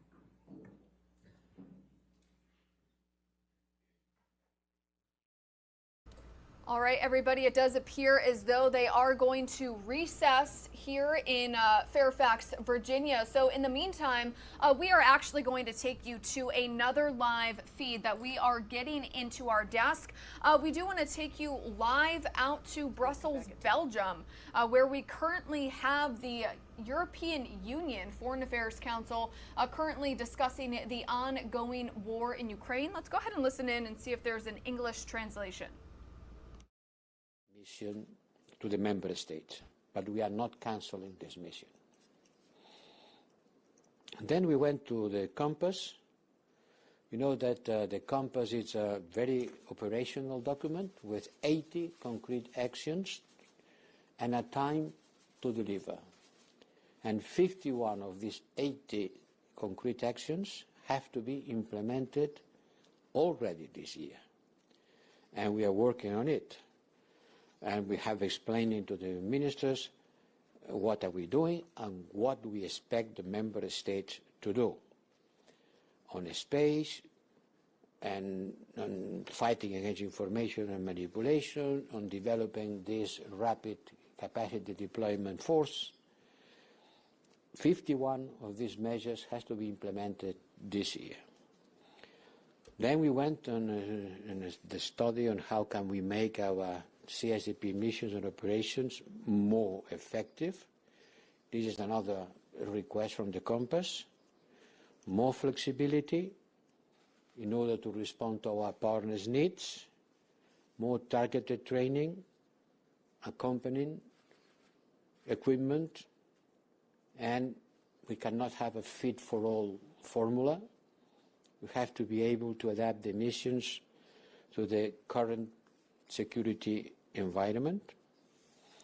We should try, for example, to authorize executive tasks, not just training, but executive tasks, using Article 44, which allows a member to agree to execute certain tasks that could represent an executive mission under the European Union banner without having to be all together.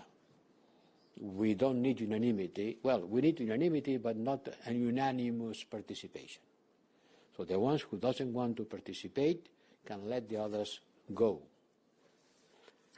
We have also to prevent better and not only respond to crisis. We have to act before the crisis erupted. This is a good example. The Gulf of Guinea is a good example. We know that there are some crises that look like the Sahelian crisis to tackle terrorism. So that's happening in Benin, Togo, and Burkina Faso. So we need to act before the crisis erupts, and we have to be prepared to provide support to our partners well before we are in an urgent situation. We need smaller, more agile teams that can address specific requests for targeted training, advice, equipment, and accompaniment. This is the formula. Then we went to the Russian aggressions against Ukraine. We were joined by the Ukrainian Minister of Defense, Mr. Reznikov, via VTC certainly, and the NATO Deputy Secretary General, Mr. Joanna. Minister Reznikov gave us an account of the situation on the ground and the needs of the Ukrainian army that we are continue supporting. I think that this support is making a difference in the battlefield. In the battlefield capacity of the Ukrainian army, we need to sustain the effort. We have to replenish resources and stockpiles. And I have to say that this support at that moment is critical because the war is in a critical moment, in a turning point. And we cannot let Ukraine to run out of equipment. And we will not. We will not let Ukraine to get out of equipment because the battle in the Donbass is in a moment in which the counteroffensive of the Ukrainians and pushing the Russians and having some extraordinary success, like the one the other day against a column of Russian tanks, shows that Ukrainians continue having an incredible capacity to resist and to counterattack. The additional tranche of 500 millions will bring to 2 billion the total military support from the European Union. But it is just a part of the European effort. The member states, from their side, they are also doing a lot of effort. I will not give you the total amount, but it's much more than people believe. And I think this is a good thing to continue doing, because we did it from the beginning of the war, and we will have to continue until the end. The delivery is advancing thanks to the hard work of the clearinghouse cell. It's working in cooperation and coordination with the cell that the other day in Ramstein was created in order to pull together the efforts not only of the European member states, but of the all people, US, UK, Canada, and many others that are supporting Ukraine. Our advisory mission to Ukraine today is back to Kyiv and will support the Ukrainian authorities through the civilian activities, supporting border management and investigation and prosecution of war crimes. We also launched the Atrocity Crimes Advisory Group, jointly with the US and UK, to coordinate the international resources supporting these investigations. The news of the day. The news of the day is Swedish and Finnish ministers explaining us and updating us about the policy deliberations on NATO membership. They can count on the full support of the European Union. This will increase the number of member states that are also members of NATO. And this will strengthen and increase the cooperation and the security in Europe. So let's hope that this membership will come soon, and on this way NATO and European Union will be two sets of member states with more intersections. It's an important new, an important geopolitical change. Have a look at the map on the Baltic Sea. Have a look at the coast of the Baltic Sea. You will be the big differences with Sweden and Finland being members of NATO. As I said, it was a long and intense Defense Council. I am at your disposal for more information. Thanks a lot. And we will take questions. We're very happy to have many of you here in the press room. I will start by Nicolas, who has the first question.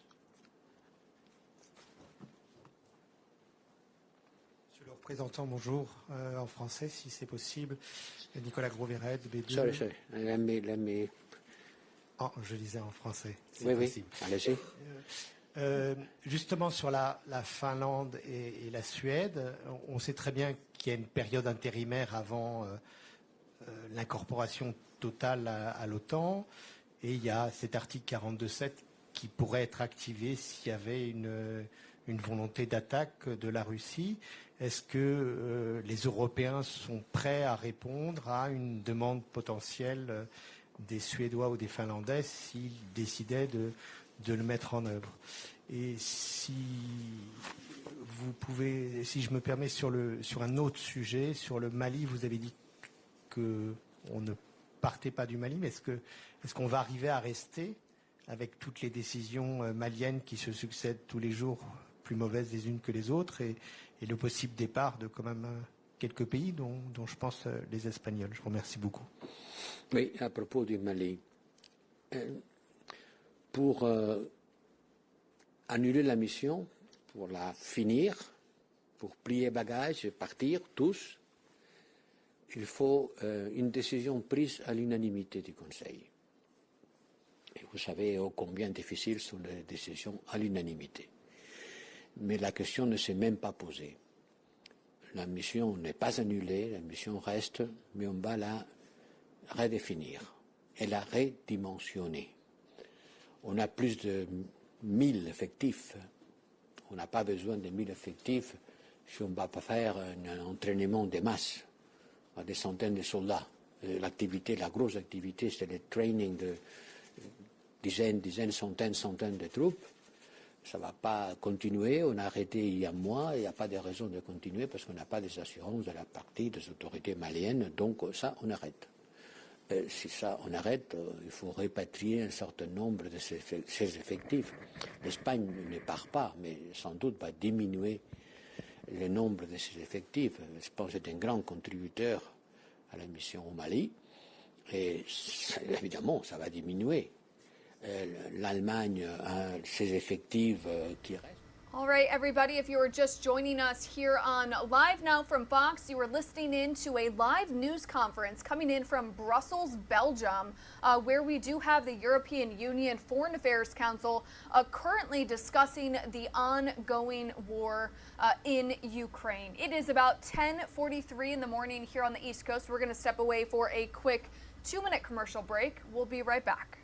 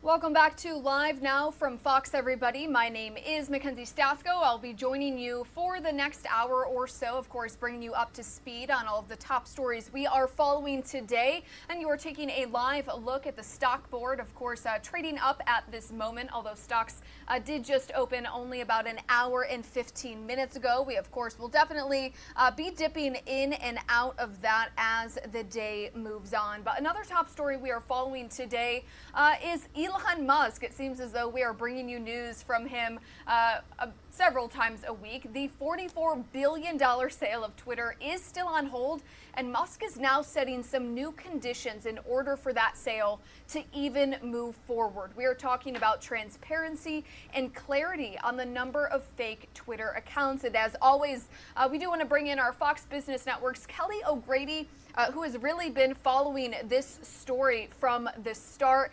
Kelly, thank you so much for joining us here on the show. Always great to have you on. Is he realizing that this $44 billion deal is too high? I know Elon has been keeping me busy. It's the gift that keeps on giving. Yeah, I think he even said that in a podcast he recorded yesterday, that renegotiating this for a lower price isn't off the table. You know, he mentioned that his big concern is the number of fake bots on the platform. Now, Twitter has put out in a filing that it should be less than 5%, but his argument is you go on Twitter, you know, you engage with folks in the comments, you see the engagement on his most liked tweet ever, and he's saying there's no way that there's 95% of users on the platform that are unique. And he actually got into a tweet war, if you will, with the current CEO, Parag Agrawal, yesterday, saying, you know, we need to do an external validation of this. And Parag Agrawal is saying, well, that's not possible. You know, you have to trust our internal data. And basically, Musk is saying this is not going to move forward until they can prove that those public filings are accurate. This might be a theatrical ploy to get it at a lower price, but the deal is currently on hold. And Kelly, I did want to ask, you know, those fake accounts, those bots, as we know, can you kind of explain to our viewers why this is such a big deal, why he wants clarity on exactly how many fake accounts or bots there are on Twitter? Yeah, absolutely. So I think it's for two reasons. So first, it comes down to revenue, right? I mean, he said that this deal is not about economics, but of course he is raising a bunch of debt that he's going to have to pay back. He's raising a bunch of equity from investors that are putting money into this, and of course he's putting a bunch of his own money into it. So it's not like this is, you know, he's doing this for free. And the number of bots are important because that determines monetizable users.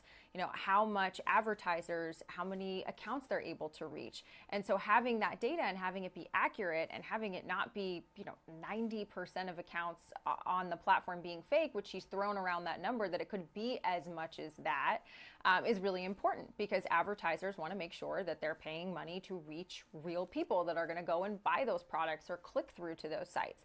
The second thing is more about the philosophy behind his reason for taking over Twitter, and that's about ensuring that this is a fair and balanced platform where people on the left, on the right, in the middle can come and have a discussion.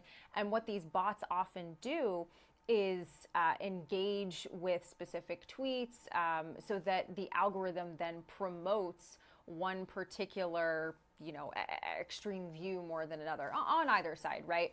And so he wants to ensure that this is real people engaging, writing comments, liking tweets, that type of thing, to make sure that it's not an artificially propped up one way of thinking on the platform. So it's kind of both that revenue perspective as well as the philosophy behind free speech. And Kelly, I know we touched base with you last week when Musk initially announced that this entire deal was going to be on hold until he does get some clarity about the number of bots and spam accounts on Twitter. Will the CEO release this information? How long is this going to take?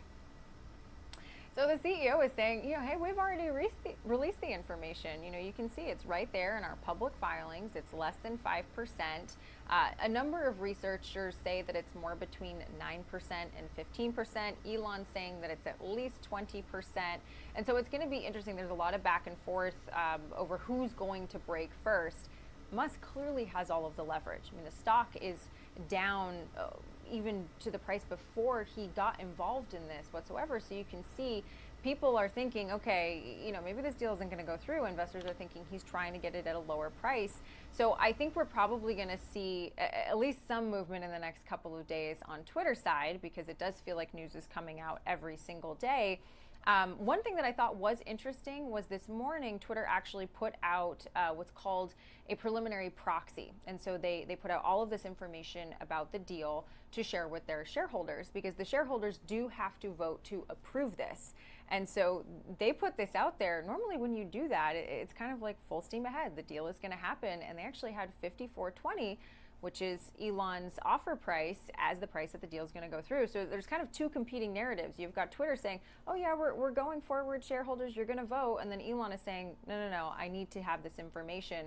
So given the fact that they put that out this morning, I'm sure we're going to see some movement in the next couple of days from the CEO. And Kelly, I did want to ask, do you think, how likely is it that Musk could walk away from this deal, and will it hurt his reputation? As you've reported, he's gotten a lot of investors, a lot of big money together to make this even happen. I wish I could get inside the mind of Elon Musk, make my job a lot easier. So I think it's very possible he could walk, but I think he will only walk if he is able to prove that they intentionally misrepresented this number of bots, or perhaps some other piece of information puzzle of the equation that has not come to light yet. I don't think it will hurt his reputation if he's able to prove that, there are more than 5% of bots on the platform, because then he can say, well, Twitter misrepresented this. This is not what I agreed to purchase. The one snag is that he did waive the right to dig into the company's financials when he was purchasing this in order to get the deal to go through faster. So I do think you're going to get a lot of pushback and saying, I don't know why, it's like, oh, the dog ate my homework excuse, right? I don't know why you're pushing back on this now when you did have the opportunity to do this before. That's why a lot of people are thinking, well, all these tech stocks are falling. Musk is looking to utilize this to get a lower price. But I have to say, we've seen Elon Musk over the past decade say some ridiculous things, do some really impressive things, and it doesn't seem to have hurt his reputation yet. In fact, he's the richest man in the world and a celebrity, so I'd be hard-pressed to see how this would end up hurting his reputation. All right, some good insight as always. Fox Business Network's Kelly O'Grady. Kelly, always great to have you on. So again, thank you so much. And as soon as we see another tweet or an update from Elon Musk, I'm sure we'll be reaching out to your team for another update. So again, thank you. Thanks for having me on. All right, everybody, again, a big thanks to our Fox Business Network's Kelly O'Grady for that update on billionaire Elon Musk now setting some new conditions in order for that sale, that $44 billion of sale to even move forward, saying that he wants transparency and clarity on the number of fake Twitter accounts. You are taking a live look at the stock board of the New York Stock Exchange, trading up about 123 points at this very moment. It is 10:53 here on the East Coast. We're going to step away for a quick break. We'll be right back.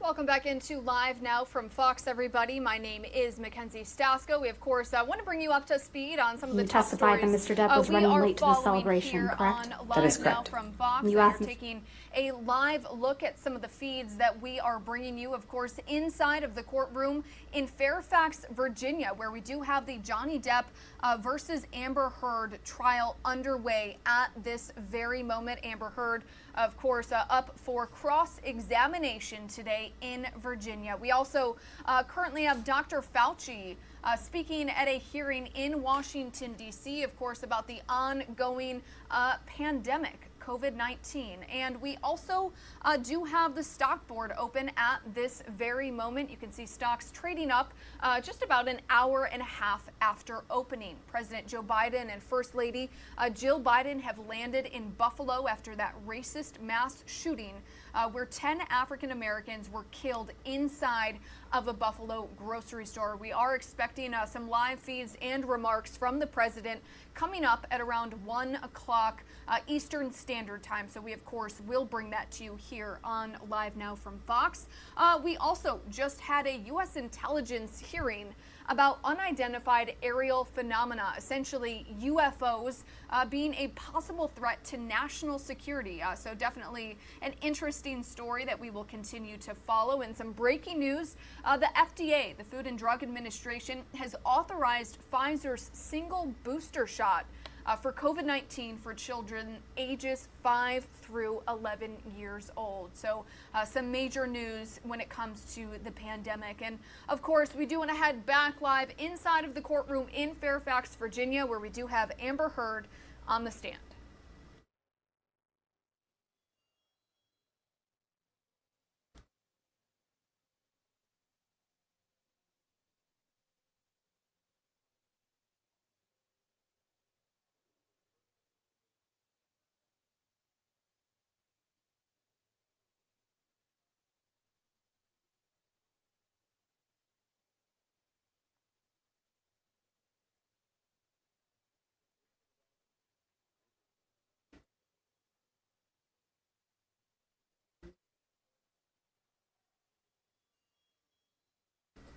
If you're just joining us here on Live Now from Fox, it does appear as though the attorneys for Amber Heard and Johnny Depp are having a brief sidebar with the judge in Fairfax, Virginia. So we are going to cut out of this defamation trial, but you can always go to our Live Now from Fox YouTube page. We are streaming that trial 24/7 as soon as it goes on. Also, again, you can see the stock board up right now, but we do want to head out to that meeting, that hearing where Dr. Anthony Fauci, currently speaking right now at the Senate Appropriations Subcommittee in Washington, D.C. Let's go ahead and listen in.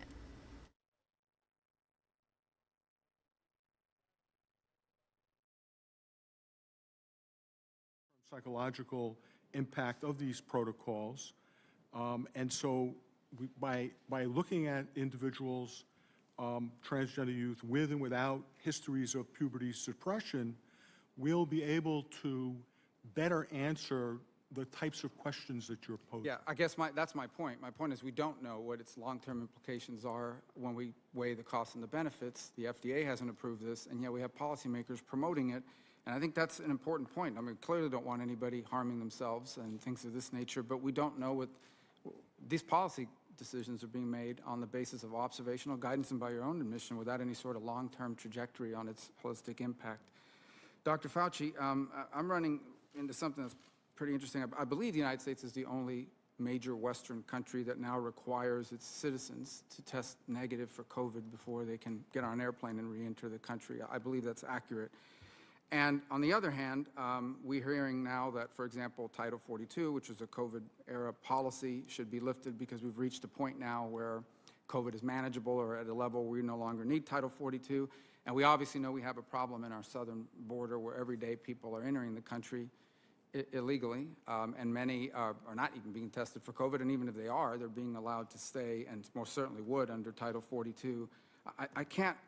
I don't understand. How do we tell American citizens if you test positive, even if it's dead virus that's been in your system for 10 days, because you can test positive days after you're no longer infectious, and you can't enter your own country, but people, if you arrive illegally, whether you test positive or not, if you say the magic words for asylum, you get to stay in the country.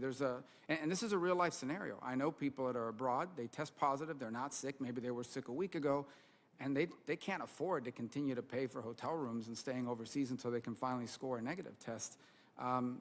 Has the time come for us to lift this, in your view, having been so integral in our COVID response? Are we at a point now where American citizens should be allowed to return to their country without testing negative? I'm not, thank you for the question. It's an important question. I don't have the answer to that. I mean, we work with our CDC colleagues to continue to examine the feasibility of that and the desirability of that. I think the idea of having an immigration issue mixed with a public health issue for the general population, I think those probably should be separated. Well, except they're interrelated because they're both involve groups of people entering the United States. One group is citizens of the country. And if you were just joining us here on Live Now from Fox, we are listening in to that Senate subcommittee discussing funding requests from the National Institute of Health and also discussing the COVID-19 pandemic. We do want to head back out live to Fairfax, Virginia, inside of the courtroom where we do have Amber Heard on the stand. Let's go ahead and listen in.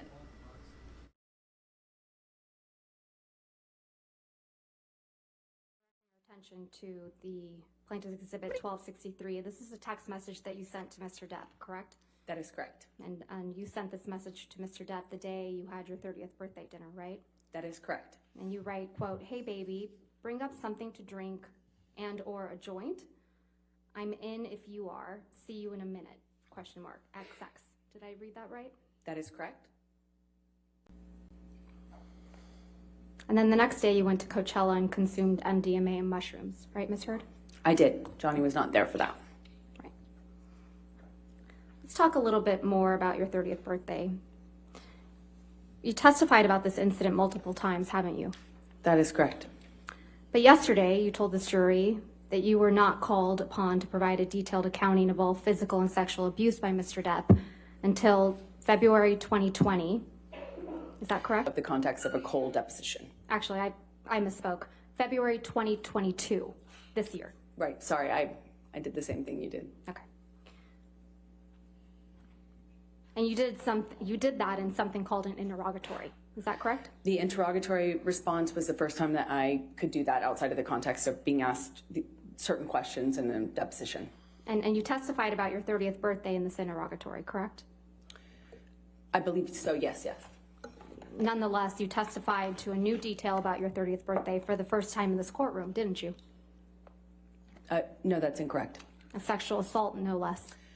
I had just not placed when that happened. I was never sure if that was the same time that he did that on the night of my birthday. And I maintained that as well in my deposition. You told this jury that the evening of your 30th birthday dinner, Mr. Depp, quote, grabbed you by the pubic bone, pubic area, end quote, pushed you down, right? That is correct. This detail isn't in your interrogatory response, is it, Ms. Heard? That detail is in my interrogatory response, yes. Let's pull up your interrogatory response. If we could please bring up Ms. Bredehoff. Thank you. May I approach, Your Honor? Yes, ma'am. Thank you. Thank you.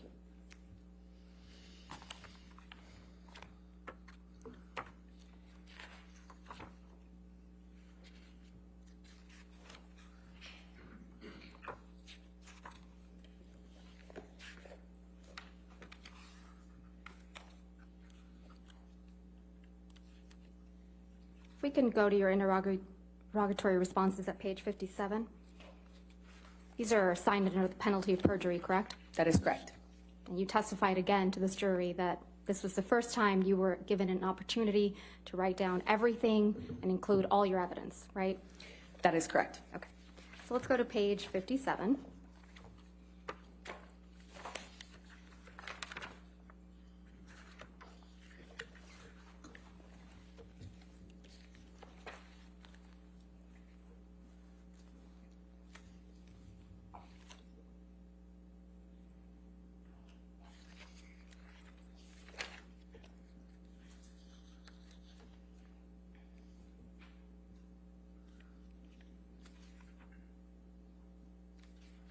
At the top of page 57, Johnny and I were not in a good place. I begged him to make my birthday dinner. Do you see that? That is correct. Okay, so starting on page 57, you start describing your birthday dinner, correct? That is correct. All right.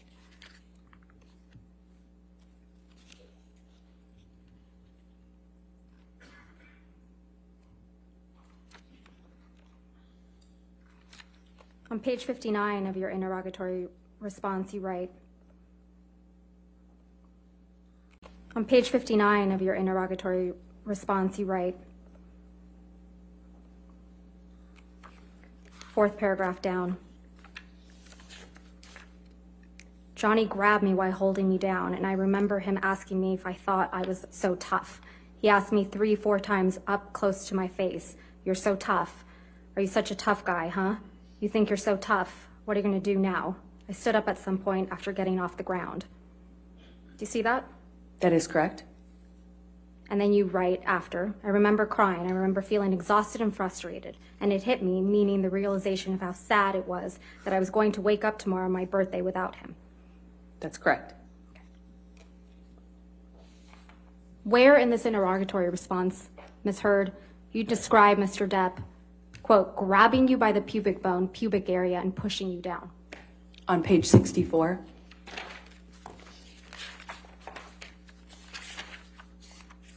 Where? Page 64, 1, 2, 3 paragraphs down. Johnny grabbed me once, did this taunting thing on the side of the bed in penthouse 3. He grabbed my vagina and held me there, asked me if I was so tough. You're not describing what happened after your 30th birthday? I am. I just had not prescribed it to that date with the limited evidence I had at the time. Only in the course of looking at the evidence, preparing for this case, have I put those two pieces together. But I've always said what happened.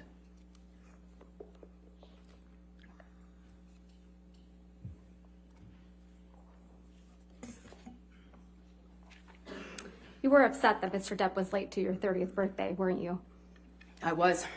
You knew Mr. Depp had a scheduled business meeting or a money meeting that evening, right? No, I knew he said he did. I didn't know if he had one. Addicts lie all the time. So you didn't trust him? I took it with a big grain of addict salt. Okay. And Mr. Depp texted you that evening to let you know he'd be late, correct? Yes, he did text me at some point. It was a big deal to you that Mr. Depp was late to your birthday dinner, wasn't it? Yeah, it did matter to me. And you were upset he was late. I was hurt. And when he finally did arrive, you felt, quote, invisible to him, right? I did. The day after your birthday dinner, you and your friends went to Coachella to celebrate your birthday. Is that correct? That is correct. You made a video driving to Coachella with your friends, didn't you? That is correct. I'd like to pull up Plaintiff's Exhibit 1264. And for the record, Your Honor, this only has music without any words on it. And again, it's a new one, so I'd like a copy of it. It's going to be played.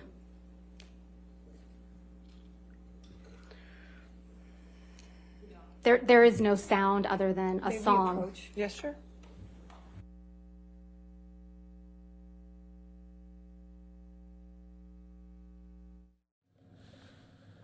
You're watching Live Now from Fox, everybody. We always appreciate you joining us here today as we're showing you one of the most in-demand defamation trials that we have ever seen in this country here. Johnny Depp, Amber Heard continues. Amber Heard continues on the stand here. Cross-examination continues. We're going to take a quick 2-minute break here for some of you as we have a little break in the testimony right here. You're watching Live Now from Fox, everyone. We appreciate you joining us.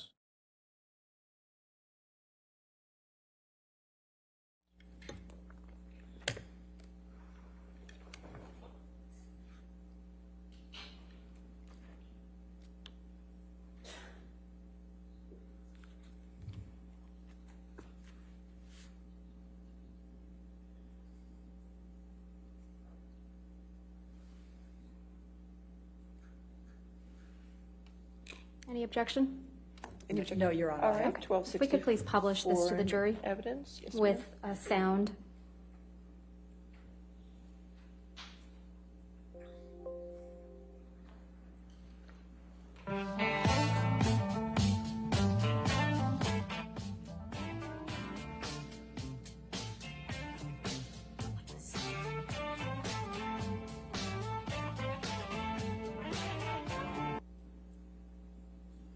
This is the video you made when you drove to Coachella with your friends for your 30th birthday, right? That's correct. I'm not quite sure which one of us made the video, but that's correct. You're featured in that video, driving. That's correct. And it's set to the song Miss You by the Rolling Stones, is that right? That's correct. That was a message for Mr. Depp, wasn't it? No, that's ridiculous. You consumed drugs at Coachella, didn't you? Yes, I did. You took MDMA and mushrooms at the same time. I did, yes. And it made you feel sick, right? I felt horrible, yes. So you left Coachella. Yes, that's correct. You testified yesterday that when you left Coachella, you left with, quote, your entire group. That is correct. And you were, quote, never alone with Starling, right? That is correct. You weren't anywhere near him. Not alone, no. You sat here when Starling Jenkins testified that he collected you from Coachella when you were sick, right? He picked up my entire group. And Mr. Jenkins testified, quote, I collected her, got her in the vehicle. She didn't want anyone else to know that she was sick. Take her back to the Parker, which I assume was in reference to the hotel, alone. I took her to the 7-Eleven where I retrieved hydrating fluids, Advil, and let her have those. Got her back up to the Parker, got her in the suite, and then went back to pick up everyone else. You were there when Mr. Jenkins testified, right? Yes, he was wrong. So it's your testimony that Mr. Jenkins is lying. He's just wrong. I don't know what his intentions are. He was just wrong about that. We were a big group of us. I wasn't alone with him. Isn't it possible that you don't remember correctly because you were sick from taking MDMA and mushrooms at the No. same time? I remember everything about that night. I'd like to play for you Plaintiff's Exhibit 1229, which is already in evidence, at 1720 through 2128.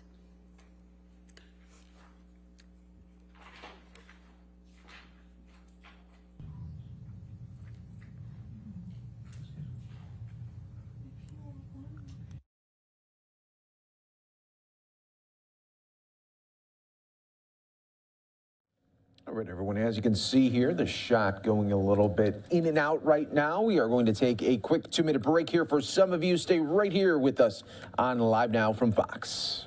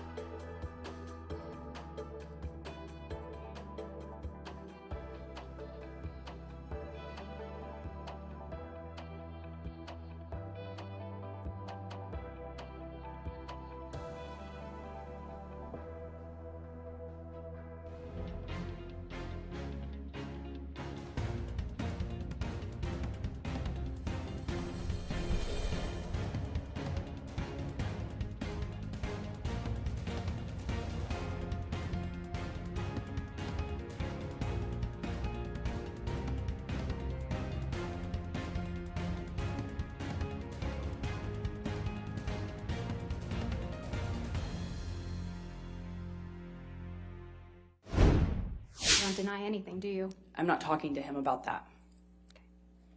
I'm going to publish exhibit, or ask that the witness be shown exhibit 1265. That's a new one, too,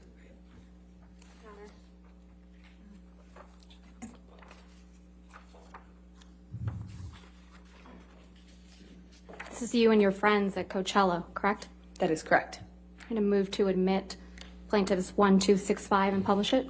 No objection. All right, 1265 in evidence. You can publish it.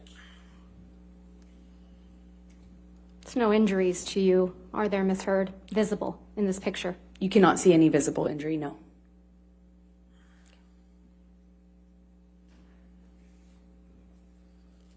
Thank you, Tom.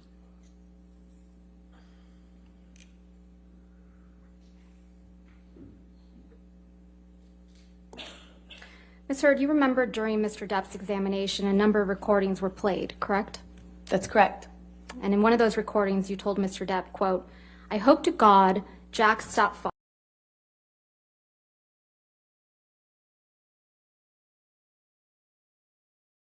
I do not remember what exactly I could hear of that recording. I remember I heard myself make a mention of Jack's new stepfather or potential stepfather. I can't recall. Jack is Mr. Depp's son, right? That is correct. And I believe I was referencing a marriage that his ex-partner was going to have or getting into, I suppose. You were referencing that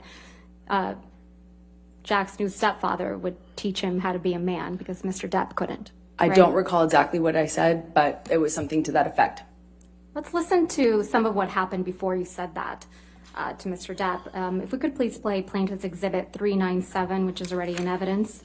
And for the record, it's at 3504 through 3547. And then the next clip is 3635 through 4308.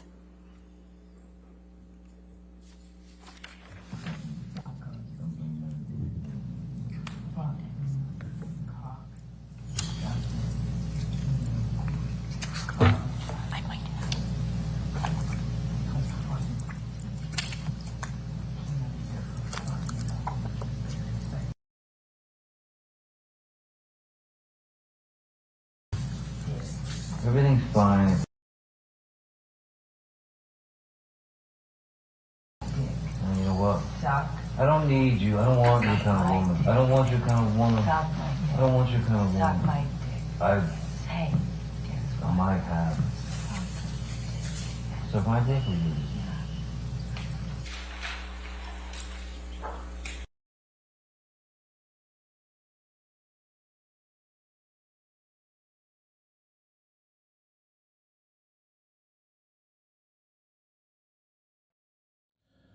All right, everyone, as you can see, we had to bleep out much of the audio there because of very, very strong language right there. So what we'll do, everyone, is take a quick 2-minute break. We are going to step away from this trial. You can watch it right now on our YouTube page, a special page there, and event stream. Going gavel to gavel coverage for you, so you won't miss anything, and it will be raw on there in case you want to see it. You're watching Live Now from Fox, everybody. Let's take another quick 2-minute break. We got some top stories of the day coming up next.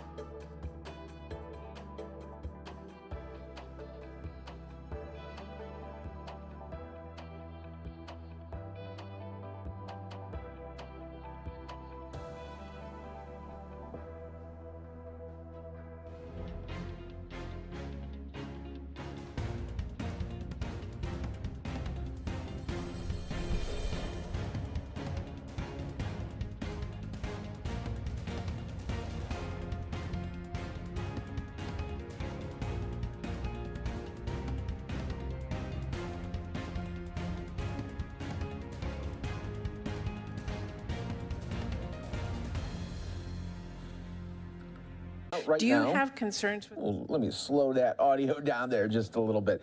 We are going out to a Senate hearing featuring Dr. Fauci and others for the National Institute of Health, talking about COVID-19 and beyond, right here on Live Now from Fox. Develop an agency-wide strategic plan, make sure that investments that we make align with those strategic plans, coordinate both within and outside the agency, do evaluation, do reports to the Congress.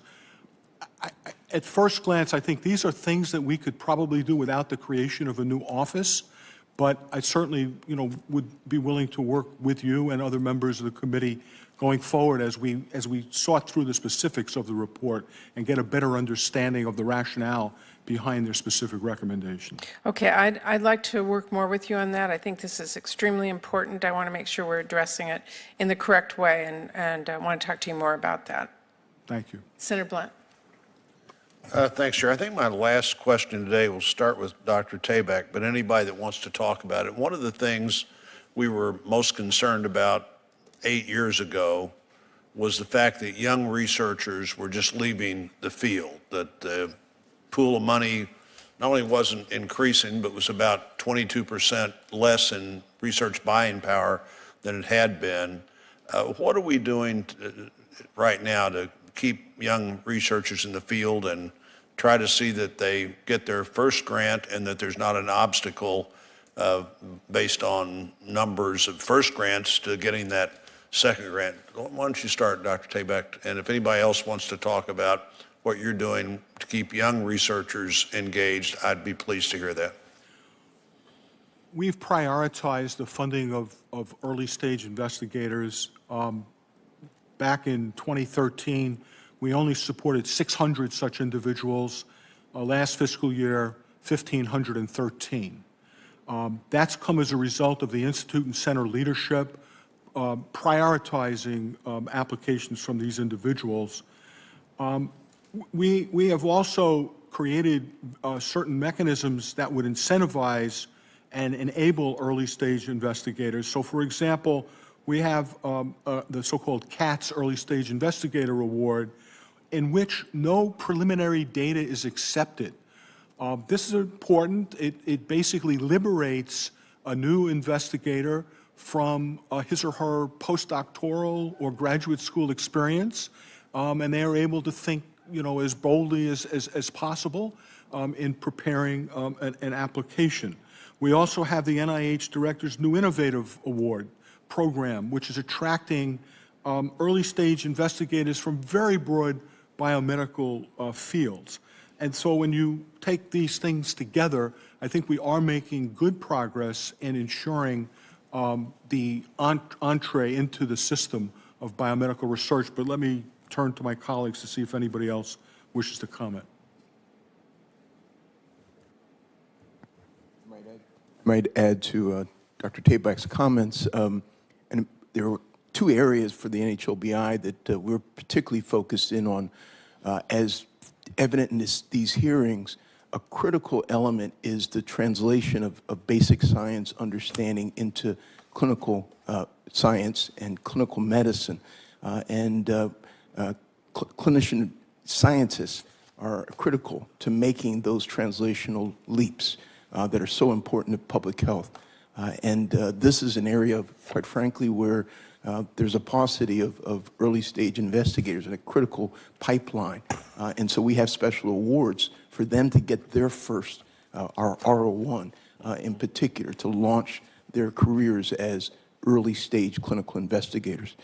I would also add the diversity of that early stage investigator pool is critical, and recognizing the supportive efforts to expand that diversity is, again, another high priority, which we have programs specifically designed to do that, like our PRIDE program. Over. Anybody else? I had to reinforce the points made and note that we also try to track outcomes of our programs, including training, career development. So, for example, with the expanded research around Alzheimer's and related dementias research, since 2015 through the present, fully a third of the investigators awarded have been new and early stage investigators who've had no prior major NIH research. And we take this as an important reflection of our ability to recruit, and now we'll see about retaining them into the research workforce.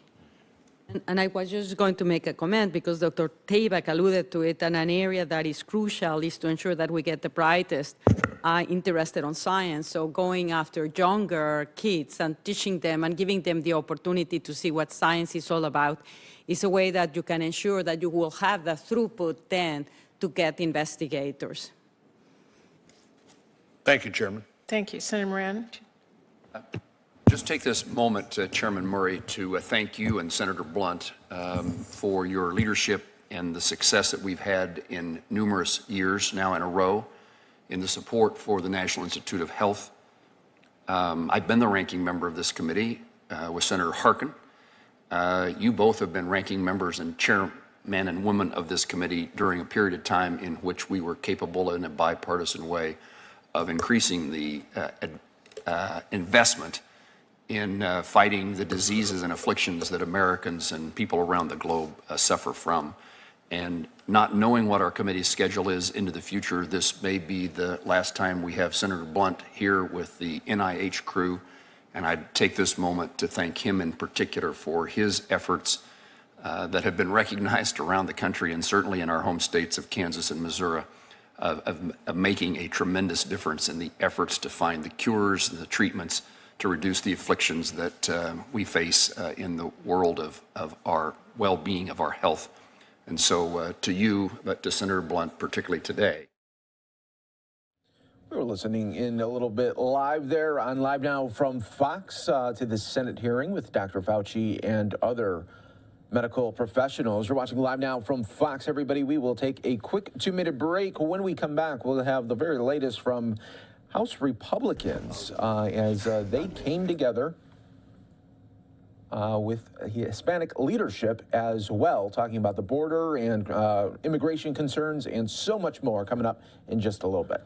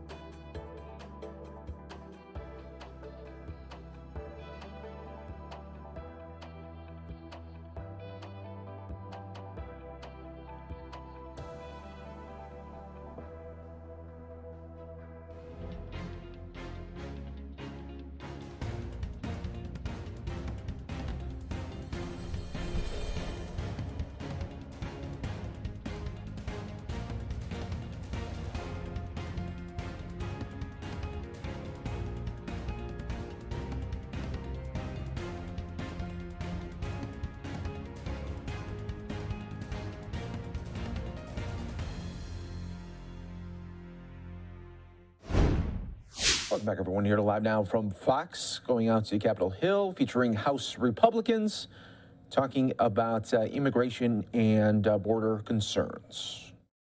For everyone for being here. This morning, we are happy to announce the creation of the Hispanic Leadership Trust.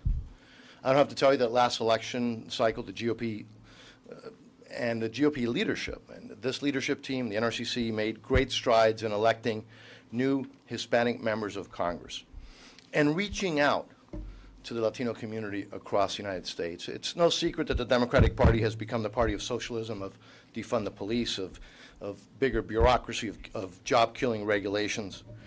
of tax increases, of gas price increases, of the children belonging to the state and not to the parents.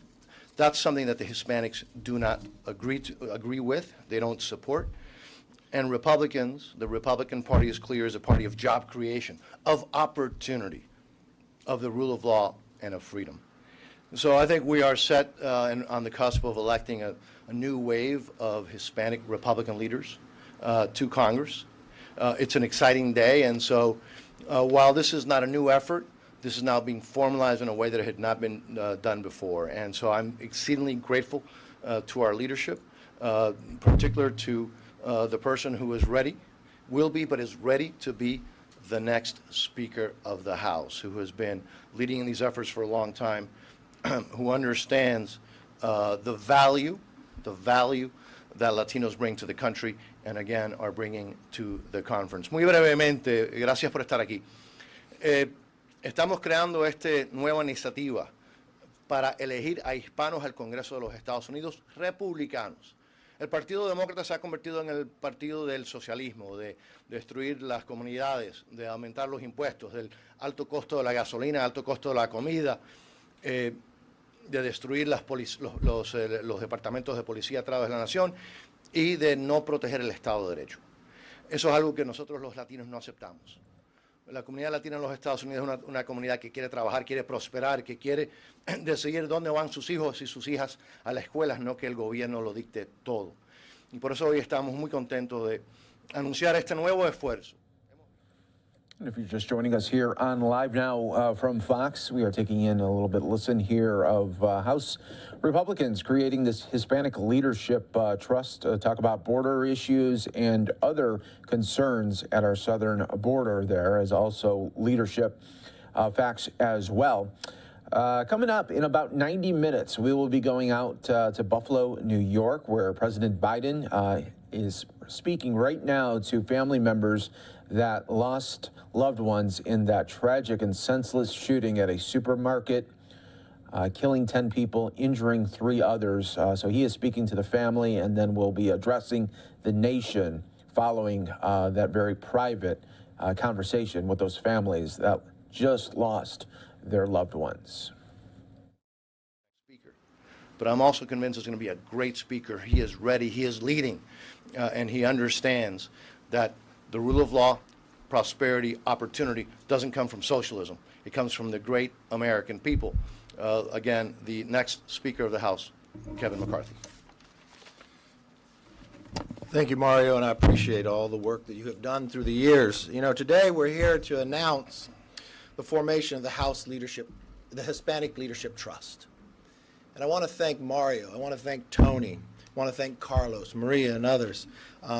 They are just building on the successes not only of the elections in Congress in the last election, but across this country.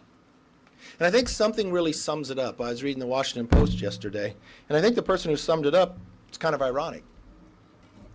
It's Sean Maloney, the chair of the DCCC. If you read what he talked about, he said, the problem is not the voters, the problem is us. And that's true. The problem is the Democrats. The Democrats who brought us inflation, crime, an uncontrolled border that brought fentanyl across, that is now the #1 killer of Americans between the ages of 18 and 45. And what have we seen from that? We have watched this Republican Party grow in so many ways in so many different areas, but especially in the Hispanic community. We watched the success of Tony Gonzalez in a district that controls or represents 42% of the border, the 72% Hispanic, to win by a margin that no one Republican has won before. In a year that people would say was not the Republican year. Why? It's about the issues. And when it's about the issues, we expand this party. Just look at a few of the facts. There are more than 103 Hispanic GOP candidates that have already filed to run. That number is just going to grow. The Wall Street Journal poll found that Hispanic voters would back a Republican candidate over a Democrat by 9 percentage points. When they asked them why, rising cost of inflation, gasoline, crime, the border. You look at a few of our candidates. I just look out across the country. I see so many. But I just look right back here, and I see Mayra Flores running in a Texas special, born in Mexico, believed in the American dream. It's her entire family, if you haven't watched her ad. In the ad, she talks about praying for her father, praying not just for her father, but for her husband, who's a border agent, goes to work every single day. We look at Juan Ciscomani, running in Arizona, whose father immigrated to America for the American dream. He still drives a bus in Tucson. His son, an economic advisor, or was to the governor. Probably one of the most prepared candidates across this country. Monica de la Cruz in Texas. Cassie Garcia in Texas. I think you're going to see a lot of Republican Latinas elected in Texas and throughout. You know, we're really watching the turnout. In 2020, 17 million Latino voters turned out in the general election. That represents an uptick of more than 30% since 2016. We watched the Republican turnout exceeded both in 2018 and 2020 in the primaries of Texas.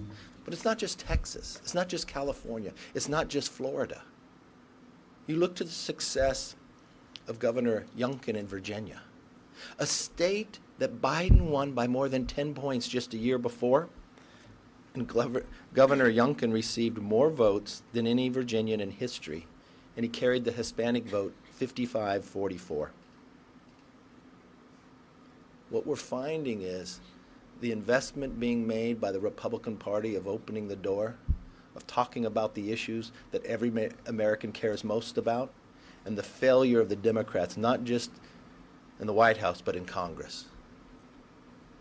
The rising gas prices, inflation, and every time you go to purchase food, your dollar goes fewer. The crime in your streets, the fentanyl coming across, an unsecured border. Every American wants to live the American dream. And we're excited about the growth in the Hispanic Party for the Republicans.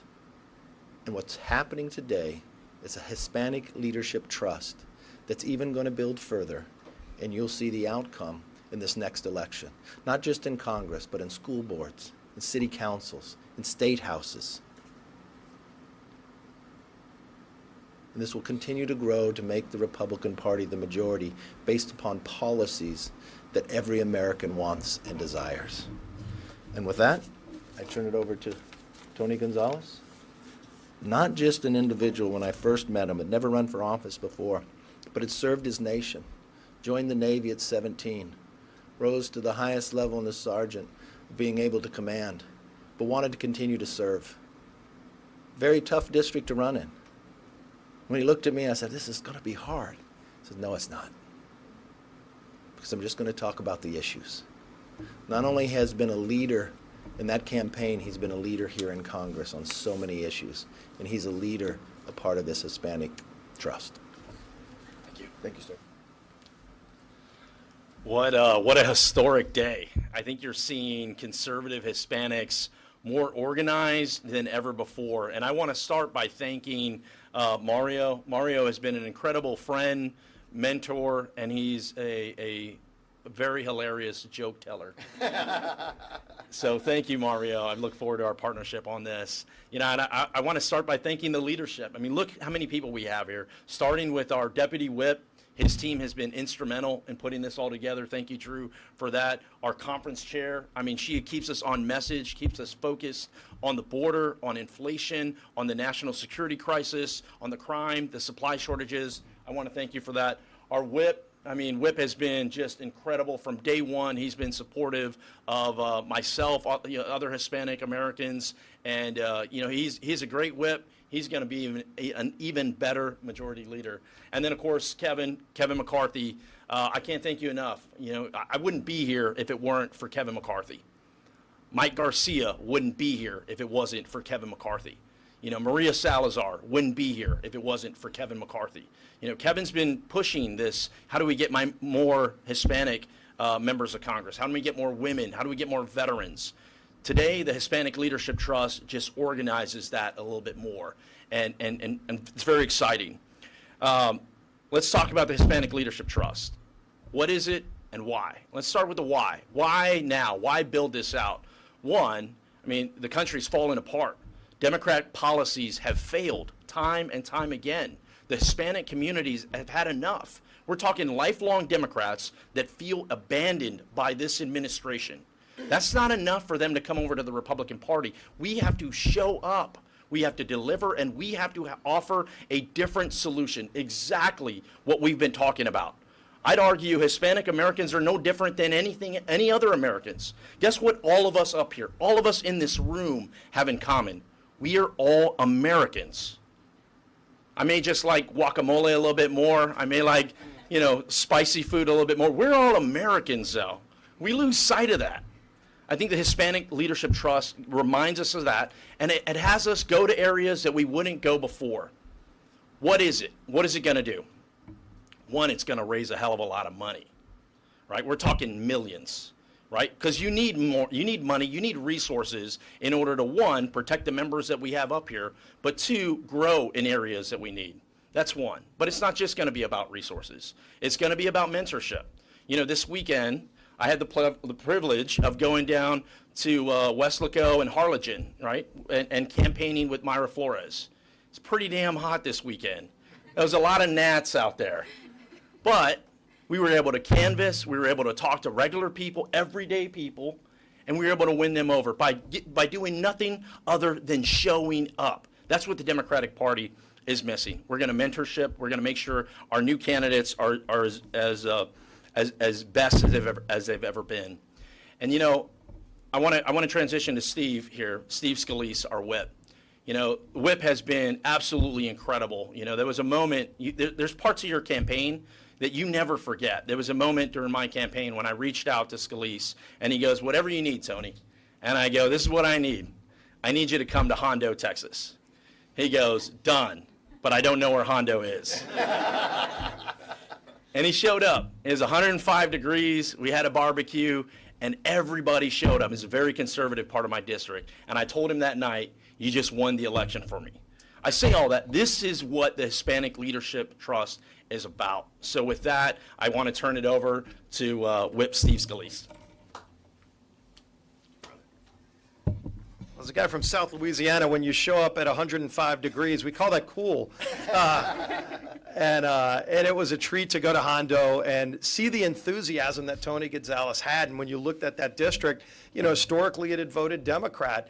But what Tony was doing is what we're seeing in so many districts across the country. He was talking about the conservative values that make this country great. And there were a lot of other people that loved hearing that message. And really, that's what the Hispanic Leadership Trust is all about. When you see the diversity of the candidates that we're fielding this year in this election cycle, it gets you excited because you see the reflection of America, but you see Republicans going into places that Democrats thought we wouldn't go into. And the reaction we're getting is incredibly strong because we're seeing those same values reflected. The concerns, when you go into an Hispanic community, when you see these Hispanic candidates that are running, they care about opportunity. And they know it's under assault by big government socialism. Big government socialism is the biggest threat to the American dream. And that's what this outreach is about, is talking about what we believe in and how we're going to fight for those same values. It's secure borders. It's not defunding the police. When Democrats have gone down this road of making our communities less safe, they're losing more and more voters because voters don't want that. When you saw Democrats, starting with President Biden and his administration, siding with union bosses against kids to shut down schools, they actually manipulated the science so that when CDC was getting ready to come out with guidance that would allow more schools to open, the unions didn't want it.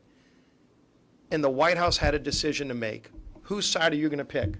America's young kids or union bosses? And they sided with the union bosses. It's well documented. They changed the science to allow more schools to be shut down. And when you talk to families, it doesn't matter which community you go into, they want their kids to have better opportunity than we share today. And that doesn't exist if your kid's not learning in the classroom. And when we talk about school choice, in empowering parents to have a say in their kids' education, Democrats fight us on that. because they've sided with the wrong people. They've sided against our kids. And you come between anybody and their kid, Hispanic community, any community you go into, it's an insult and it gets them angry, and more people are voting Republican because of things like that. And so we're going to continue fighting against big government socialism here, but fighting in communities, going into communities that we haven't gone into a long time ago, and encouraging candidates that reflect those same values. Putting our money where our mouth is, backing them early. That's what Mario Diaz-Balart was talking about in both English and Spanish. That's what Tony is talking about. That's what Carlos, someone who fled Cuba because his dad didn't want him to grow up in a dictatorship. So he risked everything to come to America. That's the American dream that we're fighting for, that is under assault if big government socialists get their way, and they're not going to.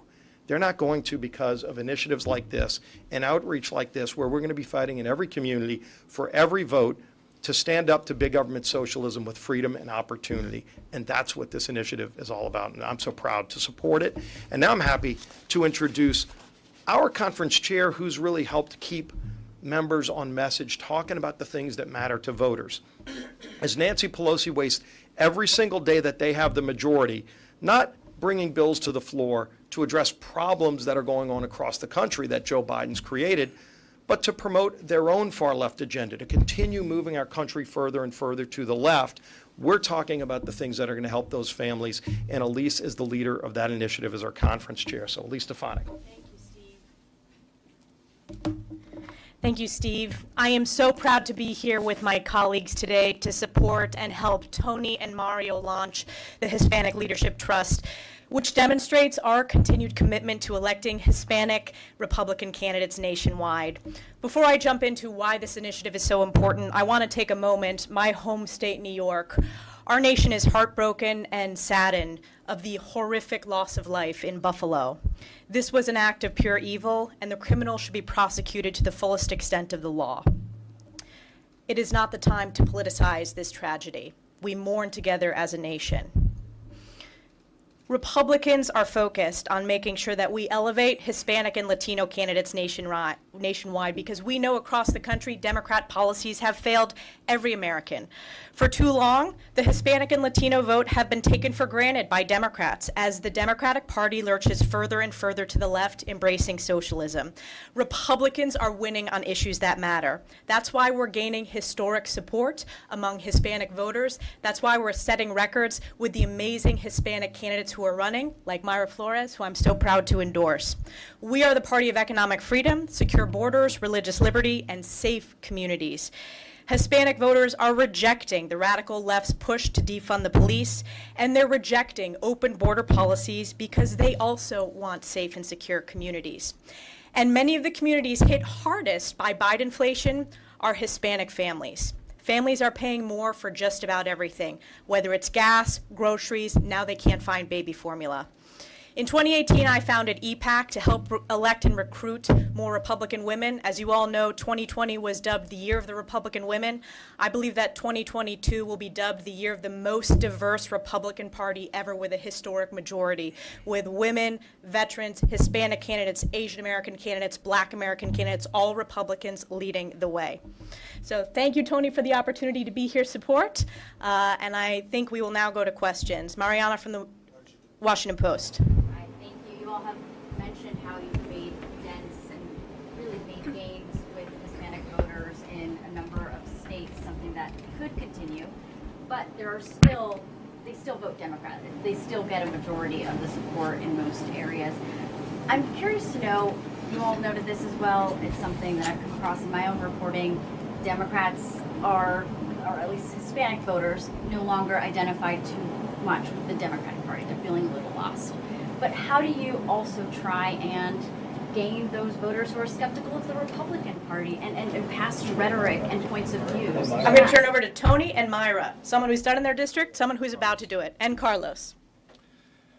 Yeah, you know, Democrats rely on the Hispanic vote. They want reliability without responsibility. Right? They want to rely on you to go in there and go into the voting booth and punch Democrat every single time without going, what do these policies equate to? They equate to failed policies. We're seeing that. We're seeing that in the supply shortages. We're seeing that in the border crisis, national security. The list goes on and on.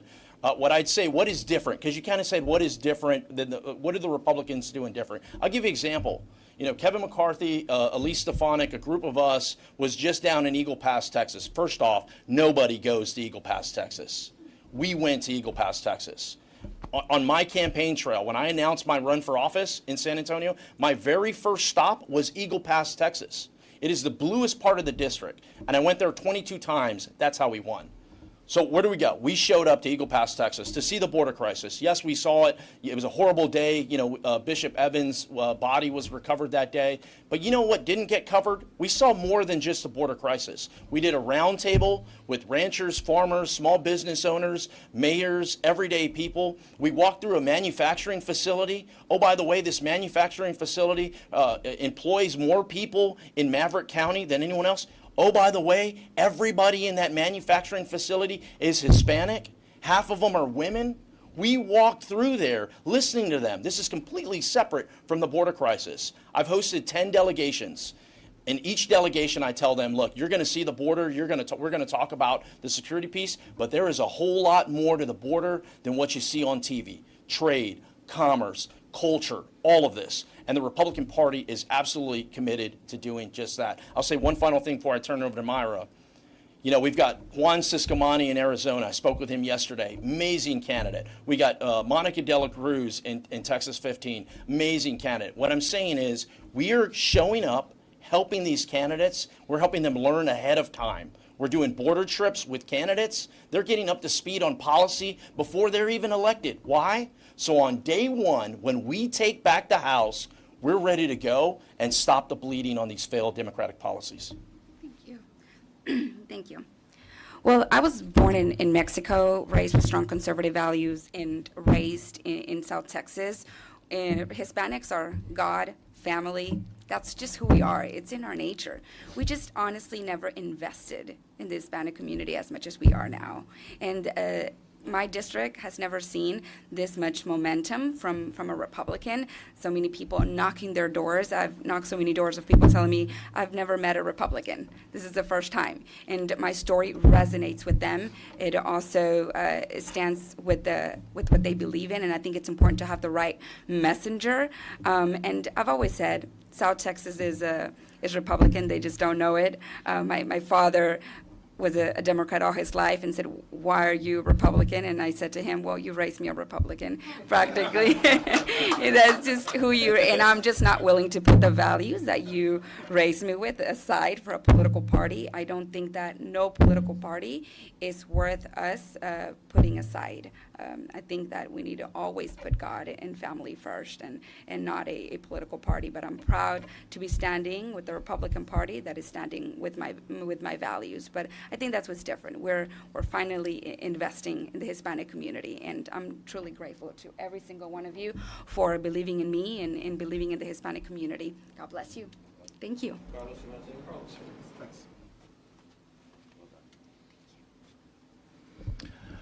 For me, it's always inevitable, frankly. You can fool all the people's, some of the people all the time.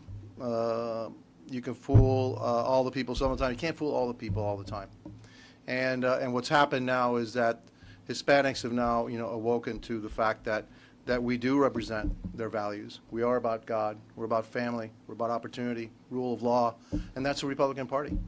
And so for many years, the Democrats just took them for granted, took us for granted, and kept going further and further and left away from the values that most Hispanics, hold true. Now, I'm saying most Hispanics because, again, we're not monolithic. We're different, all right? Cuban Americans, somehow different than, Mexican Americans and Guatemalans, et cetera. I like guacamole, but I don't like spicy food, okay? Okay. All right, so we're all different, and so the Republican Party also needs to understand that we are different. So the Hispanics in South Florida are somewhat different than the Hispanics in California, Mexico, and other parts of the nation. But we still have our roots. Still are about God and family and opportunity and freedom and the rule of law. And that's why they're coming to the Republican Party, and they'll continue to come to the Republican Party as long as we hold those values also. And I believe that we will hold on to those values, and we will represent them much better than the Democrats ever did. Sure. Peter McCarthy, you were subpoenaed by the January 6th committee. Do you plan to comply with that subpoena? And also, since we saw you last, there was tape that was released that said that had you talking to Republicans saying that Trump told. You're watching Live Now from Fox, everybody. We appreciate you always joining us here. We're going to take a quick 2-minute break, and when we come back at the top of the hour, we are going to go out to New York, where we do have Senator Gillibrand right now speaking ahead of President Biden in Buffalo, New York, after meeting with the families of the tragic and senseless shooting that killed 10 people in that supermarket over the weekend. We will hear from the president in this next hour here on Live Now from Fox.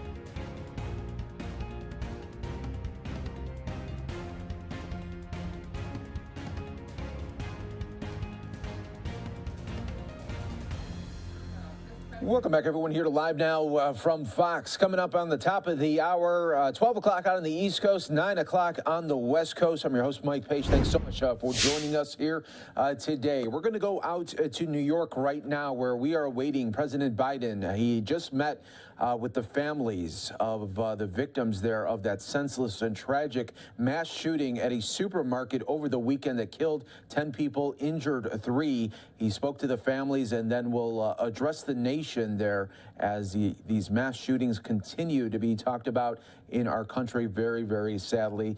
And we will listen to him in full right here on Live Now from Fox. I do want to go out there right now where we do have Senator Gillibrand, senator from New York, speaking ahead of President Biden. Let's listen in.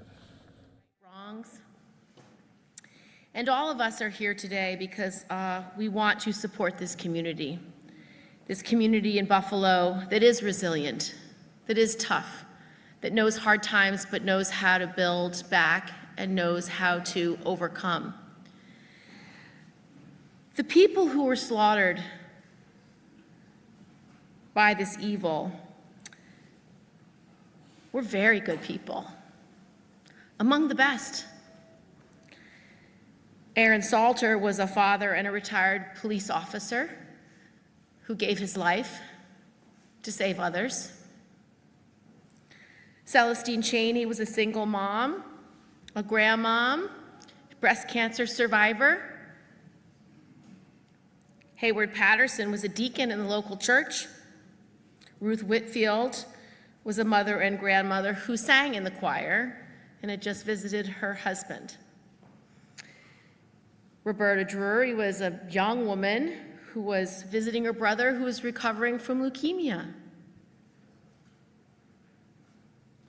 Catherine Massey, she was a civil rights activist, and Pearl Young was a missionary and a teacher. She touched the apple of God's eye, according to her niece. So these people, these and 3 others and others who were injured, they're the best of our community. And when bad things happen to good people, we all begin to say, this doesn't make sense. We as legislators, we will gather and say we are going to end gun violence, we are going to ban assault rifles and large magazines, we are going to fix our criminal justice system so that there's justice, we are going to make our community safer. But those are just promises and hopes and goals and things we strive for. But for a community of faith, and many of the people who lost their lives and their families come from that community, we were never promised that life would be easy. In fact, we were always promised that there will be troubles.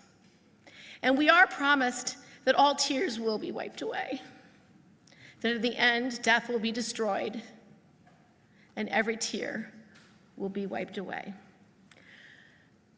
We have so much work to be done as a community to heal, as elected leaders to get justice for these families, and to make this a stronger, better community. But I can promise you every single one of us are dedicated to doing that until it's done. God bless you all.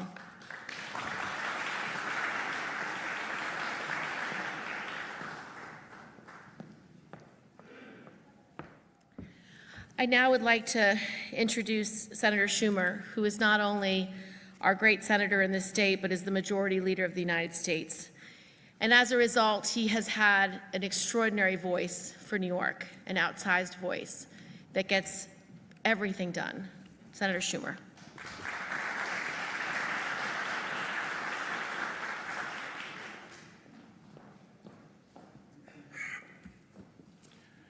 Good afternoon. And first, I want to thank all of you for being here, and I want to thank you, President Biden and Dr. Biden, for coming to Buffalo. Amidst all the hurt and pain, Mr. President, when you said you would come, your announcement was a strong ray of hope to this community. Now, like all of you, today what I feel above all is just immense anguish. Nothing I can say will undo the terrible suffering you are enduring, nor bring back those, beautiful young lady there, those who were senselessly and unjustly taken from us. But I can say this: Buffalonians are brave, compassionate, resolute, and this community will emerge from this tragedy stronger and more determined than before. I know that because I know this community. I remember like it was yesterday when I stood outside the new Top supermarket on Jefferson Avenue. I was proud to have advocated for its construction, bringing affordable and healthy food to this food desert.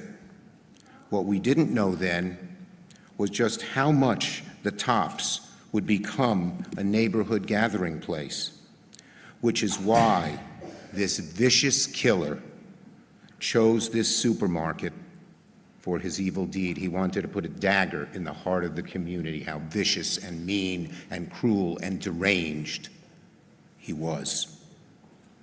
I'm sure many of you shop there. It's where you buy your groceries on your way home from church before the Bills game. It's where you see your friends and relatives and catch up between errands.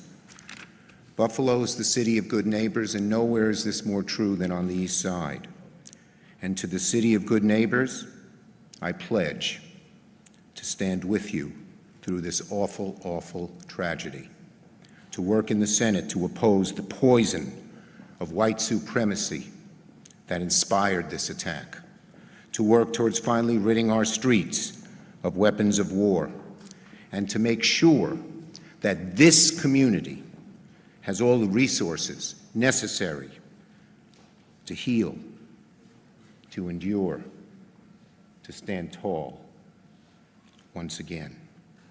May God bless those who lost their lives, the loved ones they leave behind, and may He protect the injured and keep them safe from harm. As the scripture in Isaiah says, "Blessed are they who mourn, for they shall be comforted." Senator Chuck Schumer wrapping up there ahead of President Biden. We are awaiting his remarks. Of course, we will take it for you in full when it happens right here live in Buffalo, New York. Let's take a quick 2-minute break here while we have it right here on Live Now from Fox.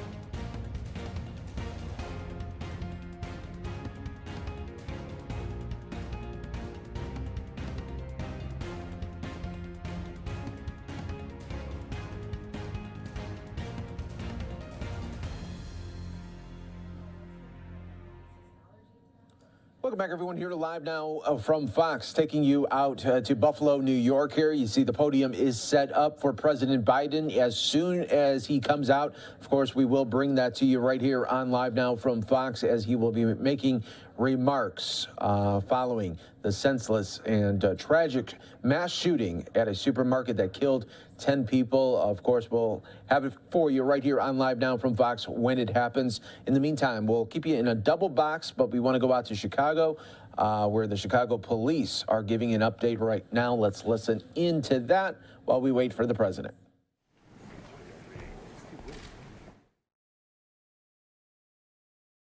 Like the ones that helped lead to this arrest. Residents can register their home security or private business cameras with the Chicago Police Department to assist us in this effort by logging on to www.chicagopolice.org/camera registration, one word. That's www.chicagopolice.org/camera registration, one word. And it's plain to see that these cameras are important tools in our public safety effort. They help us solve crimes faster, but more importantly, they help us bring violent offenders off our street to justice. Before State's Attorney Kim Foxx comes up, I want to repeat that we will not tolerate violence in this city. Too many precious lives are being hurt or taken away because of a sheer disregard for human life, and that is unacceptable. So we'll continue to work closely not only with the State's Attorney's Office, but also with our local and federal law enforcement partners to prevent more people and more families from experiencing senseless gun violence. So with that, I'll turn it over to Kim Foxx, our State's Attorney. Kim. Good morning. First and foremost, like to wish Dakota Early, the culinary arts student who also worked at the Greater Chicago Food Depository well in his recovery. As the superintendent said, we as a city and a county are rallying for his well-being. We recognize that the road ahead for him is long, but again, I wish him a strong recovery. As the superintendent has noted, the Cook County State's Attorney's Office has approved charges related to Tyshawn Brownlee, and he will be in Central Bond Court this afternoon. Central Bond Court starts at noon, and you can live stream the bond court at the Chief Judge's website, and we can update each of you on the judge's decision and provide a proffer as to what was stated in bond court, which will have more details about the arrest and the evidence in this case. As the superintendent indicated, Brownlee is charged with one charge of attempted murder and a charge of armed robbery in the attack of Mr. Early. He is also charged with 4 other counts of armed robbery and a string of attacks from May 5th and May 6th. In these instances involving this defendant, we have 5 innocent victims and a community that has been terrorized. As the superintendent has said, and I will repeat, this is simply unacceptable. I want to thank the Chicago Police Department and the detectives who have worked on this case, as well as the assistant state's attorneys that have worked with them, alongside them, to bring us to this moment. The people of the Cook County State's Attorney's Office will continue in the prosecution of this effort to hold this offender accountable and bring some measure of justice to our communities for this horrific, horrific event. With that, I'll turn it back over to the superintendent. We'll take a few questions on topic first and then a few off topic. And some we won't have updates on. We'll get with you offline. So she was first. Yeah.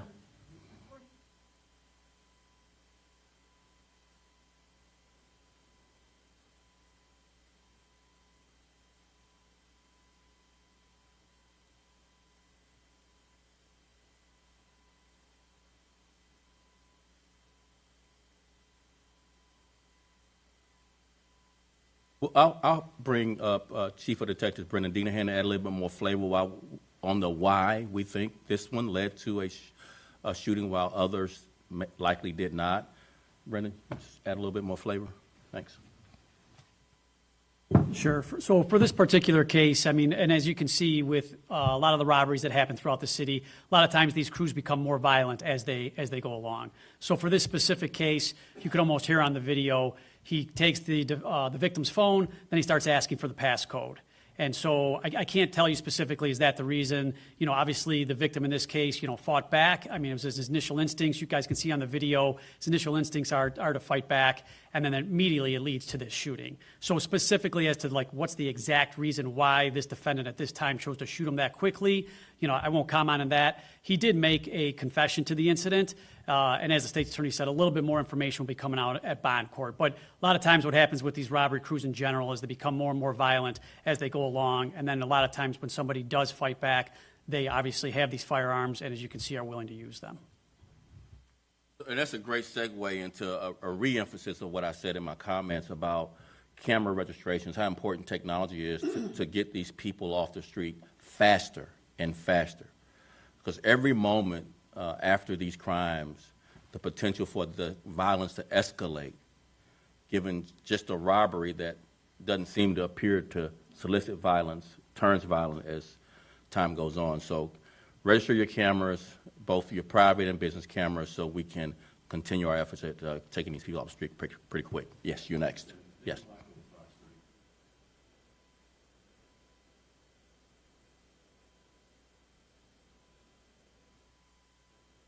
Yeah, so, yeah, again, I'm going to start out with just saying what I already said about the dedication it takes to sit and look at not only the cameras of video footage of this incident, it's going back and trying to put together patterns of robberies to see if there are similar offenders in the video footage. So you're looking at hours and hours of video footage of other crimes in those areas that may not necessarily be a direct connection right away, but end up being connected because you're looking at hours of video from previous robbery patterns across the city to see if there's one similar offender or one similar piece of clothing or one similar tennis shoe, anything that's similar in video footage looking back in time at previous robberies. So that really is the dedicated work that it takes for our detectives to just really go and into the video of all of our pod cameras, all the private cameras,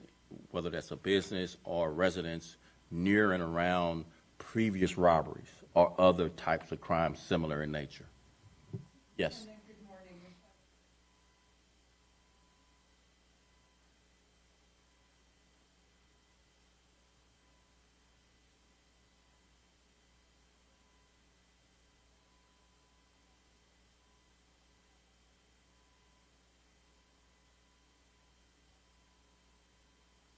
No, that's from a previous incident at a different time. I believe sometime last year.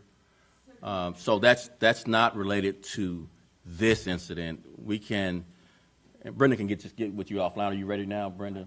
Yeah, we can talk a little bit about it now. But this is not related to this incident. This is related to a previous incident downtown. Yep, that's right. So he did get shot. But basically what happens is for the investigation, as the superintendent mentioned, so on the 6th of May is when this incident occurred. Detectives immediately go to work, and to answer your question, previous robbery victim's credit card is used at a location. The detectives are working with video, and based upon, as the detective mentioned, the detective division working with the patrol officers, a lot of intelligence is gathered and generated, and it was a remarkable job. I know a lot of times we push the video out to you guys asking for the public to make an identification. For this specific incident, detectives were familiar with this individual and were able to make an identification. At that point, he was a suspect, in our crime. He was shot, I think, I don't have it in front of me, I think it was the 10th of May maybe that he was shot near the Bean. And what happened, that was on, it was the 10th of May, and it was happened during the midnight hours. And as you can imagine, we have 1,000 detectives, so the detective was assigned on a midnight case, doesn't necessarily know, what the robbery guys are doing during the day, obviously. With that said, I will say, once again, the Area 3 detectives did a great job. Once they figured out that he was shot and at the hospital, and we came back, and the detective division put it all together, we immediately went back to the hospital, but he had left the hospital as quickly as possible, probably understanding, what was happening as well. So we were not able to effect an arrest that night, and we went on and continued to gather more information, and we eventually had a positive identification from one of the previous victims of the robbery. At that point, the detectives went to go effect the arrest, and they were able to eventually arrest him and obviously get him charged.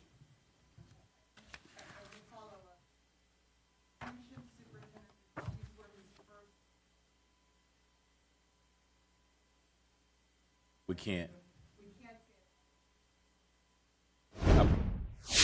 All right, everybody, as you can see here, it looks like we are moments away now from President Biden. Let's listen in right here in Buffalo, New York, live. Candace Moppins, the executive director, and the members of the board of directors for hosting us today. Beloved community, as mayor of the city of Buffalo, on behalf of the more than 278,000 residents of our city, I want to just extend our deepest and most heartfelt condolences to the family members of the victims of the vicious attack on our community. I want the family members to know that we love you, that we care about you, and collectively, we are here to wrap our arms around you and to help lift you up during this very difficult time. This is a time of great pain and sorrow for all of us in the city of Buffalo. But we are trusting and leaning on God to get us through this dark and difficult time. We are very thankful that in the midst of this darkness, we have a president and first lady who care deeply about our community and communities all across the country.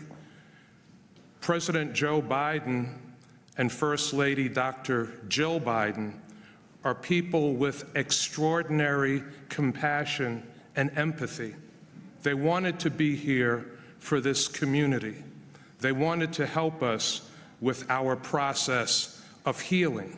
And we are so thankful that they are here with us during this challenging time.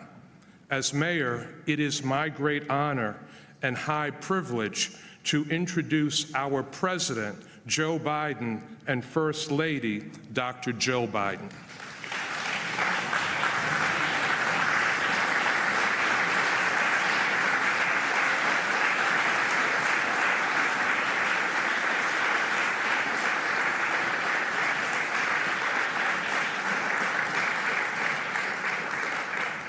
Before I begin, Jill would like to say a few words. I just wanted to say thank you to the families for opening up your hearts to us and for letting us be with you today. So God bless you, and thank you for allowing us to be with you. Yeah.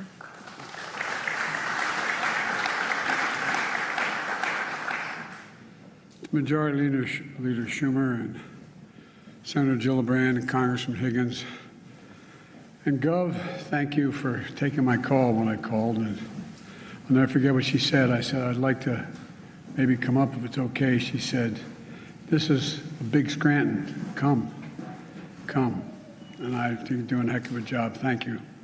Thank you for your heart as well as your head. And Mayor Brown, you've been wonderful. Thank you. And I know this is a lot of, when a vice presidential or a presidential chip shows up, there's all kinds of paraphernalia and people, and I know it's not easy. I want to thank your law enforcement officers for not just what they did in this crisis, but for accommodating us, and all the elected officials and law enforcement officers, first responders, and faith leaders that are here today. Jill and I have come to stand with you, and to the families, we've come to grieve with you. It's not the same, but we know a little bit what it's like to lose a piece of your soul.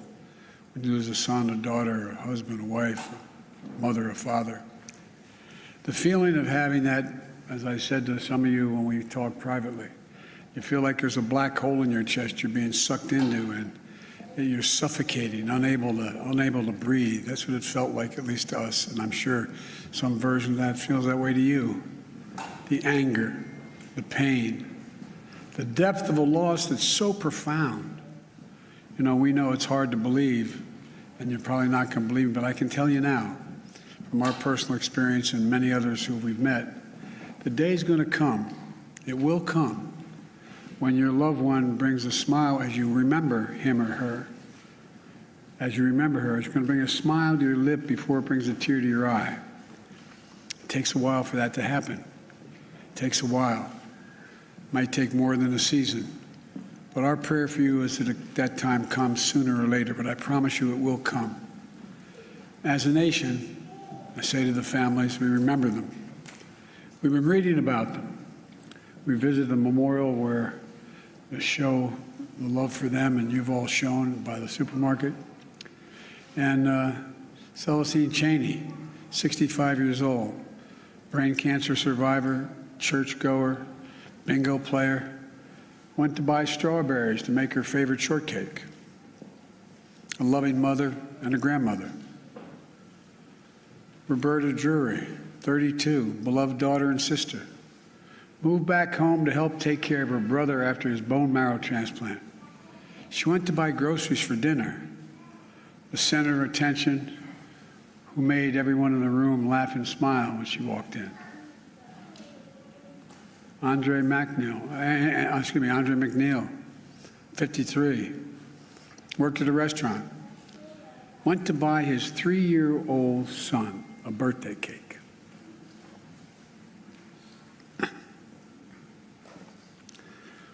His son's selling a birthday. Ask him, where's Daddy?